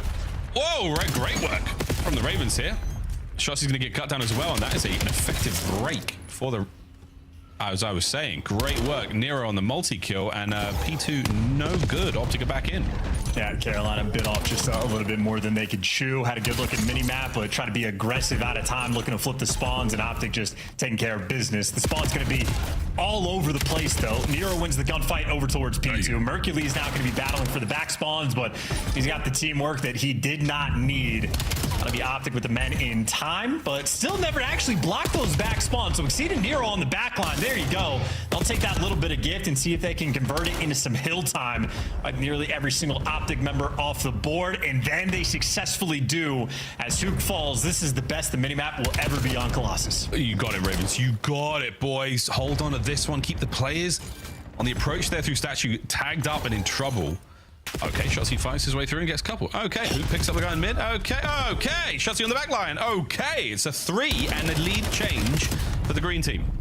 Oh my God. I mean, for the best the minimap has ever looked at. I mean, Shotzi didn't solo break the hill. He had some AR players from Statue looking over him, maybe tagging some players up, but nonetheless, that is the Shotzi Pokeball strat. Send him in, make some magic happen, and indeed they do. That was a great rotation, a gift of spawns for Ravens, and a perfect setup on P2.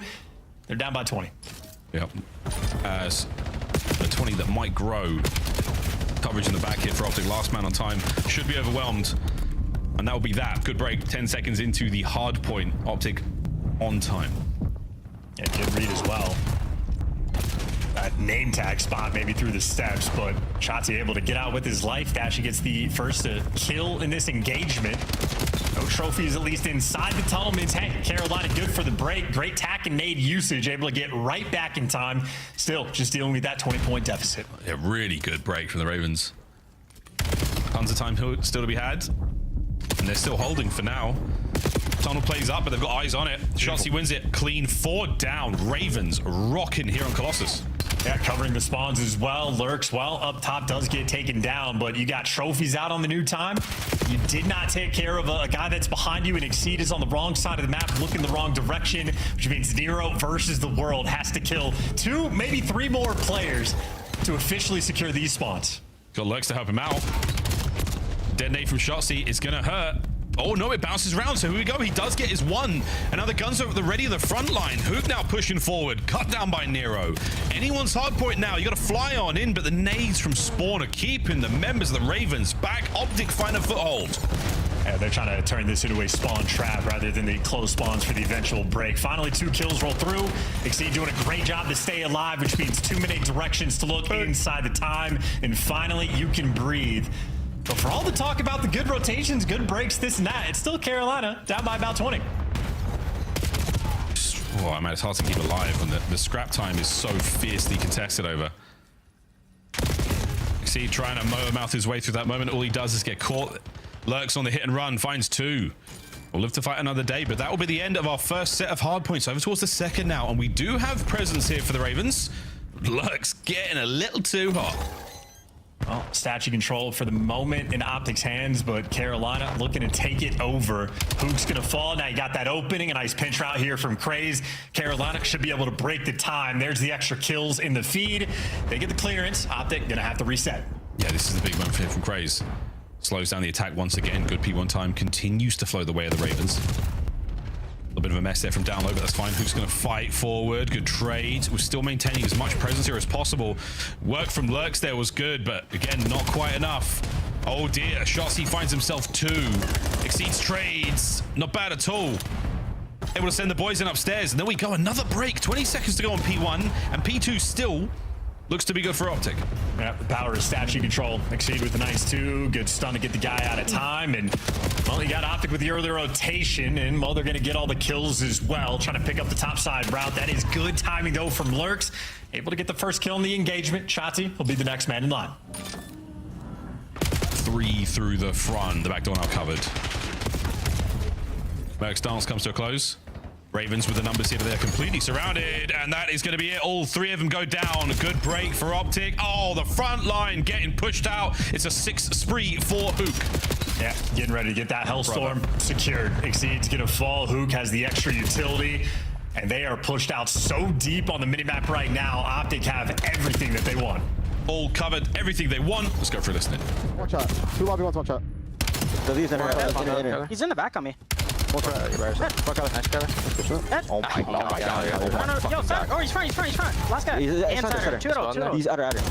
Go in there already. Nice, one more idol. One more shot. Where's he going? He's going tunnel, I think. This one yellow. No, he's top mid, one shot. Top blue. There's one before the Yellow. Dead. One's got heady and close left. Got heady and close left. Got heady weak. Turn. Got it, right? I got it. I spawned blue. Yellow. I have blue. Yellow. Still. Yo, there could be a tunnel. I have tunnel. Are they all yellow? Too deep. I think 2 at least. I need to got it. Go top mid fast. Go. Help him though. Top mid. Dead. I got a trophy close. Inner child, not weak. They're heady dead. We're there. We can watch that. Got heady. Aping, got heady. High real.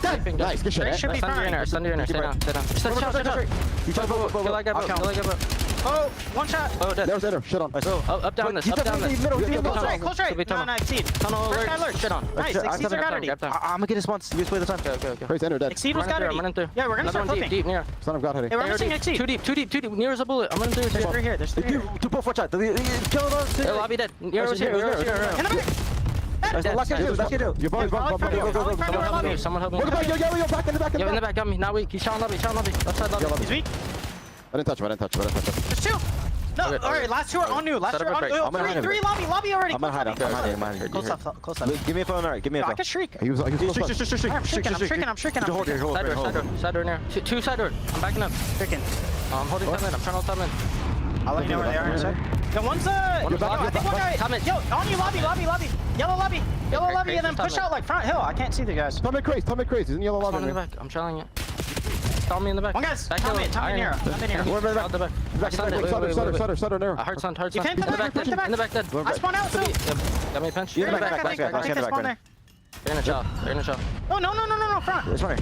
Some front. Oh, bad. Nice, good up. You're in front. Top mid exceed. Wait, some Sutter, Brennan. Sutter. Yep, one guy's statue. One guy's Sutter. I can't. Side, Brennan. I shot that out. What's the back? I don't know where they are. A little bit of everything there, Chance. What do we take away?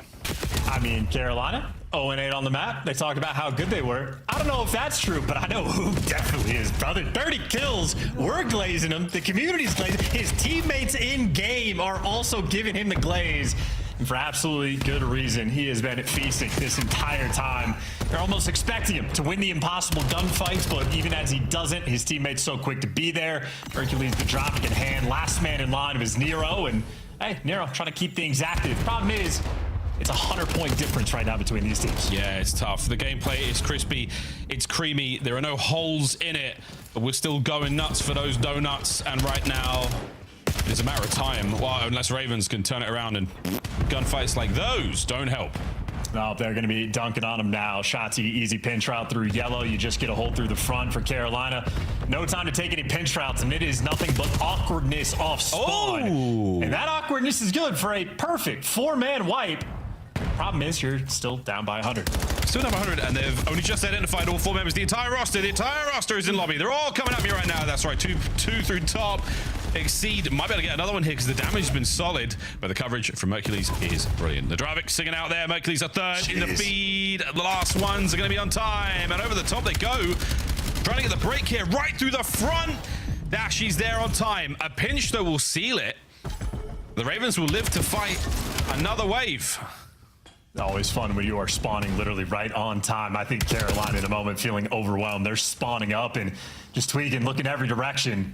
Good reads though for Nero, and Lurks is there for the help. So okay, stable on P2. That 100-point deficit cut down all the way to 75. Good P2 so far. Carolina surviving. Still holding. One player on the back.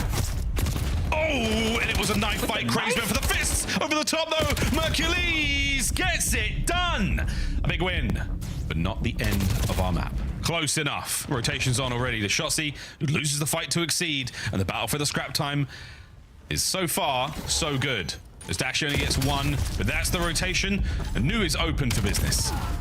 Well, huge wins though by Hook. He was in a pinch, still drags one to the grave. Now you got one, maybe a 2v2 over towards this new time.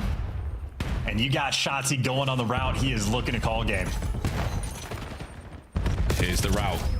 Good reads. The back now, good reads through the front door. They have to go to the headbutt. Great work from Craze and Exceed. An errant nade is going to get on the board. Exceed with the damage. Worrying about the flank, but it's through the front. It's all 4 members now flying in, trying to find those kills. One man on the flank dealt with, and again, the Ravens have held this. Hercules on the slow peak. Gets them out of time for a second longer. Craze keeps the kills going as the Ravens are holding it together. Oh, those are huge wins, and they flip the map on its head. Still, though, you got to be worried about the old time if you're Carolina. Right now, it's Exceed by his lonesome. He gives you a 5 spree and survives. The next man in line is Dashy, and OpTic do win it here. If you're Carolina, you still have to go and chow old, and nobody's home. The attempt would have been fun, but it is too much, too little, too late. Everything happening right now is OpTic. Another 3-1 victory. 8 teams have stepped up to try to bring OpTic down, and no one has quite found the magic formula for victory. 3-1, the final score. 8 series now for OpTic, undefeated in their run towards the Birmingham Major. And I mean, all the talks about different teams, what's been happening across the league. Everybody talks about how unpredictable online is. Yeah, OpTic not making any excuses for anything. They are just utterly dominant through and through. Every single map, these guys are bringing the goods, and every single map who continues to be a menace. But that is a fully orchestrated team effort. Every single player from OpTic, double-digit assists, you know, nearly 30 kills apiece for all of them. I think it's actually perfect balance the way that works out. Good hill time across the board as well. And Colossus, of course, for Carolina continues to be a crucial problem. Yeah, Dashi, 2 minutes and 22 seconds in the hill. He was very pruny after all that soaking. GG's, chat. 3-1. Little look there as the gap widened in the second set.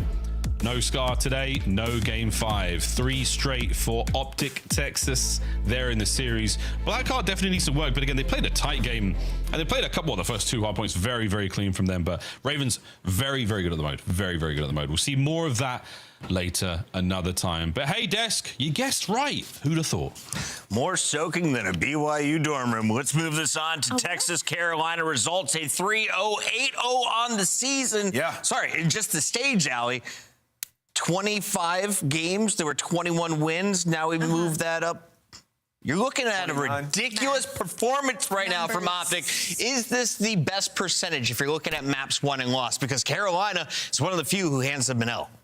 Yeah, I mean, for OpTic Texas, I mean, when they got handed that L, that was weeks and weeks and weeks ago, right back in the online stages, and that's when people were still yelling at Carolina or Raven playing in their bedroom, right? And Carolina did take the first hard point today. It looked like it might happen. It didn't happen. It was a good showing. It was a good showing from Carolina, especially in that map 1. But I mean, OpTic Texas hadn't played Blackheart yet, and to be honest, it kind of just felt like, I even wrote my notes, map 1 felt like Exceed and Craze versus Merc and Hook, because they were just putting up insane numbers, especially early, and it just got away from them because it seemed like Nero started joining the conversation in the map number 1. Everything else, though, was all off. And you said the guy on our screen right now is the best player in the game. Yeah, I think there's actually a pretty big gap too from him and the rest of the league right now. I think he's been insane. I mean, you hear him in the comms, the guy's leading, he's unbelievable in game. He's making game-changing plays across all 3 modes. Hook is, I mean, he's a Swiss Army knife right now. He's taking over every single game. Like that felt like from map 3 and 4, just a hook montage back to back. A hook montage. Mercury's in the kill feed. Dashi is there, but Hook was there the most tonight, dropping a huge bomb in the final game with over a minute of time. He leads the way in the end of Overload as well, just clutching up with a pistol in hand, and he joins us in our Monster Winner Spotlight.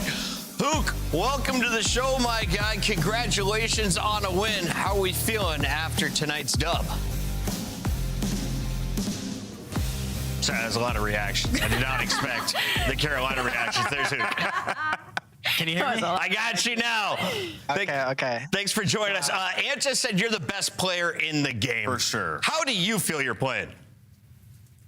Playing good, but it's a team game at the end of the day, and my teammates are literally the best in the world. So yeah. Yeah, Hook, what would you say to some aspiring players or even younger pros that are trying to develop and get to the point that you're at? Because when you came in way back in the day, you were just a super talented guy, and now all of a sudden you're this guy who's calming everything. You're making the cerebral plays. How did you get to that point, and what would you say to them to help them get there? Yeah, I think a lot of it is just experience, if I'm being honest. I've just been playing for a long time, and like the reps kind of show, I guess. But when it comes to that, yeah, I guess grinding, is kind of what helped me. Fair enough. Hook, I want to talk to you specifically about the game being basically the team head and shoulders above everybody else right now, figuring out a little bit sooner than everybody else. Why do you think the competition is so high in this game right now? Like, what do you think the core is that makes everybody so close in these standings? Well, it's a hard game to master, with all the movement and, everything else, of course. So I guess it keeps everything, a little closer together, I guess. Right. Because of that. Except for you guys. Except for you guys. Y'all are the ones that have figured it out. Hook, final question. As we're listening in with the comms, it seems like everyone is chiming in, everyone is chipping in. What is the most important information? Because it looks like you guys have now mastered the game. So if I'm trying to get better, what do I need to focus on comms in particular? I wouldn't say we've mastered the game. There's still a lot, to work on, but I guess, yeah, I don't know. I don't have a good answer for you. You haven't mastered it yet? This isn't peak OpTic Texas. That's scary. That is a scary comment.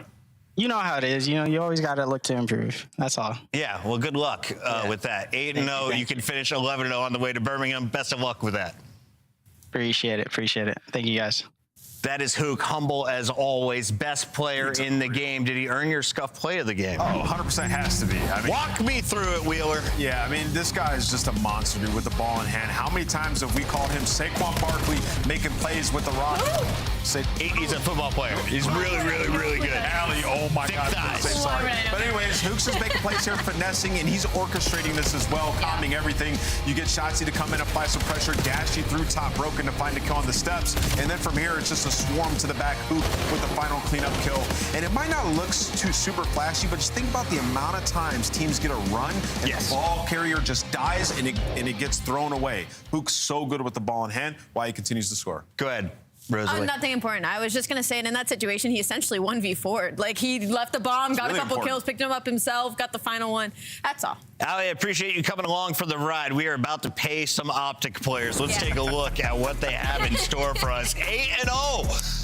I said after their 5th win, if you go perfect, we will send you 100 gifted. I did not think it was possible. Only Toronto confident they can stop them. I have an idea. Now you guys go. I'll give any of the teams that beat OpTic 50 gifted. So you can at least cut it in half. That's a great deal. Yeah, genius. 25 each to anyone who can take down OpTic. 8 teams have tried. 3 teams remain. When we come back, 3 matches down. It's time for match number 4, including a look at these guys. Yeah, we just got bounties out there. That's all.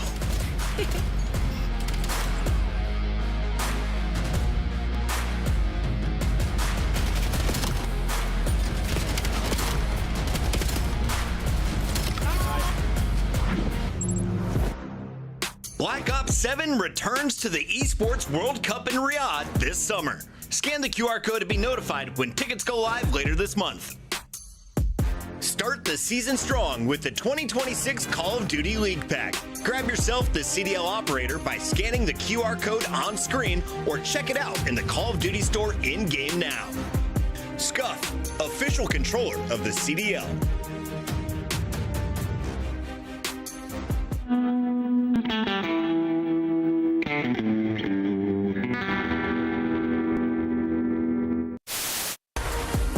Welcome back to the CDL. Wow, what is going on? Look, he's the master fight. This guy is just, that's unbelievable. Okay. I knew coming back to him. This is not what I was expecting. I'm gonna go A. I need you to just watch my middle. All right, well, I got A. I'm gonna ninja defuse him. Okay, I'm gonna ninja defuse him. Just stay alive, Hostiles are setting the device. Disarming the bomb. Ninja defuse. Told you.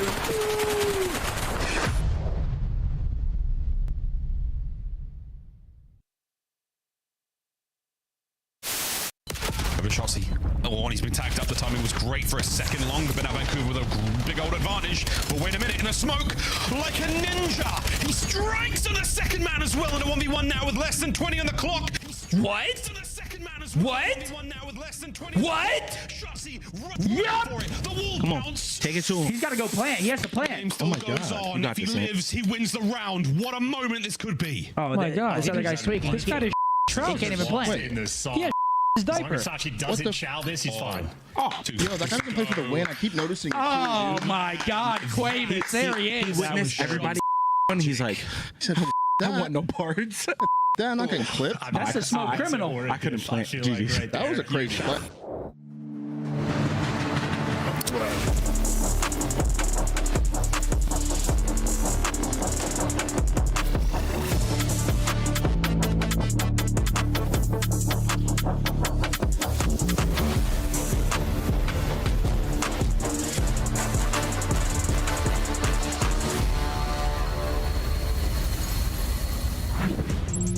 welcome back one and all. We're getting into the fourth and final fight of the weekend. We've got a good one for you. Surge taking on Paris Gentlemates. I say a good one. Statistically, that's not true. But if you've been watching the recent storylines, it could be because Paris, you're on a 3-match drought. And on the other side, Vancouver looking stronger than they have in the past. Nameless, let's start with you. What do we feel about these teams? I mean, I feel like Gentlemates should stomp this team. Yeah. It should be a straight-up 3-0. But you look at the last 3 Gentlemates series, they're 2-9 map count. That's against C9. You lose in a Game 5, which started all of this. And then you lose to Toronto and then Minnesota. And you can see 0-5 in SD outside of Colossus this stage. A lot of things have changed. Ghosty went from a 1.12 to a 0.77. These guys in Search and Destroy are 10th in opening duels. They don't get the bomb down. There's a lot of things going wrong from the fundamental side of things, which is a stark difference because you look at that grand final and fundamentally in Search, that's the reason they were able to beat OpTic. So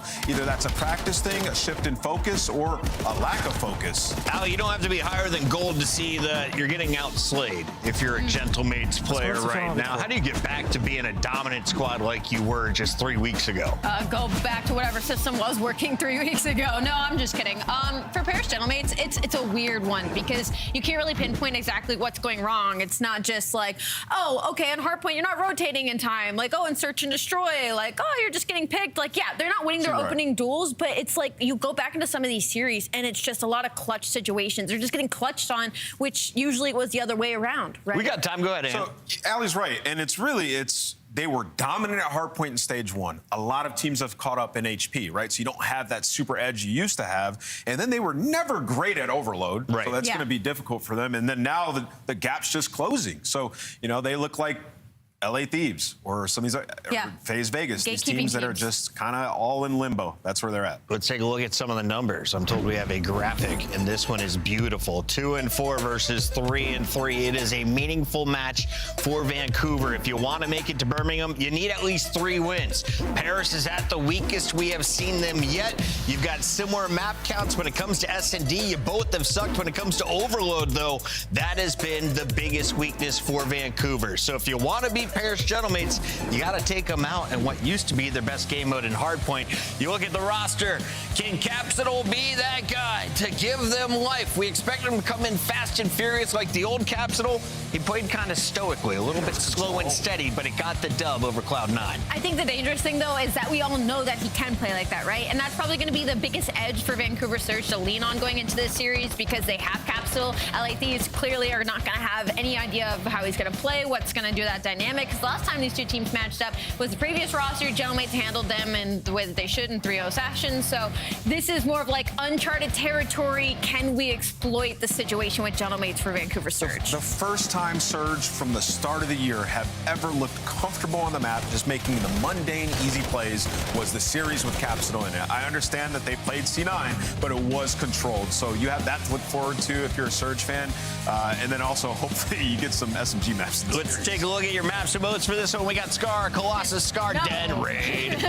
Blackheart is out thanks to the Gentlemates, and Exposure was removed by Surge. How do we feel the coaches did on the banning side? I think they did well. To see Exposure across all 3 game modes get banned for side Vancouver Surge, to me that just says they are not comfortable on that at all, and their front line's not comfortable on it at all. So it'll be interesting. They're kind of playing to the woes of Gentlemates right now. Yeah, Gentlemates are happy with this.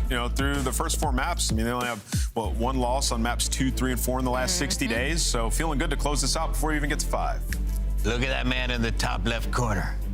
He's in There's a monster ready to take down the Gentlemates. He's locked in. It is TJ Haley. He's got Capsule from Bush alongside him, Lunars and Gwen ready to go. What do you got? Sib smiling. They're going to win, bro. Sib smiling? That means Ever the opposite. seen him smile? That means the opposite. Really? There's no way. That guy's always locked in. He's always nonchalant. You should probably pick Vancouver then in these scuff pickings. No, I'm going Gentlemates. Yeah, I'm going Gentlemates, for sure. I, too, will join the Gentlemates on this voyage. TJ, best of luck. Shift and study. It's all yours. Appreciate that, friends. Yeah, I mean, hey, Capsule has definitely given this Vancouver team a little bit of a tempo change, which they needed pretty desperately, but it does feel like Paris is kind of in no-nonsense mode anymore after these last 3 losses, 6 map losses in the last 2 series, again, not having won a single map, and it's not even like we can sit here and say that they're trying to expand map pool. Like, they're winning on maps, or losing rather on maps that they have at one point in time been really solid on, so definitely a figure-it-out type series right now, it feels like, for Paris, Jay. Yeah, without question, just to get on back on that winning track, like for a team who was unbelievable at hardpoint, you're starting to bleed in hardpoint, and now your S&D and overload struggles are coming to fruition. It's just been a bad couple of weeks so far for the Gentlemen ever since that loss to Cloud9, but on the opposite side of Vancouver, you definitely have opportunities to capitalize off of that, because with Capsule into the mix, you played a couple maps that you're going to have in this series. Like Wheeler said, they definitely look a lot more consistent with their gameplay and the decision making, and with just the form that Paris have found themselves as of recent, even though they are our Major 1 champions, Vancouver have a chance here. Yeah, absolutely they do, and I think in particular, like, they're Major 1 champions by way of their search and destroy, both in the, you know, the grand finals as well as prior to that. I mean, they were flawless in search, and so far they have been really struggling to get things going. So let's see, maybe an opportunity for Vancouver. We had the Cloud9 Paris game and we were surprised what we got there, so not going to rule anybody out at this point. Paris, a solid start though, as Ghosty's found himself an SMG to get into the hardpoint with. Yeah, also not on the preferred side as well. You want to be dominating this P1 from blue side. That's what Vancouver aren't really sweating as of now, because you hold the power side of the map, you just need kills to go your way, and they find 3 at the right time to get the break and basically hold down the rest of this map control, which is going to lead to all this time. Only 10 seconds remaining at the P1. You have 2 players early off the rotation as well. So ahead of the game right now is Surge. Yep, looking good, but a couple of gunfights need to come through here as now Paris are on rotation. Sib able to clear out the backside of the box and has a really good idea that Neptune has kept him safe from blue. Now they don't know that Lunars is still in position here, at least not as of yet. No trade there as Envoy was caught swapping weapons, so now you can get back to the hill, and the pinch is perfect. Vancouver established control early. Yeah, now all of Paris trying to break from blue side. 2 players gonna work a deep route through the middle of the map. Everybody else right to the front side of blue, but Lunars and Capsule are making your front approach very easy. The crossfire is set up for the easy double. Vancouver currently have the lead. Now everyone's focus is on the pinch, but you don't spot Ghosty, who still was the solo player to spawn over towards blue. So he has a natural pinch that makes the most of it for at least getting out Surge at a time. Yeah, but Vancouver quickly back with the blue spawns, are able to deal with Neptune and Envoy quickly before the rest of the hit from Paris could really get itself established. Ghosty and Sip trying to fight back to 2v4 have done well to catch 3 to this point. Caps is trying to make a mess of the scrap time, but doesn't have a good look at any gunfights. So now we looked over towards rotation. TJ, big gunfight win at mid, allows an opportunity to potentially isolate onto Envoy, who is playing the absolute god spot here on P3, and he makes good use of it for the first shots here as the hardpoint opens up. Be early off the rotation, especially towards the money on Scar. Just you gotta be aware of the stuns and nades that could be impactful. Also the flank, because Gwyn is able to pop a double through mid connector. Now it's Sim trying to make up on a difference. He's able to get the trade, but you give up the map control, and now Surge are in. Yeah, good kills from Sib.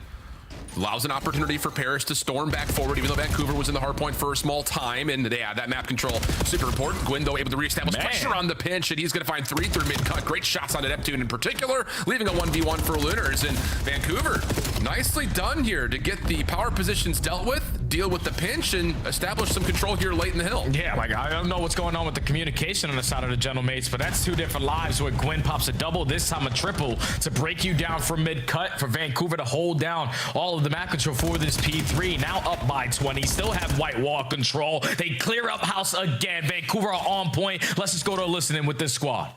Hey, I'm on mid right now. Nep green. Yeah, give us two left. I jumped top blue. Watch out left on the side. I'm about to shell left. On the side. They know I'm here. They know I'm here. I know. That's P1. That's the guy on the right. On C set. He's on top. Yo, front time. He's on blue. I don't see him. I don't see him. Blue. Go see that. He's on the right. Front of me, boys. Front. Sib. He's white truck. Two front. Right here. That's in the back. Two front. One. Top blue. Top blue. Left. Back left. Oh my god, so weak. He's running front blue. Could go low. Nice. Missing one. Could be in the back already. Missing one. Back right, so boys. Back right, Ghosty done. Could be right again. Right here. I'm gonna play on. Jump up front. One shot. Nice. Good up. I'm working a streak really close. Keep time. I'm gonna go right here. I hear you. Yeah, he ran back. Yo, Nep ran back. Yo, he's front bus Nep. This guy's gonna be off. Yeah, really good stuff to clean up the backside of P3, and in particular, good awareness on how they were going to fight over the top of 4. Vancouver are cruising right now, but are needing to find a break over towards 5. Yeah, now all you're looking for is to set up Gwyn for 1 kill, because if he earns himself a Hellstorm, that's going to lead to a very clean break for Vancouver Surge. He's just roaming around the map, taking his sweet time, trying to get one of his teammates to bait and switch it, but every time they're cleaning up the kills, and it's still Paris in the time. Oh, here we go. TJ up top. Damage is out, and there it is. Gwyn's able to find his 5th. Hellstorm earned 17 and 6, trying to clear out the hard point, but not quite able to. Spawns will move, though. TJ able to spawn to the back end. Capsule able to turn over and find Neptune hiding inside the corner of the hill. Now TJ. Yeah, that'll work. Nice angle onto Envoy, and 15 seconds to fight. Paris are coming in a bit scattered. Ghosty will be traded, and the scrap time is going to be good for Surge as they will win this first set of hills. You will happily take that scrap time as well, because you're still going to keep your 60 to 70 point lead going into the second set, now alongside of a Hellstorm. So with the lead you have, you can start to work on some of these long routes, because you just need to break down the best possible setup, and it's all about taking away that white wall control. Ghosty for now does find one, and Genomates are trying to fight their way back into this game. Let's go to a listen-in with Paris. How many? I don't see him. Mid cut and ticket. We're flipping here. It's all good. I'm holding it right. T. One shot. Nice one left. We can talk off the lows. Right side hill. Right. Ticket. One shot count on the name. Ticket or what? Yeah. There's a ticket. There's set. I'm pretty sure. Front G's. Top G's. He's weak. I'm holding my ticket. Top G's. I don't see him. I'm blow right now. Ticket. We cap. Nice. I kill him all the time. Looking. Both. There's ticket. One shot win. One shot. Green side. All P5. 2 P5. Let's go on there. 5 guys. 18 fire and 2 tickets. Stay down. I'm trying. Nice. You're good. I'm watching your ticket. Yo, ticket. Already push us set. Set. I'm up you set. They're gonna roll. Nice. Two new. Last 2 should be new. Nothing art. It was low time cap. On it. I'll need it. He'll die. Top winner's really weak. He's dead. Nice. I'm getting top. One shot top back. Absolute top back. Balk right down. You're 2 swap, 1 top back. I finished what? All waiting for actually. 2 mid as well. Just one mid. 3 front. 2 front. I got one. One more front. Yo, I spent keep moving. Wait, I'm on one. We're gonna get splits. He's spawning behind you guys. Yep. No, I think he's spawning with you. Yeah, he did behind us. Inner. I got him. One more beyond gens. Use our attacks. Push up single. Push up close ups. Well, Vancouver still staying scrappy throughout this. Messy spawns in the middle of this P2 that honestly Surge have done a really nice job figuring out. Capsule, last one left over Vancouver, trying to hold on to as much time as possible. He finds himself a second. That leads to a 3v3 for the scrap time. And Vancouver still have the spawns to allow them a free rotation to 3 on top of that Hellstorm that they've already earned, Jay. Yeah, that's exactly why you're challenging the rest of this P2 time, because you don't want to give Paris an opportunity back into the game, but you also, just in case it gets a little scary off the rotation, have the Hellstorm, and Gwyn is just going to invest it now. You know, your teammates are now in the power spots. Neptune is somehow, some way able to win a gunfight from playing Hetty. He's going to also put himself in a position towards top green, but the Hellstorm is going to take care of him. So Vancouver up by 30, put themselves in a position to get early time here at P3, but Paris is setting up pitches in green. That would have been a nice setup, but the wins come through for Vancouver. Decent idea for Paris, trying to avoid the impact of the Hellstorm, but Vancouver pick it up, and now they've got a lot of time in front of them here at P3, especially with Gwyn finding another double on top of the hard point. TJ now tucked inside the hill, has shots onto Neptune, who tries to double chow that, and TJ puts him down. Now looking for space, trying to get the exit over to 4. Can't quite get the pistol shots to land, and with 3 eliminations, Paris can now move forward for some scrap and still hold on to the P4 side of the map. Vancouver are going to try to settle for this chunk time. No, they don't have the spawns that they want for the P4, and the last time that they were at the P4, it was basically a perfect hold, but Genomate's learning to right the wrongs here.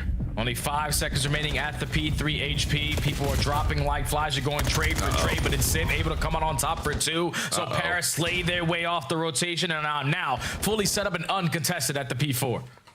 And they've got perfect reads on spawns for the moment, although Sib at mid-map may have to change his focus. Because now there's a split spawn situation. He may not read this white wall push coming around the back. He's still wondering where exactly Vancouver had spawned. Is that an opportunity for Surge to find maybe a free break? Ghosty picking up by the 1. Good shots on the looters. Almost able to fall in second onto Gwyn. But no, Vancouver, too many numbers. And yeah, just miscommunication or just a mystery there from Paris has Vancouver back in and still holding on to the lead. Yeah, and I feel like Paris have had a lot of those blenders so far throughout a lot of stage 2. So when you think you have them in the gauntlet setup, forcing them to flood one way, No, we just read it wrong, and that leads to a break here for Surge. This was the money hill for them, and now they're soaking up a good chunk of time here still, but the break comes in the final 10 seconds. Now it's just about the rotation over towards New, and Envoy, the only player for Genomates to make something happen. Yeah, and Vancouver are winning fights in the middle of the map. Capsule, decent finesse, but doesn't get the best of Neptune. TJ has his trade, though, and now it's just down to where is Envoy. We have not found him yet. Double checking the backside of the spawns. Vancouver will spawn up. Wow, shots coming in from the backside. Pinches great. Over the top, though. Ghosty cannot find anything. Capsule still trying to keep his life. Up and over. No, not quite. Spawns will move once again, but a good read from TJ. Turns that into a double. Huge wins. Now a chance to possibly move to the hill, and TJ's going to grab 3. Vancouver in with a chance to put this map a little bit further out of reach. Back green secured. Crossfire secured as Capsule is able to find a double, but Ghosty alleviates a little bit of that pressure by finding 2 of his own. Just all of your teammates are spawning in Africa. You gotta hit a stunner and 8 to get them out. Oh, Gwyn shutting it down with a minute 48 worth of hill time. 34 and 20, make it 35. Does he get the last one? Wants the challenge and is able to finish things off with a pistol. 4 in a row for Gwyn. 230 to 185. Vancouver threatening a map 1 win, and Gwyn's not done yet working on routes. Yeah, now we're getting everybody flooding their way through the backside of White Wall. You overwhelm Ghosty with the pressure. You flip the spawns, and now you're still gutting them all the way across the map. You're forcing the Hellstorm out of Sid to just stay alive here. Gwyn's able to find another elimination, though. That may be enough for a Hellstorm of his own again. Staying tucked inside of shops. Hellstorm does not hit anything. Hardpoint still open. Moment of panic here for Paris. Neptune dropping off a red. Shut down by TJ. And Gwyn's streak is still going. 9 in a row. 41 and 20. And Vancouver are in the time and can win it here. And now they have Paris in the hellhole. Just one player is going to spawn behind him at White Wall, so you still give Genomates an opportunity. The shutdown is in. 243, 186. Ghosty, oh, he's able to find 2. Capsule, the last one left alive for Vancouver, just trying to keep his life and keep some sort of a route open towards P2 to close this game out. But Paris are starting to fight back. The map starting to turn their way. Gwyn, a long route, able to find 1 from inside the hard point, but Paris have got P2 opened up to their name, and they're only down 40. Yep, just need to get a good wave of holds. It all starts with the first gunfight. I don't know if you're going to be able to read the positioning out of Luna's at top green, but now you know exactly where he is. It's TJ from the front door. Opens up with the first kill. Now Surge is surging. No, but Ghosty's able to find 2 pistol out. Almost able to get the 3rd. TJ in the hard point. Last seconds. You got to get there. You got to try to get him out. Is there a chance for Envoy to contest? Yes, but he gets shut down. And TJ, a slow start, but an electric finish had Vancouver stealing away map 1 from Paris. And the map blue streak continues for the Genomates. Yeah, and I don't know what's going on with Paris. They used to be unbelievable on map number 1s, but that's so far 5 losses in map number 1 in this stage alone. And sometimes the airs are shooting, sometimes the SMGs are shooting, but when you're losing some of these key gunfights off rotation, or when you're off the rotation set up properly and then just getting gunned down because we're leaving an opening, that's where Gwyn and Lunars consistently were picking you apart. Paris continue to bleed. Vancouver riding the high of the honeymoon stage with Capsule in the mix, but the ARs just called game. 35 non-traded out of Gwyn. He earned himself 2 Hellstorms. Didn't even have to invest the second one, but that was AR takeover on the side of Surge, and Envoy again, another blender and a respawn. And how about the hard point time for Gwyn? 2 minutes plus, and he was the guy who was in early and in often. 15 objective kills. I know there's often been a lot of criticism about, are his kills impactful on the map for whatever team he plays on? This map, you can definitely say they were without question. Yeah, and I feel like Gwyn doesn't really have a lot of those kind of maps the way that he has over the last couple of years. But ever since Capsule has entered the building, just the way that him and TJ are working hand by hand, the aggression is key. You're setting up your ARs to just dominate lanes. And this is where Gwyn can have fun. He's never been a guy who has struggled at finding kills. But when he's able to just look at one lane and get all the kills he needs to, yeah, that's when the game is very easy for the young man. Like I said, 40 kills in the opening map. Not a single AR on the opposite side could touch him. And just him and Lunars dominating off the rotation. Paris couldn't get anything going. Yeah, and that's another kind of impact we talk about it. If Lunars is shooting like this, Vancouver has chances to win. Not to just put a pure focus on them, but we've seen that happen in the past with Lunars just if he does what he did when he was in Challengers, he's a tough kill on the map, like legitimately, especially when you mix him with the rest of the players on this squad who have also come out of the Challenger space and been unbelievable. I mean, TJ and Caps, especially Caps lately, he has been him. So great stuff for Vancouver there to get themselves going and possibly run the table a little bit here. I mean, the big gap you see it from 3 to 4 is where it really starts. Paris start to muster a bit of a comeback, but the gap never really tightens up beyond about 30, 40, 50 points there by the end. So clean stuff for Vancouver. And now we go into Search and Destroy. We've already talked about it. Paris have not been great there outside of playing Colossus, which of course they have here in map 2. They've been 0-5 on it. So now it feels like a must-win map for Paris all of a sudden. Yeah, it's definitely a must-win map for Paris because as a team of that caliber, you're expecting to walk through some of the non-top 4s that we have in the league. And for Vancouver just making a roster change, this would be a pretty easy series for you. But now you find yourself down 0-1. You're banking on a Search and Destroy that has obviously been your best so far throughout this stage and your best so far in the season. But it's just like the way that you guys have been working as a team so far in this stage, it looks like that's completely out of the window, man. They have to put it together right here, right now. And I think the main guy that I'm looking at is Envoy. This is Mr. Playmaker, the guy that's always getting loose on the map, and he hasn't figured it out in respawns. S&D, he's not winning his one-on-ones, has a lot of first steps. That can't happen here in Colossus. Yeah, man, it's really just interesting because it just feels like the entire mojo from Paris after the Major 1 championship run, plus the opening that they were able to put together here in the Stage 2 qualifiers, it's just not there anymore. And it's just hard to say, like, and I don't know, Jay, maybe you have more experience talking about this than most, but for Paris, it's like, how much did that loss to Cloud9 New York, the first win for that team, that roster, affect them mentally? Because again, across Search and Destroy, yeah, the Colossus has been good, but everywhere else has been absolutely miserable. Yeah, I think the biggest thing you take away from that C9 map is the Search and Destroys without question. Like, even for a young amateur team going up against a team who just won the last major, you outclass them in not only one, but 2 different Search and Destroys on ones that they like to play.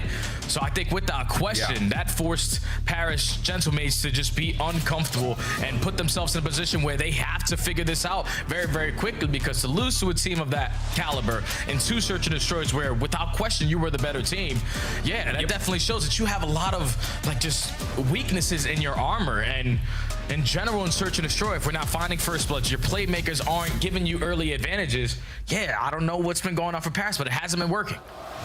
Well, it's got to work here. Scar Overload would be map number 3. It's a map that Paris have not played a lot. They played it twice. And I'm not sitting here and saying Vancouver are going to 3-0 Paris, but you don't win this map, things start to get a little tense. Envoy able to get over through sub and into tunnel here for this opening attack. Sid playing aggressively on Statue, just looking for someone to pop a shot at, but Lunars is not interested, at least not initially. There's the sniper glint seen, and the nades over the top will push Sid back just a touch. Do get info. Sib is committed to the sniper on this round. You can already see Capsule tries to take advantage because he spots them work through tunnel, but Ghosty keeping the back line safe, finds the first blood. Yeah, just a little sleight of hand right there. Hey, look at us go tunnel. Never mind, no, we're not. Sib, yeah, just swapping back and forth between an SMG he's found and the scope. Neptune able to find one more, leaving TJ by himself, and he is stuck in a corner. A couple of tags are out, no exit anywhere to go, and Paris will strike first with that little bait and switch on the fake rotation. Yeah, you find that first blood. Sib still knows that they have to be in this position trying to watch over this site.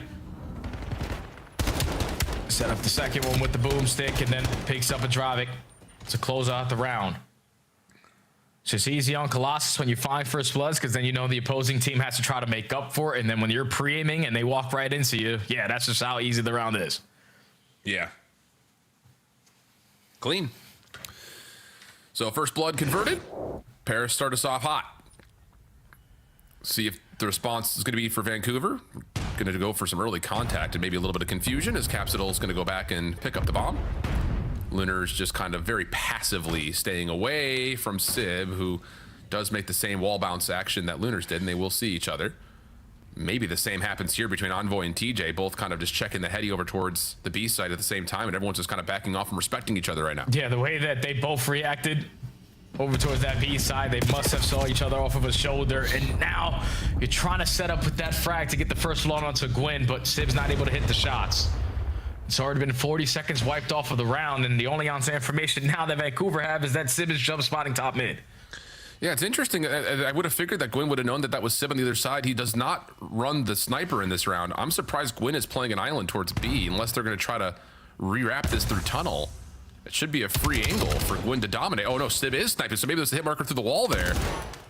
So now all of a sudden TJ's got first blood. Time is starting to run out though, and Paris are looking to get aggressive back through mid. Envoy gets you 2. The bomb is now down 20 seconds. You've got to find a way to manifest this. And Gwyn only has a pistol, comes up from behind but can't find Envoy in time. Neptune keeps him safe. So Lunars for the 1v2. Shot's not gonna land, and Paris get away with one there. Oh yeah, with the question they do, because Sib just gets caught through top mid with the sniper in hand. Usually you see Super in those angles hitting those shots, but sometimes Sib's a little bit too aggressive, costs his team. But then Vancouver don't do anything off of that. Like, you get the first blood, you know they're playing for you to push through, and instead of just committing the bomb plan on A, you try to fight these gunfights without using your numbers. And that's what give Paris a chance there to clutch on up in the round. Great plays out of Envoy to find a double there, and Paris to now go up 2-0. Yeah, my mistake on that. I thought when Sib initially saw Gwyn at mid, it was shots out of an AR. I didn't see the sniper glint come through, but scope was out. So, oh, here we go. Battle of the sniper, speaking of, over towards B. And once again, both players respecting one another for a moment. And, oh, Sib just a little bit off, but gets a second chance, is able to connect on to Gwyn for first blood at B. Fool me once, shame on you. Fool me twice, shame on me. And let me just find another kill alongside my teammate. So technically, Sib has 3 on the round. Still man advantage for Paris. Both players from Vancouver trying to make up for it by taking space over towards Statue. You're able to isolate Ghosty. Capsule wins the trade. Now it's a 1v1. I like the call for Vancouver. And he gets a read on to Sib. Oh, Capsule, instant impact. Able to find the final 3 and a technical 1v2. And it's a play call that you kind of have to make. I'm just surprised that they're able to catch the timing that they do, considering that Paris had 2 guns up on that position over towards A. Yeah, and the fact that Capsule was able to walk away with 2 too. We got to take a look at the replay again, because he shot 3 different bullets and found 3 different kills. It's the hit marker, still leads to the first blood, and then the collat onto your teammate and TJ. Still did not lead to a round win, because the new guy in the block said, Capsule got it done. Now Vancouver, early trophy down, looking to get aggressive over towards A. Paris are here to meet them with 3 guns up. Trophy system seen by Caps. Not deleting it though at the moment, as TJ is just going to hold a tight corner and find the opening trade. Nade does land late, but Envoy's quick pinch over through tunnel has us in an early 2v2. TJ looking to find him on the timing back, and will. Good read. Is there a trade? No, Ghosty doesn't have the angle, and now he's in the 1v2 quickly. Oh yeah, and TJ with that shoulder gets the info. So now him and Lunar's going to run side by side. Gonna scout for info before they even commit on the objective play. There's 50 seconds left to go. Ghosty is more than willing to just get with the bomb plan at B.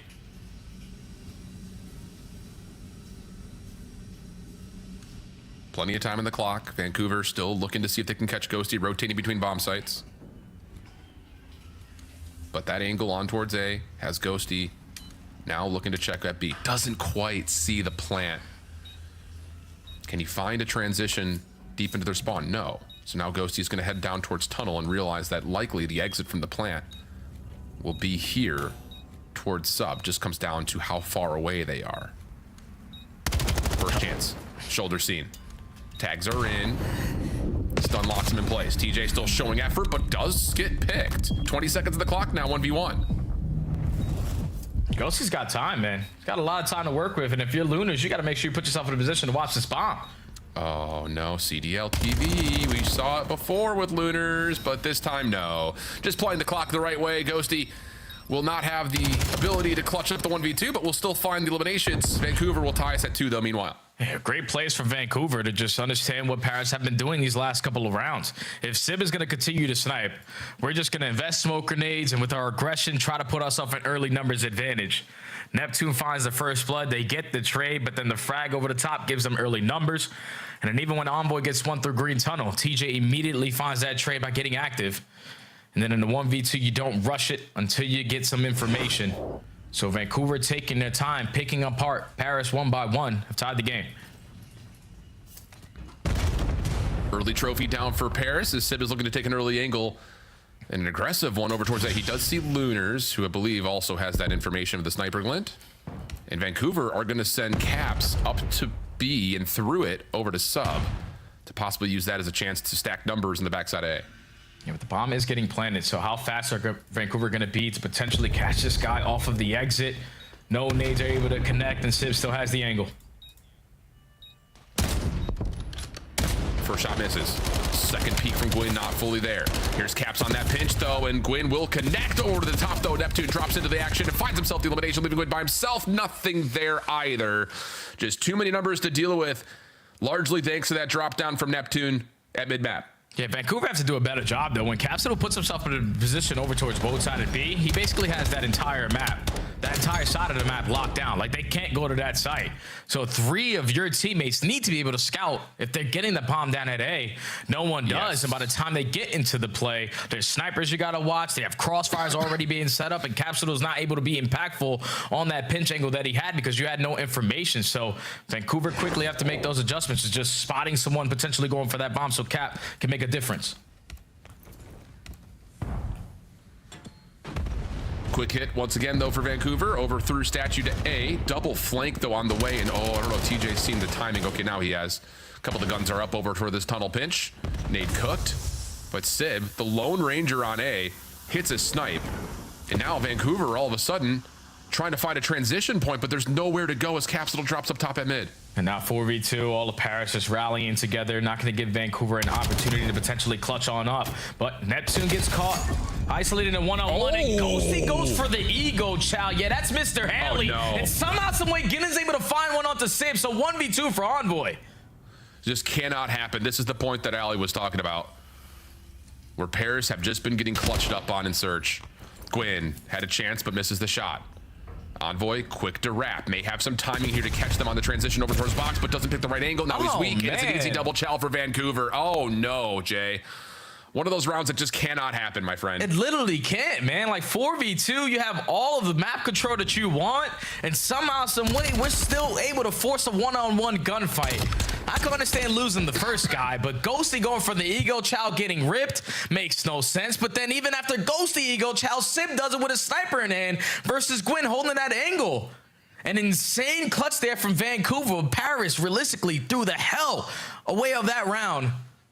And now Vancouver have all the momentum on their side. Yeah, bro. 3 in a row for TJ off that last round. And Vancouver are looking for an aggressive setup over towards A. This could get messy. Yeah, Caps and TJ running together. Neptune is in some trouble. Gwyn trying to change up the angle. Change up how Vancouver are hitting this play.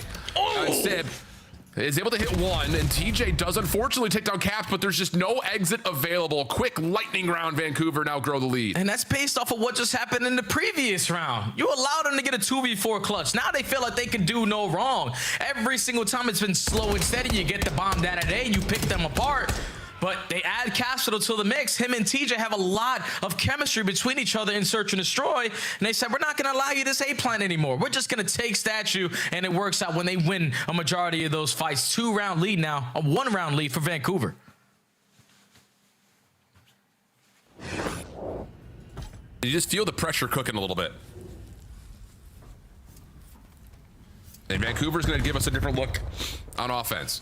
Gwyn sniping over towards B. It's Ghosty who's the sole defender on this side of the map for now, and is going to back off and respect the potential for just playing info and then playing retake to B. Sib, meanwhile, down over towards A, continuing to just play and peek over the top of the stand. And it looks like Vancouver are going to give this a look. Yeah, both pays are now committed with the sniper in hand. He knows Sib loves to go for these jump spots on the backside of A. No nades are able to connect, but you look at the glare and he makes you pay for it. First blood for Sib, but Gwyn quickly with the response, and TJ with one extra man advantage surge. And it just feels like another moment where Sib gives you the first blood. We really don't need to retake mid right there if you're Paris. You still have the numbers. So now TJ's on 5, close to a Hellstorm. And Vancouver have flipped the map on its head. Nice shots from TJ, trying to value his life. Little jump peek out, but it's Gwyn who finds the first shots there. Ghosty now last one left for the 1v3, and that assist was enough to give TJ the Hellstorm. So the plan at B looking good. Ghosty's got no way to wrap this back through his spawn, so has to go tunnel. And time is keep on ticking down. And not a single player from Surge is looking for a scam. You're making this round very difficult for Ghosty, and the longer he waits, the longer he gets no contact, he's going to stand no chance, but finds TJ 25. Yeah, Quinn is right behind him, goes completely unnoticed, and now it's map point for Vancouver. And it's just the surprises keep on coming. Holy cow. It's 3 rounds in a row, Al. And it all starts with that 2v4. And now you got to think we got a first blood. We throw away the man advantage. They get 1 extra. And now we also have Gwyn with the Hellstorm in the back pocket. Don't know what the play call is going to be here for Paris, but I know for Surge, everyone is going to value their life in the first 30 seconds. Yeah, for real. But the Hellstorm as a tool for Vancouver. Gwyn looking for potentially a second one. Gonna take the snipe up top. TJ's gonna call in the Hellstorm here. Capsule flying over towards Sub. May get a call out, but do you really want to force a 1v1 versus Envoy inside tunnel? Looks like he's looking for it, and he's able to find the first blood. And Gwyn hits another. Oh, mercy. 4v2 situation, and Gwyn, well, I was gonna say maybe he earns the Hellstorm there. That could possibly just win the round, but Sib's able to take things back into his own hands, keeps his life, looking for caps down low. Nice pistol shots, wants to find the challenge, but TJ's there to bail him out. Just down to Ghosty, able to find 2, can't get away though. And Vancouver are 2-0 up on Paris, and the map loss streak continues. Another one tallied against Paris, who are in trouble from a 3rd straight 0-3 loss. Even on their best search and destroy map, Al. Like, this is the only map they've won throughout stage 2. And other than that, S&D hasn't treated this squad well, man. Just the way that they are playing some of these rounds, they're getting active when they don't need to. They're committed on consistently pushing and trying to force one-on-one gunfights, but they don't need to. I understand you are the Major 1 champions. I understand you found yourself in so many rounds with the early man-up advantage, but 6-3 in first bloods, and that score is the complete opposite. We're throwing away so many rounds. What happened to the teamwork out of Paris Gentlemates? It's completely out of the window ever since that loss to Cloud9, and Vancouver are capitalizing on it on every single moment. It is 4 rounds in a row to close out the Colossus search and destroy, up 2-0 versus the Gentlemates. And even though S&E has been a struggle for them, so has Overload. So I don't know what's going on with Paris, but this ain't good.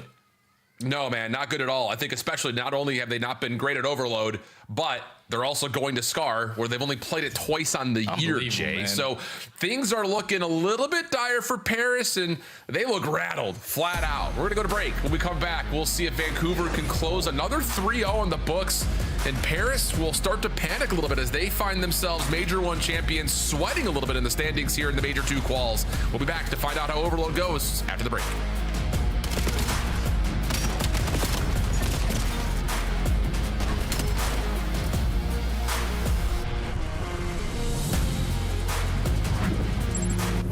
Scuff, official controller of the CDL. Monster Energy, the official energy drink of the CDL. COD Champs tickets are on sale now. Come see the best teams lock in for this season's grand finale in fabulous Las Vegas. All 4-day passes come with early venue access. Head to phasevegas.com or scan the QR code to get your tickets now. 3 titans in the French esports scene came together in 2023, forming the Gentlemates, Brox, Squeezy, and Godiga. If that's a name you recognize, well, that's not a surprise. After all, Corentin starred in the COD space from as early as 2009 all the way until 2016. He was on Vitality's roster for more than a moment and made big waves as the French monster. Once the sun had set, it was time to launch the Gentlemates org. And it was only a matter of time until he returned to a space where he once called home. He brought his family along for the ride, the green suits.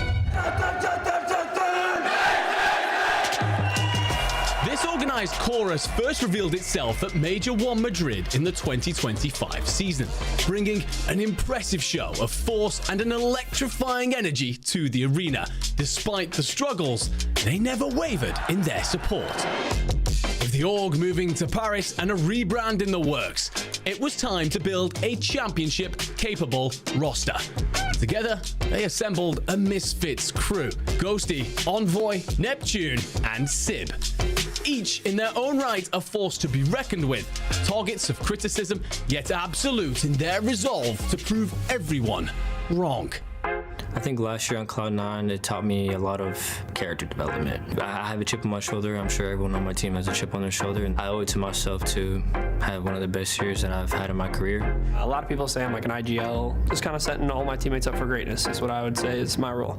When everyone's doubting you and you have a teammate that still believes that you can do it, I think that says a lot for sure. I got a lot of faith in my boys.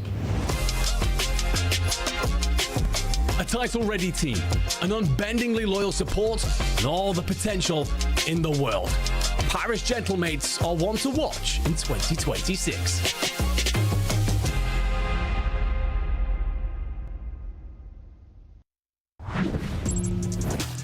Well, the construction of this roster for sure has been something special, taking advantage of, well, a group of misfits in a lot of ways. But all of a sudden, after all of the lights shine bright on Major 1 and the start of this qualifying stage, Paris now find themselves maybe in a little bit of hot water, because if they drop this series versus Vancouver, they will be in that slog on the right side of the standings at 3-4 and 3-5. Vancouver in particular has an opportunity to hold some really significant tiebreakers in the head-to-head if they were to close this out. In particular, we're talking about the head-to-head versus Boston, and of course, if things start to turn up for Cloud9, they hold the head tiebreaker there with still matches versus Miami, Toronto to go. So there's opportunities for Vancouver, even though they really started off slow this stage. Oh yeah, without question, man, especially getting this dub here, because Paris, who would have thought that they would be in the situation that they're currently in, sitting at 3-3, potentially 3-4 if they lose this next map, or one of these maps potentially out of the next three, because the rest of their schedule, Al, isn't easy. You're coming in next week, you gotta play OpTic. All right, that one's tough. Best team in the game. Then you play Boston. Okay, we understand that one. But then you end out your final week with FaZe, Vegas, and LAT. So if you are Paris, a team who's supposed to be taking care of all these guys on the bottom side of the four, you might potentially be on the back burner of not making it to Birmingham after winning Major 1. So they gotta be feeling the pressure. They gotta know what's at stake here, and they cannot afford to go down 0-3 and lose this series. So you gotta fight. You gotta do everything you can to try to extend this series here. Dude, even talking about the idea of them having to play into the play-in would be a shock considering. But the fact of the matter remains that you're right. It's a tough final schedule. It feels like 4 wins will get you into one of the play-in spots, but that may not be a guarantee with how tight everything has been across the league right now. So let's see if Vancouver can close out a quick 3-0, improve their chances at getting out of the bottom 2, and seeing if this roster move with Capsule may be a recipe for success. Again, here's a look back at this series. If you thought this was going to be one that you could skip and you're starting to see all the buzz on Twitter, welcome back. 250-214. Vancouver really solid on the opening hard point. Better on the search, though, than we've seen in a long time. And now they go into a Scar overload, which Paris has not played a ton of. Just 2 separate instances, whereas Vancouver played it recently versus Cloud9. They lost it 2-3, looking to improve. Yeah, and we have Team KD 11 versus Team KD number 8. Both teams are tending to struggle in the slaying department and overload. So who's gonna right the wrongs here? As Envoy, we upside of net 15, already finds himself in a power position over towards White Wall, but Vancouver clean out house, go trade for trade, stabilize on the map. Yep, Sib trying to take a long-range fight versus TJ. Pushed off his angle, now trying to rotate over to Red. Sees Lunars in that little slide, and what a prediction that is. Neptune, meanwhile, in the middle of the map, clearing space for Envoy to reestablish some control over towards blue, or at least some contest. Lunars off spawn. Shot at, tagged at, but Vancouver still find a couple of kills to largely stop this initial push attempt. Envoy still dancing, though, continues to allow free reinforcements for Paris through mid. Yeah, I love the way that Surge played that, man. You know that Envoy is causing mayhem behind you, but as long as we keep the EMP right in front of us, we're gonna be A-okay. Once we cleared out house, then we focus Envoy, we still have the map control, and now we are in the driver's seat as 3 go down in the feed. You just gotta locate one more player. It's gonna be Mr. McLeod. You take care of him. Now you have a pinch, and this should lead to a score. Well, hey, it's just down to can Gwyn beat the timing of the defense? No, not quite. So close from that little jump slide off the P5 roofs, but not quite. TJ filling the gaps, playing over top of P3. Ghosty's nade, tagging him up, but TJ still wins the gunfight. But look at this quick transition. Hold on a second. The EMP is moving rapidly through Motel. The only player watching this right now is Gwen on the cross until finally Lunar spawns up. And it was 2 players from Paris who spawned out over towards the backside of green, 2 towards Motel. So that still allows Vancouver to be in control of the map. EMP back in their possession. Working their way through Motel. Lunars, your job is to just win the one-on-one on the pinch side, but the frag leads to the opening kill. You also take care of the guy on the pinch and go 3 for 1. Last guy is Ghosty, but he just needs to value his life. He stalls enough time. Yeah, just enough time. Neptune able to fill the gap, and Sib up top will provide a little bit of oversight on what's happening at mid. Big win there for Envoy. Opens up some space at Motel. Lunar's quick to trade. Neptune trying to hold this position at mid shops, but may have missed the timing on Gwyn, and Lunars is able to wall bang him out of position. So hold on a second. Now you got Vancouver swarming forward. Can anyone get into position to actually grab the EMP though? Gwyn's got a key spot top green, but you need to pick this up and get through Envoy. Oh, and they're able to bait and switch him with ease, but you do lose your lead blocker in Gwyn. So even though Surge have the possession, they don't have the map controls as they want, but they do find the opening kill. So now Paris on the back foot.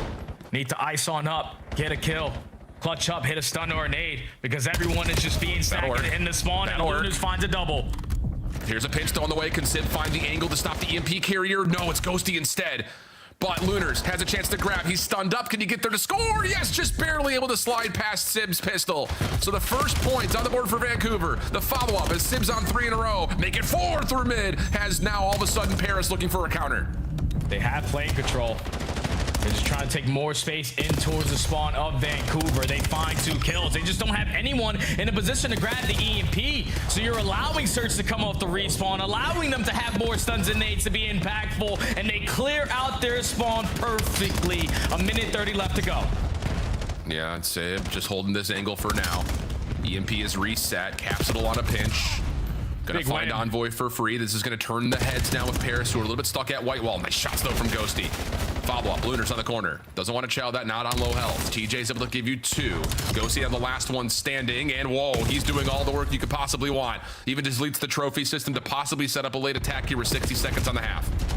But it don't matter with all the kills that they are getting. The fact that they haven't had possession on their side at all is insane to me. Because you're having all the power position, you're finding kills, but it's just one situation where Surge needs to just hold it down in the spawn and just have some breathing room off of the respawn.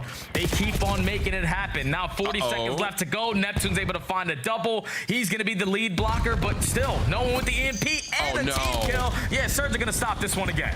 Yeah, Lunars finds Sib. It's just Envoy trying to dance around the tank, trying to sneak something through. Not going to work. Ghosty in the back line.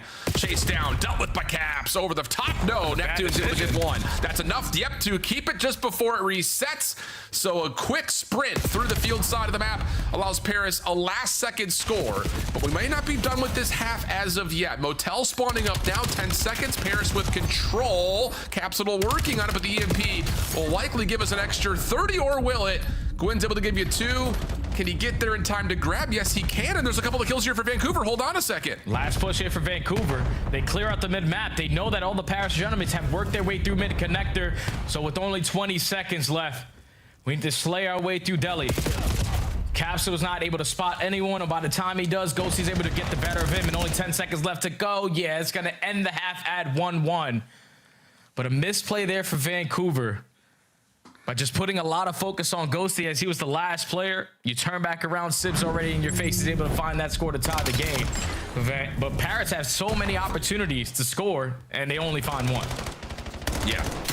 And even that score was, I won't say desperate in nature, but it was fractions away from being stopped in its own right. So Vancouver is playing, man, and Lunars on this spree was able to earn himself the Hellstorm with that score, which is something that is important to note going into the second half. This was the start of the creation for the score for Paris.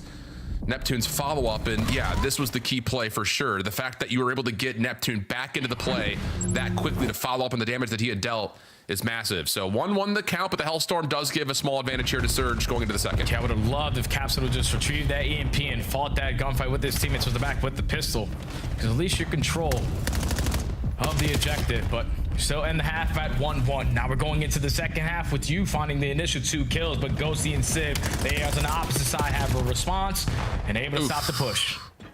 Yeah, that's a tough moment right there. Both players for Paris pushing out of blue at the same time. TJ damage into both, can't find either kill. Capsule keeps mid-map in the control of Vancouver, though. At least for a moment, as Ghosty's double now has a chance for Paris to create something offensively, but Lunar's on the cut. Is able to stop that play before it really develops and allows Surge to come off spawn to rework over towards red. Now Lunas is going to work this pinch. Keep the EMP safe, find the first kill, read the play out of Ghosty who's coming off the respawn. Now you just need one of your teammates to grab the damn EMP because I'm in the position that I need to be in. I got the trophy systems as well. If I can find an extra kill, even better. Huge. Lunas is on point. Yeah, Caps is able to find one behind through mid. Gwyn, you need to clean this up, but they lose their EMP carrier. So Gwyn's double, make it almost 3. Turns out for essentially nothing. Neptune sprinting back over to get the plane heady. Ooh, I don't know if he saw. Yeah, Lunar's sitting in the small grass over there. I know we're all looking at him because he's in bright neon green, but not the same viewing experience for Paris. And as they come off spawn, they reset the map with 3:30 on the clock. Yeah, now Vancouver have to take time off the respawn, wrapping back over towards the B point because all of mid-map is in favor of the Gentlemen. They also find the opening kill. Hopefully the crossfire is going to work out. Envoy doesn't check his corner, so Lunas is able to make up for it, but it's Neptune on the pinch trying to cause a distraction, but they take care of the EMP carrier, and now it's a one-on-one. Yeah, Caps fortunately able to find another player over tough. towards the front side at buses. Otherwise, Paris would have had a chance to move the spawns and likely grab and go. But now we're down to 3 minutes to play. EMP will reset right in front of Ghosty, who wins a big gunfight up top at green. Pistol now out. Expects the challenge. Good damage, enough for an easy trade. Envoy, can he clear out top side red? Yes, he can. Big shots there. Follow up almost onto Lunars, who gets the trade and will keep things stable. And I'm not going to lie, if you're Vancouver, you're more than happy to just be in this position right now because Paris have dominated all of mid-map. But the more that this game clock keeps getting stalled out, that's when Luna's Hellstorm is really going to make the impact to potentially just win the game. Yep. Well, 2:25 on the clock. Ghosty again, creating a favorable circumstance for Paris with these eliminations. That's now 3 for him. Here comes the push over towards P5.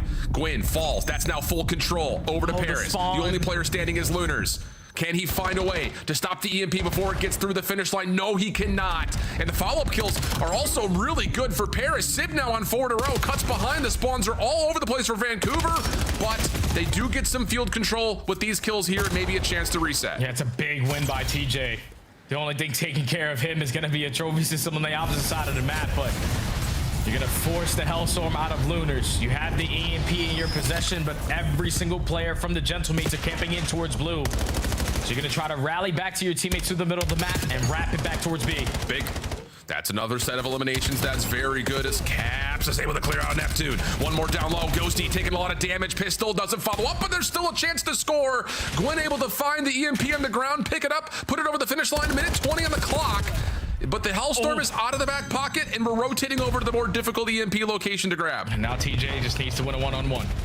He's in a power position. The wall bangs are going to be in, but Envoy does not finish up the kill. Now TJ can take space as the lead blocker. Lunars watch the pinch. He's able to find the first. You can't get the trade on the Neptune, but TJ is stuck between a rock and a hard place on the decision that he wants to make because he wants to make sure his teammates had the EMP, but now he made the right decision because you keep the numbers, but Paris slow you down. Lunar stunned to the corner. Not quite able to get the better of Envoy, so Paris, a chance here. 45 seconds on the clock. TJ quick to get the defense going. Sib trying to put pressure over towards A, but Vancouver are responding to it. EMP drops at mid on top of that. So it's just now Sib, the furthest forward Gentlemate. And he gets dealt with. Quick research trying to be put in together for Paris. Ghosty creating space, but there's nothing else. And Capsule's able to grab the EMP and move it over to field side. 27 seconds on the clock, and Vancouver have the kills to move up map. They can work their way through plane. Paris have to iron up, whip out your extra M15s, find opening kills, and able to strike first. Trying to get the surround into play. But wait a second, is this getting a little bit too cute? Sib, oh, he's able to save the map. EMP in control of Sib. Neptune drops, and Paris are looking like they may have to go into this overtime with Sib on a pistol at 32 and 22. Your top Slayer rocking just a sidearm.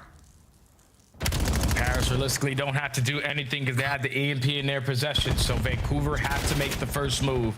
Just don't allow a scam to happen, but Neptune overextends that white wall. Now you got to make up for it if you're the Gentlemates. Gwyn, slide chow. Oh my goodness, just looking for info, but Envoy shots through the wall, get us to a 3v3. And now the onus back over into the camp of Vancouver. Minute 30 on the clock. Vancouver starting to set themselves up with a sneaky little belly crawl from Lunars over to red. Caps gets some damage. And Envoy will just play the clock and back away. Still keep in mind, Sib only has a pistol. So at blue, he can only do so much, and that's just throwing shoulders. And Vancouver are just trying to take every ounce of space that they can in this push to just look for one kill. Because the win condition right now for Gentlemates is theirs to lose. A minute left to go. Vancouver looking for one. Caps is able to get through. Timing here is everything. Able to get a couple of shots. The alarm bells are ringing. Backing up. Caps, big win. 3v2 situation over towards Motel. And again, Civ only has a pistol, but he makes good use of it. It's just down to Lunars for the 1v2. Ghosty shows himself, but now he's off the regen. And they're going to bully up together. And they, so tough for Lunars. Do you pop a mantle? Do you try to make your way upstairs? Neither feels great. Nade will be deleted by this trophy. Here comes the hit. Shots are in, but Ghosty wins the battle. Oh, mercy. Caps, you thought may have just done it, but the pistol battle up top going the way of Sib keeps Paris alive. Whew. What a scary game. I know if you are Vancouver, you're going to be beating yourself up after that, because once you find that first blood onto Neptune, you don't have to do anything. Gwyn, for some reason, is throwing shoulders at Deli. He gets picked off. You turn it into a 3v3. Then Capsule sneaks. He finds one, tries to get out, but gets traded. But then it was the pistol kill out of Sib, the top slayer on the map. Just needed one one-on-one gunfight to close this one out. And he's able to get it done. Not as clean as you wanted it to be, but just a big shout out to Ghosty, because in the first half, he wasn't slaying. He wasn't bringing his AR presence. But then when he started to get a couple kills, so the ending of that first half, he takes over on the second half. Him and Sib combined for 64 kills in total. They locked down the map. They didn't give Vancouver a lot of opportunities, and every time that they had an opportunity, it was those two guys consistently shutting it down. So Paris extend the series a little bit longer. Finally, a breath of fresh air. I mean, but it's a tense one. I mean, even you look over the course of how Paris score, both of the routes that they take were last second. And this battle, you thought for a moment, was going to be an opportunity for Vancouver. The 3-0, but you called it, and you called it absolutely perfectly. Every time you needed someone to show up for Paris, it's Sib, it's Ghosty, both come through massively to keep Paris alive and extend the series into map 4. And now you're feeling happy if you're Paris, because we should be happy that we're going into another hard point on our best hard point on Den. I know your last matchup versus G2, and they were able to sneak their way out of a couple misplays. But this is a map where you have rolled the confidence all season long, try to get you to a game number 5. And the thing that you couldn't keep up with in the map number 1 was the slaying out of Lunars and Gwyn. But you saw it there in the overload. Ghosty and Sib were activated. So ARs need to show their presence here on Den, but Envoy also can't go double neck. He needs to be better here. Yes. And, you know, the other side of this, it just is a series that it's always so compelling, because when you look at Paris' stats across hardpoints, it's just good everywhere, essentially, besides Blackheart. So it's hard to look at a hardpoint map come up and be like, oh, there's an opportunity here, because it's just everything has been so good for Paris. Yeah. I would say, kind of looking at the recency, though, Vancouver, I mean, when they played Cloud9 here, they didn't give Cloud9 a chance to rotate ever. Like, it was just constant having to break. And if Vancouver could kind of keep that same tempo up, which is something that Caps has brought to the table, that's something that you look at and say, okay, that's how you can take down this Paris team on one of their best and most played hard points. Oh yeah, without question, man, because these two young men on map number 1 just popped takeover. A 1.95 out of Gwyn, a 1.35 out of his AR duo in Lunars, with a combined almost 80 kills. Yeah, it doesn't get any easier than that when your ARs are locking down the map, and they're also getting the hill time. So these guys were popping takeover on that opening scar and have an opportunity to do it as well here on Den. Like you said, versus C9, you beat them to the punch in the fundamental game, and even when you didn't, you were finding very easy breaks. So for a squad in Paris who looked like, without question, they were the best hardpoint team for weeks, so far in stage 2, the fundamentals have completely went out the window. Breaks are not as good. Hardpoint rotation aren't as good. And when you took a look at the road to the major, their results haven't been good. So Paris have to make sure that they're doing the easy part correctly and just beating Vancouver to the punch. Yeah, it really is. You look at that matchup right there in the middle. That map 5 loss to Cloud9, losing both search and destroys convincingly. Just feels like it just shattered everything that Gentlemates were banking on, and that lack of confidence getting rattled a little bit led to the 0-3 losses to both Toronto and G2. To be fair, both those series close, really outside the overloads. So at least Paris have that going for them here in this one. Den hardpoint. Vancouver, can you replicate what you did versus Cloud9 against Paris on one of their strongest hardpoints? That is the question. We saw Toronto was able to do it, but it sometimes feels like Paris wakes up a little bit differently when Sib shoots like he just did on that map 3. Yeah, Toronto's been the only team able to take this squad down on Den. So can Vancouver make sure to do the same exact thing that Koi did? Just beat him to the fundamentals. As we get early into the P1, Vancouver on the preferred side to try to chain that P1 to the P2. But look at how fast Envoy is to the middle of the map. The Omni movement, the wall bends leads to the first blood, but Vancouver are in somehow. Yeah, very quick response. A lot of that marginally assisted to TJ finding that pick over towards mid-cut, allowing Gwyn to just keep his focus on the front. 3 players from Paris here. Hello? Just fish in a barrel right there, but Sib over the top, able to give you 2. Leaves Lunars and TJ by themselves, but that was odd, to say it plainly, but Paris will still recover. Yeah, so 20 seconds to play with here at the P1. They have the mid-map control, but Gwyn right now is just having another hot start to a hardpoint 6-1, locking down all of the mid-map, but most importantly, trying to lock down this side of the map for his teammates. You're not going to expect that route though out of Sib, so back spawns are going to be secure for Paris. Rotation for Paris, and they should be able to drive the early score up unless TJ just breaks them down from the front. Yeah, and Ghosty was just trying to move spawns around, was deep over towards top mid window. So you get a free wrap and a free hit from the front here for Vancouver. Now they need to receive this hit through Garage. TJ in the corner, able to get himself onto 3 in a row. Gwyn following up behind that. Up and over. Gwyn, the damage is in, and Lunars will capitalize with the credit for the kills. One more player still spawning in the back as Envoy. Stunned up, but Lunars not in a position for the immediate trade, but Caps is. And so now Vancouver in control with 28 till the fight for. Yeah, you trade Envoy at the right time. TJ spawns up right towards the back. Everyone turn your focus through the front. As Gwyn is just locking down all these cut angles. 15 seconds remaining here at the P2. You're basically forcing the hand of Paris. You gotta be early off the rotations. Lunars, a big one-on-one versus Ghosty. Had some assistance there from Capsule. Now you're in a man down off the roto. And look at the rotation out of TJ. I thought maybe he was gonna try to push all the way back around through Dojo. Instead, he moves one player to spawn out. That's Ghosty. A late nade from Envoy allows him to essentially create his own trade. TJ getting shot at from behind, turns to find Sib low, but can't win the gunfight. But Capsule and Lunars are able to keep Vancouver in a position to continue to challenge over the top of the hill, and Paris are still stuck on only 11 points. Yeah, you only have Sibs trying to single-handedly get a break from Dojo, but he's just going to commit towards the push and get taken care of. So now all of Surge just got to put their focus over towards Cobble's side. Trade. It's still Vancouver around the time for now. As there's only 25 seconds left, and Paris is just running right into Gunnies. I mean, it's just a lot of disjointed gunfights right now for Paris, and a number of moments where they're just getting stacked on top of themselves. 12 and 6 from Gwyn, soaking up as much as possibly can. Still holding over towards 10. Sib gives you 1, but not a second. Lunars, 3 in a row, now 10 and 5. Quick to recover on the Dojo split spawn, and Capsule is in position to try to keep Envoy at bay. What a beautiful life there from Cap. Wins the one-on-one off the rotation. You throw a shoulder, isolate the player towards the back, and Paris have yet to get a point in quite some time. It's a one-on-one from the front. You're able to lose it, but now it's Capsule last man standing. Not gonna win the gunfight though, so Paris will get spawns and the hill.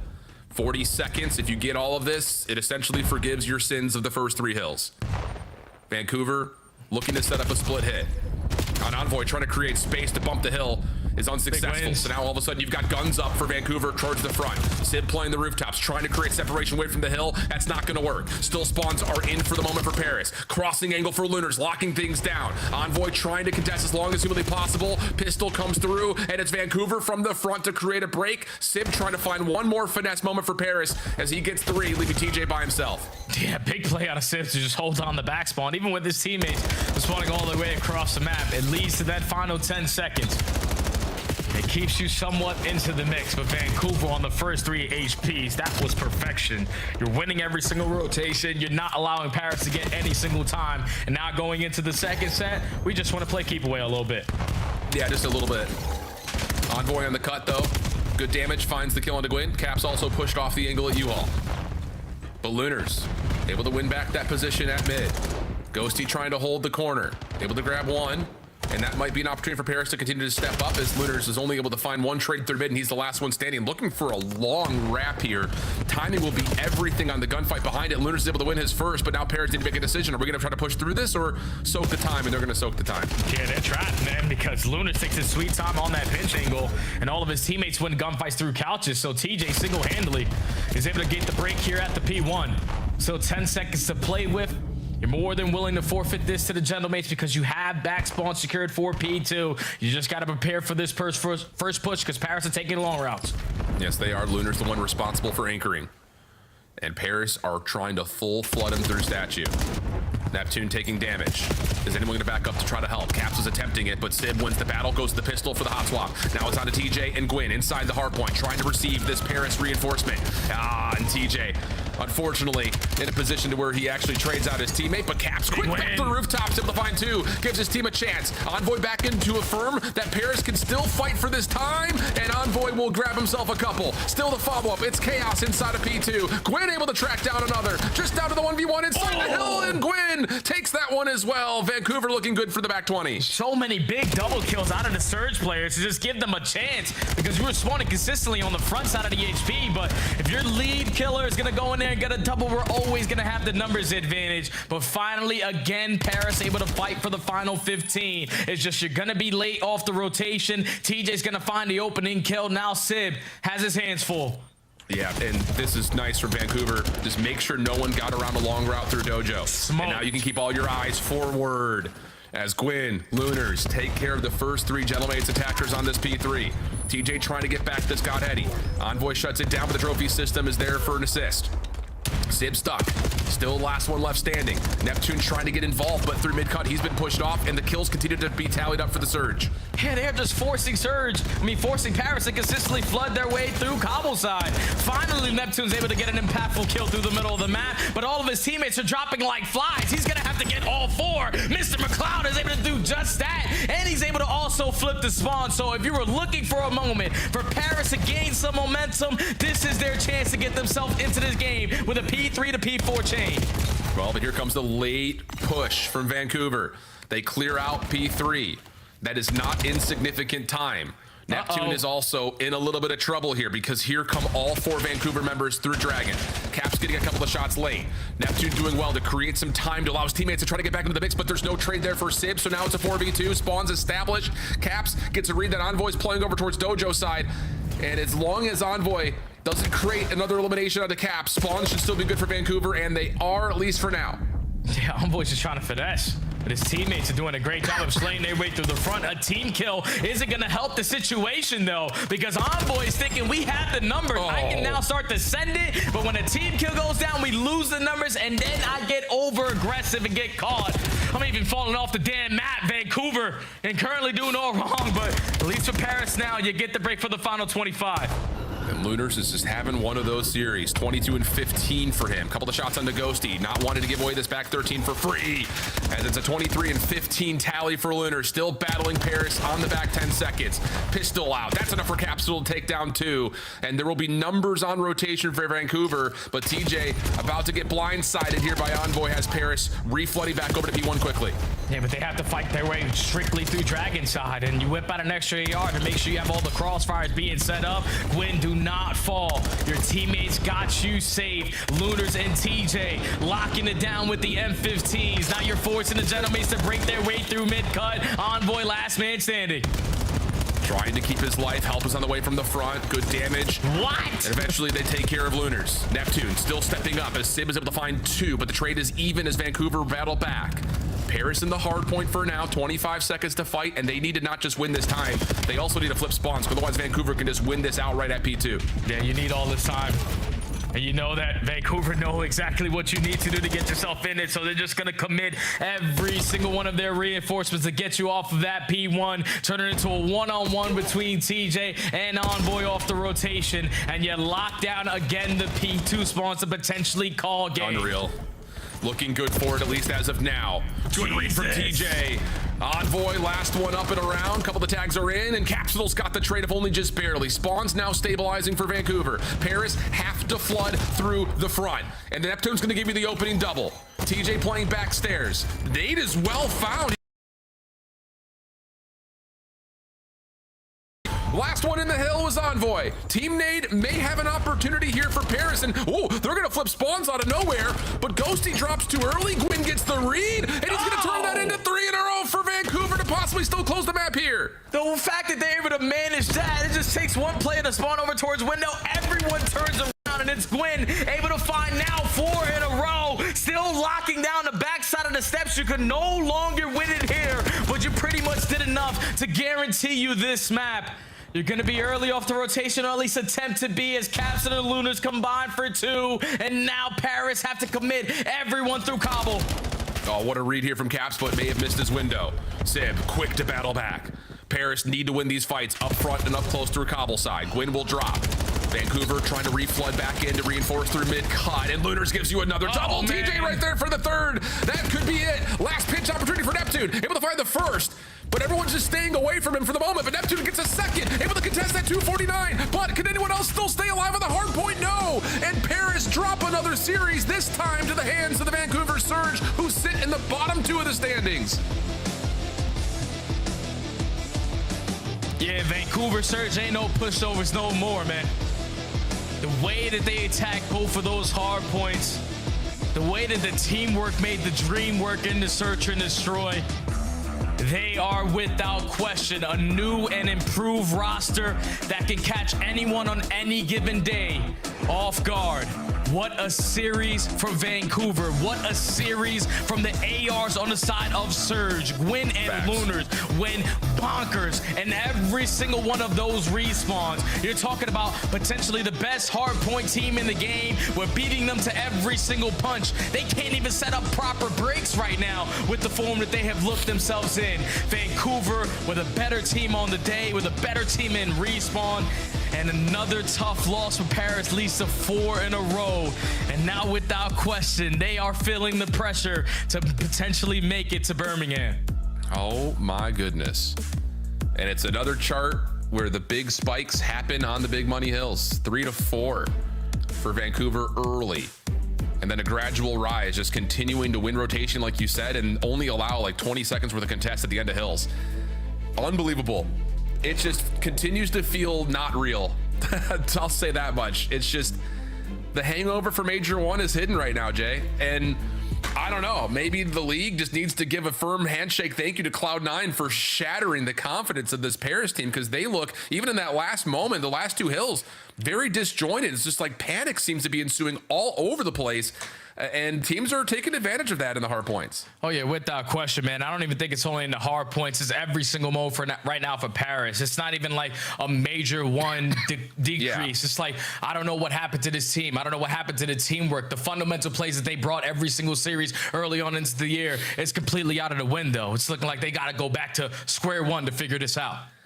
Unreal. They have OpTic, FaZe, LA, and Boston still remaining on their schedule as well. Anything can happen as we close out our weekend. Back with the Des. OpTic, FaZe, LA. Yikes! It's gonna get spicy from here on out. Vancouver Surge, first and foremost, we apologize. We're not familiar with Gwyn's game. 2 games where they're dropping multiple minutes in the hill. You got a 40 bomb out of Gwyn. Lunars right behind him on the damage metrics as well as the kills.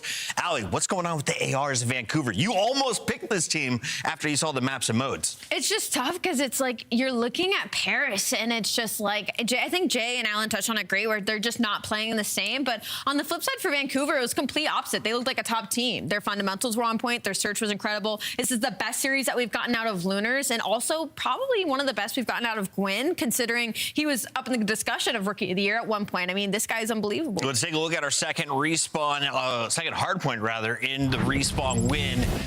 It was an impressive performance from Gwyn and Lunars, as we mentioned. Capsidal, though, popping off insane damage in his first hardpoint. What did you see from Vancouver specifically on Den? Yeah, I saw control the entire time, right? Like methodical. Early on, they got a huge lead, which kind of forced General Mates to try to bank everything on, like, okay, let's get a really solid P4 hold. Immediately, it becomes scrappy, and Surge were thriving in that moment. And from there on out, General Mates are trying to play catch-up, and Vancouver playing like a veteran squad. Like, we're just not going to allow you to come back into this game. You saw the one play over here where it's just Neptune. He just gets a 4-piece on P3, and it's like, okay, maybe General Mates are going to start to come back into this. Nope, reset. We're going to bully through Dragon, get control of P4 again, and just build a huge lead. Like, when you prioritize money hills, that's when you're going to just find success. That's exactly what Surge did. Allie, I hopped on YouTube chat, and there's a bunch of people saying negative things about Envoy's KD, but I'm looking at Dan Ghostie's numbers. Envoy wasn't the only one getting punished throughout this series. One of your top slayers from Major 1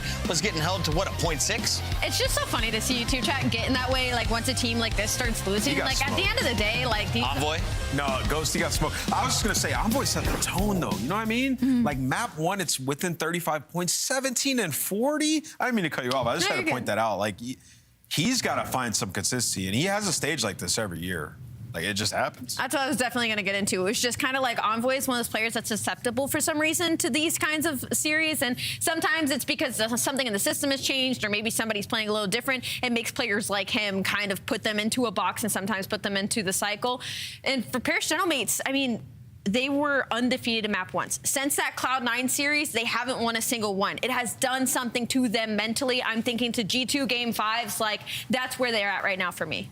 I think it's big brain from Paris. We'll talk about that in a moment. But first, let's talk about the win with Vancouver. We've got Gwyn joining us on the line. Congrats on another 2 minutes in the hill to go with your 40 bomb. Gwyn, how do you feel on the AR? I mean, I feel good. I've always felt good. It's just been about translating the matches, honestly. Like, obviously, I don't play perfect in every scrim, but I feel like I've shown way better in scrims than I have in matches with AR. So finally got one to go through. Dude, Gwyn, you guys looked ridiculous in that match. I mean, really, the last two matches, it was hard to evaluate after the C9 one. Looks like it all came together. So what was it about Capsidal coming into the lineup that has you guys playing such flawless Call of Duty? I think Cap, with his pace and just so, like, confident in what his play is, just helps all of us, like, just be, like, more confident in what we should do. Gwyn, for Vancouver, you've shown strengths now in all game modes, and I just wanted to ask kind of like which one started to surge for you guys, and which one do you feel most confident in right now? We knew picking up Cap, our search was going to be good just because of Cap Teach chemistry and then me and Teach chemistry. Like, that was going to work out.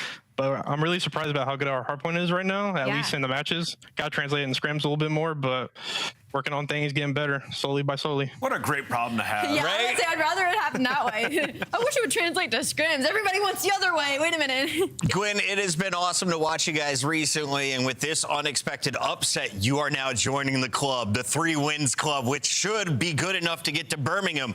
The question is, if it comes down to tiebreakers, who do you think could possibly fall out of the current top 10?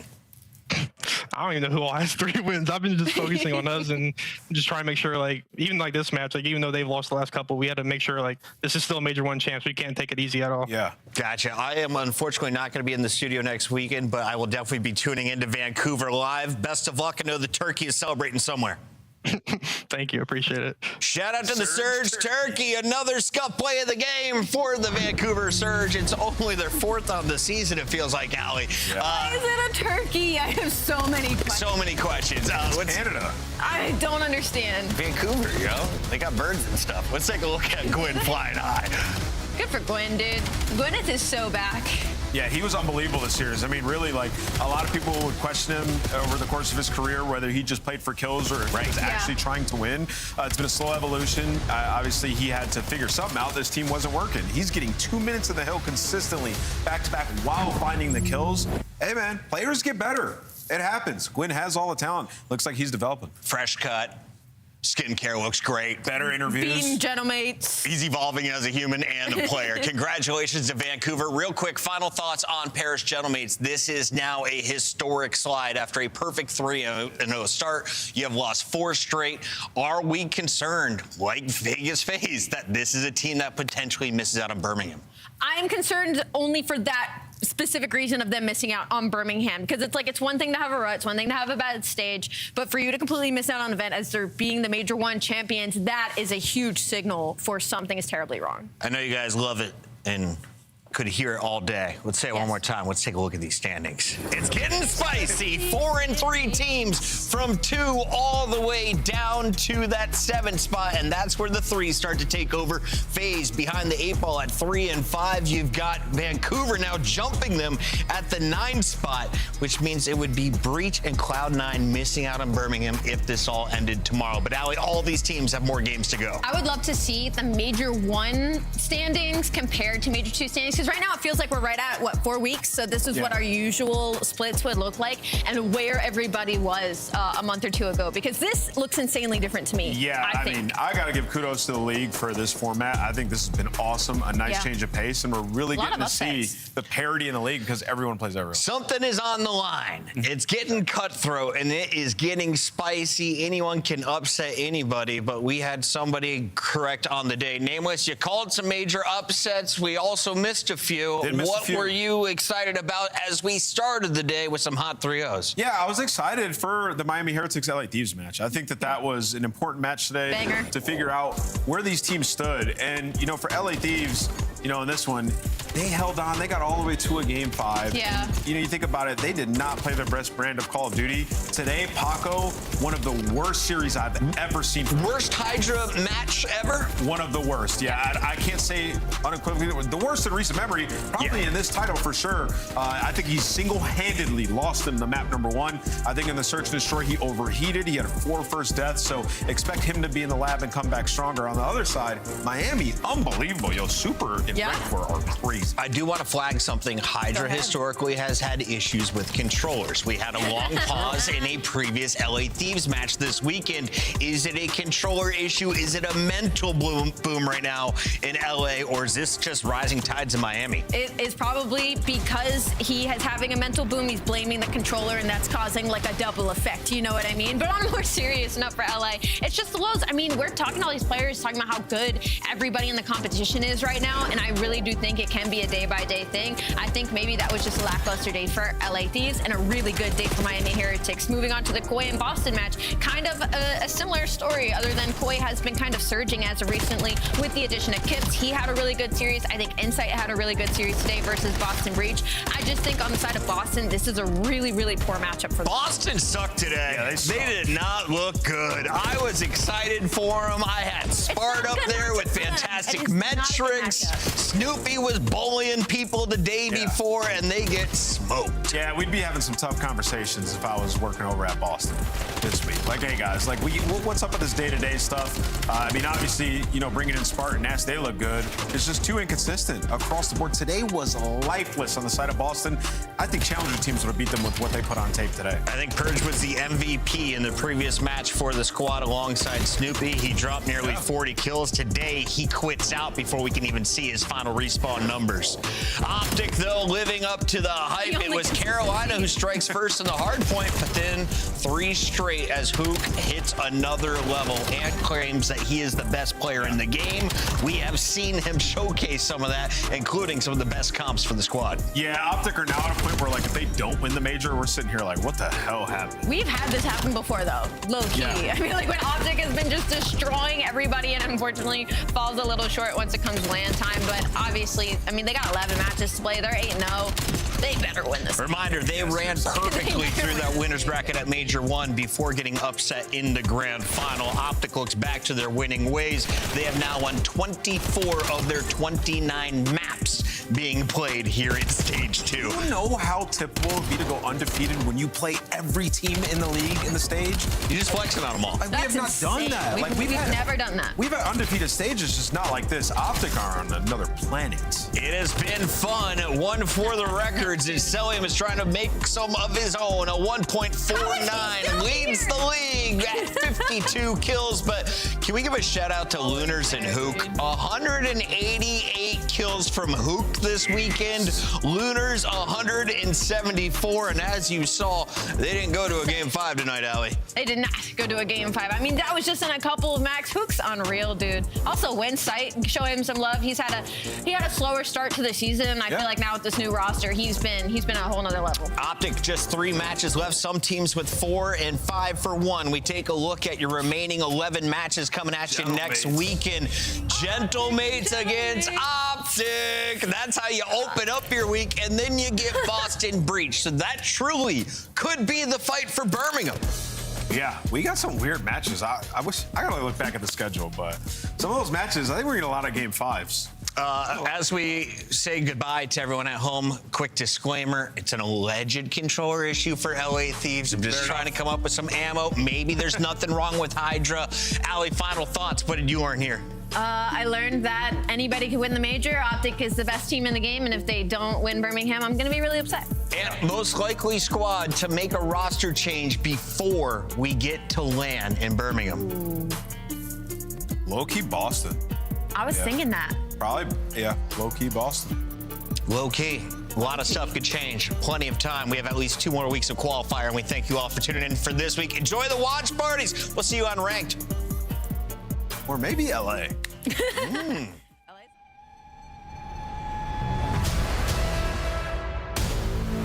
back for another one. Another one. Here we go. How I like that. We back for another one. Here we go.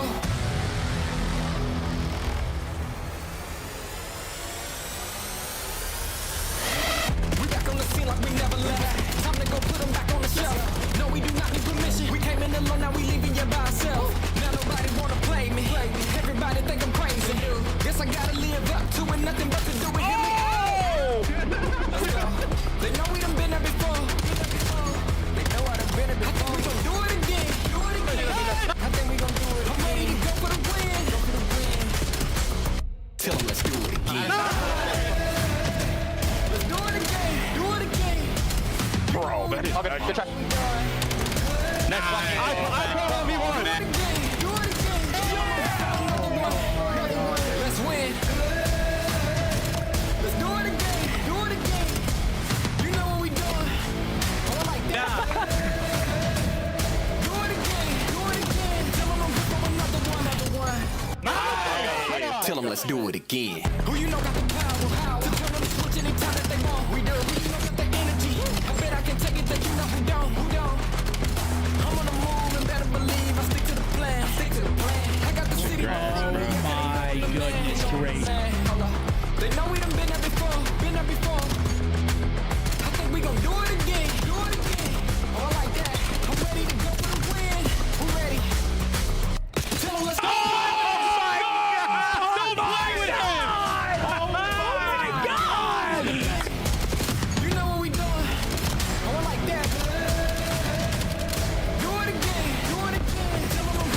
How many times you got to go statue and get Let's do it again. Who you know got the power to turn on the switch anytime that they want. We do. Who you know got the energy?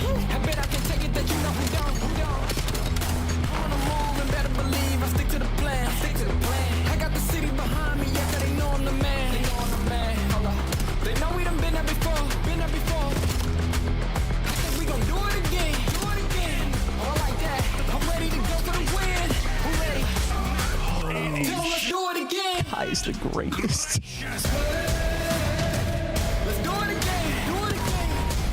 You know what we doing. You know what we doing. Do it again. Do it again. Tell them I'm here for another one. Let's win. Let's do it again. Do it again. You know what we doing. Oh, I like that. Do it again. Do it again. Tell them I'm here for another one. Nice. on, let's do it again. Hey, bro, holy bro. Bro, I told you something felt weird.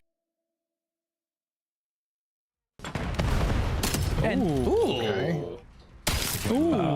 Oh my god. Oh my god. Bro, he's literally disgusting. Bro, this guy is a sick bastard, bro. Oh my god, you can see the glint. It's so scary. The glint. Oh, what are they doing? What do they keep shouting? This guy is automatic. He's in takeover right now. Guys, the sniper's getting G8 after this one. Yo, chat, I'm just letting you know we get 1v2 to turn off stream, watch it offline. Heads up. Information first. Yeah, surely sees that out, but that's not going to happen, right? Rancor. Oh, here they come. The timing on this is going to be unbelievable. Ah, they might have spotted him out. They haven't seen a thing. Ah, Rancor taps them in off. All right. And I mean, listen, I don't know anything. I'm just a commentator, but I'm looking at that from Rancor. Doesn't even seem like a good try. Appreciate like he just gave himself no time to pick up the bomb. Like I major pain. Feel just like I major pain.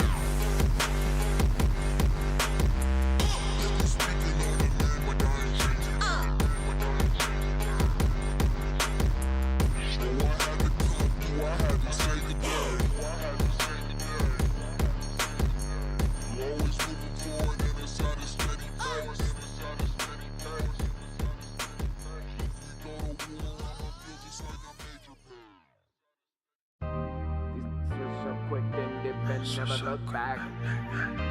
I don't take no L's, no, I don't take no. I get my chest and flipped and doubled and started. I don't take no L's, no, I don't take no L's. These switch up quick, then dip and never look back. I don't take no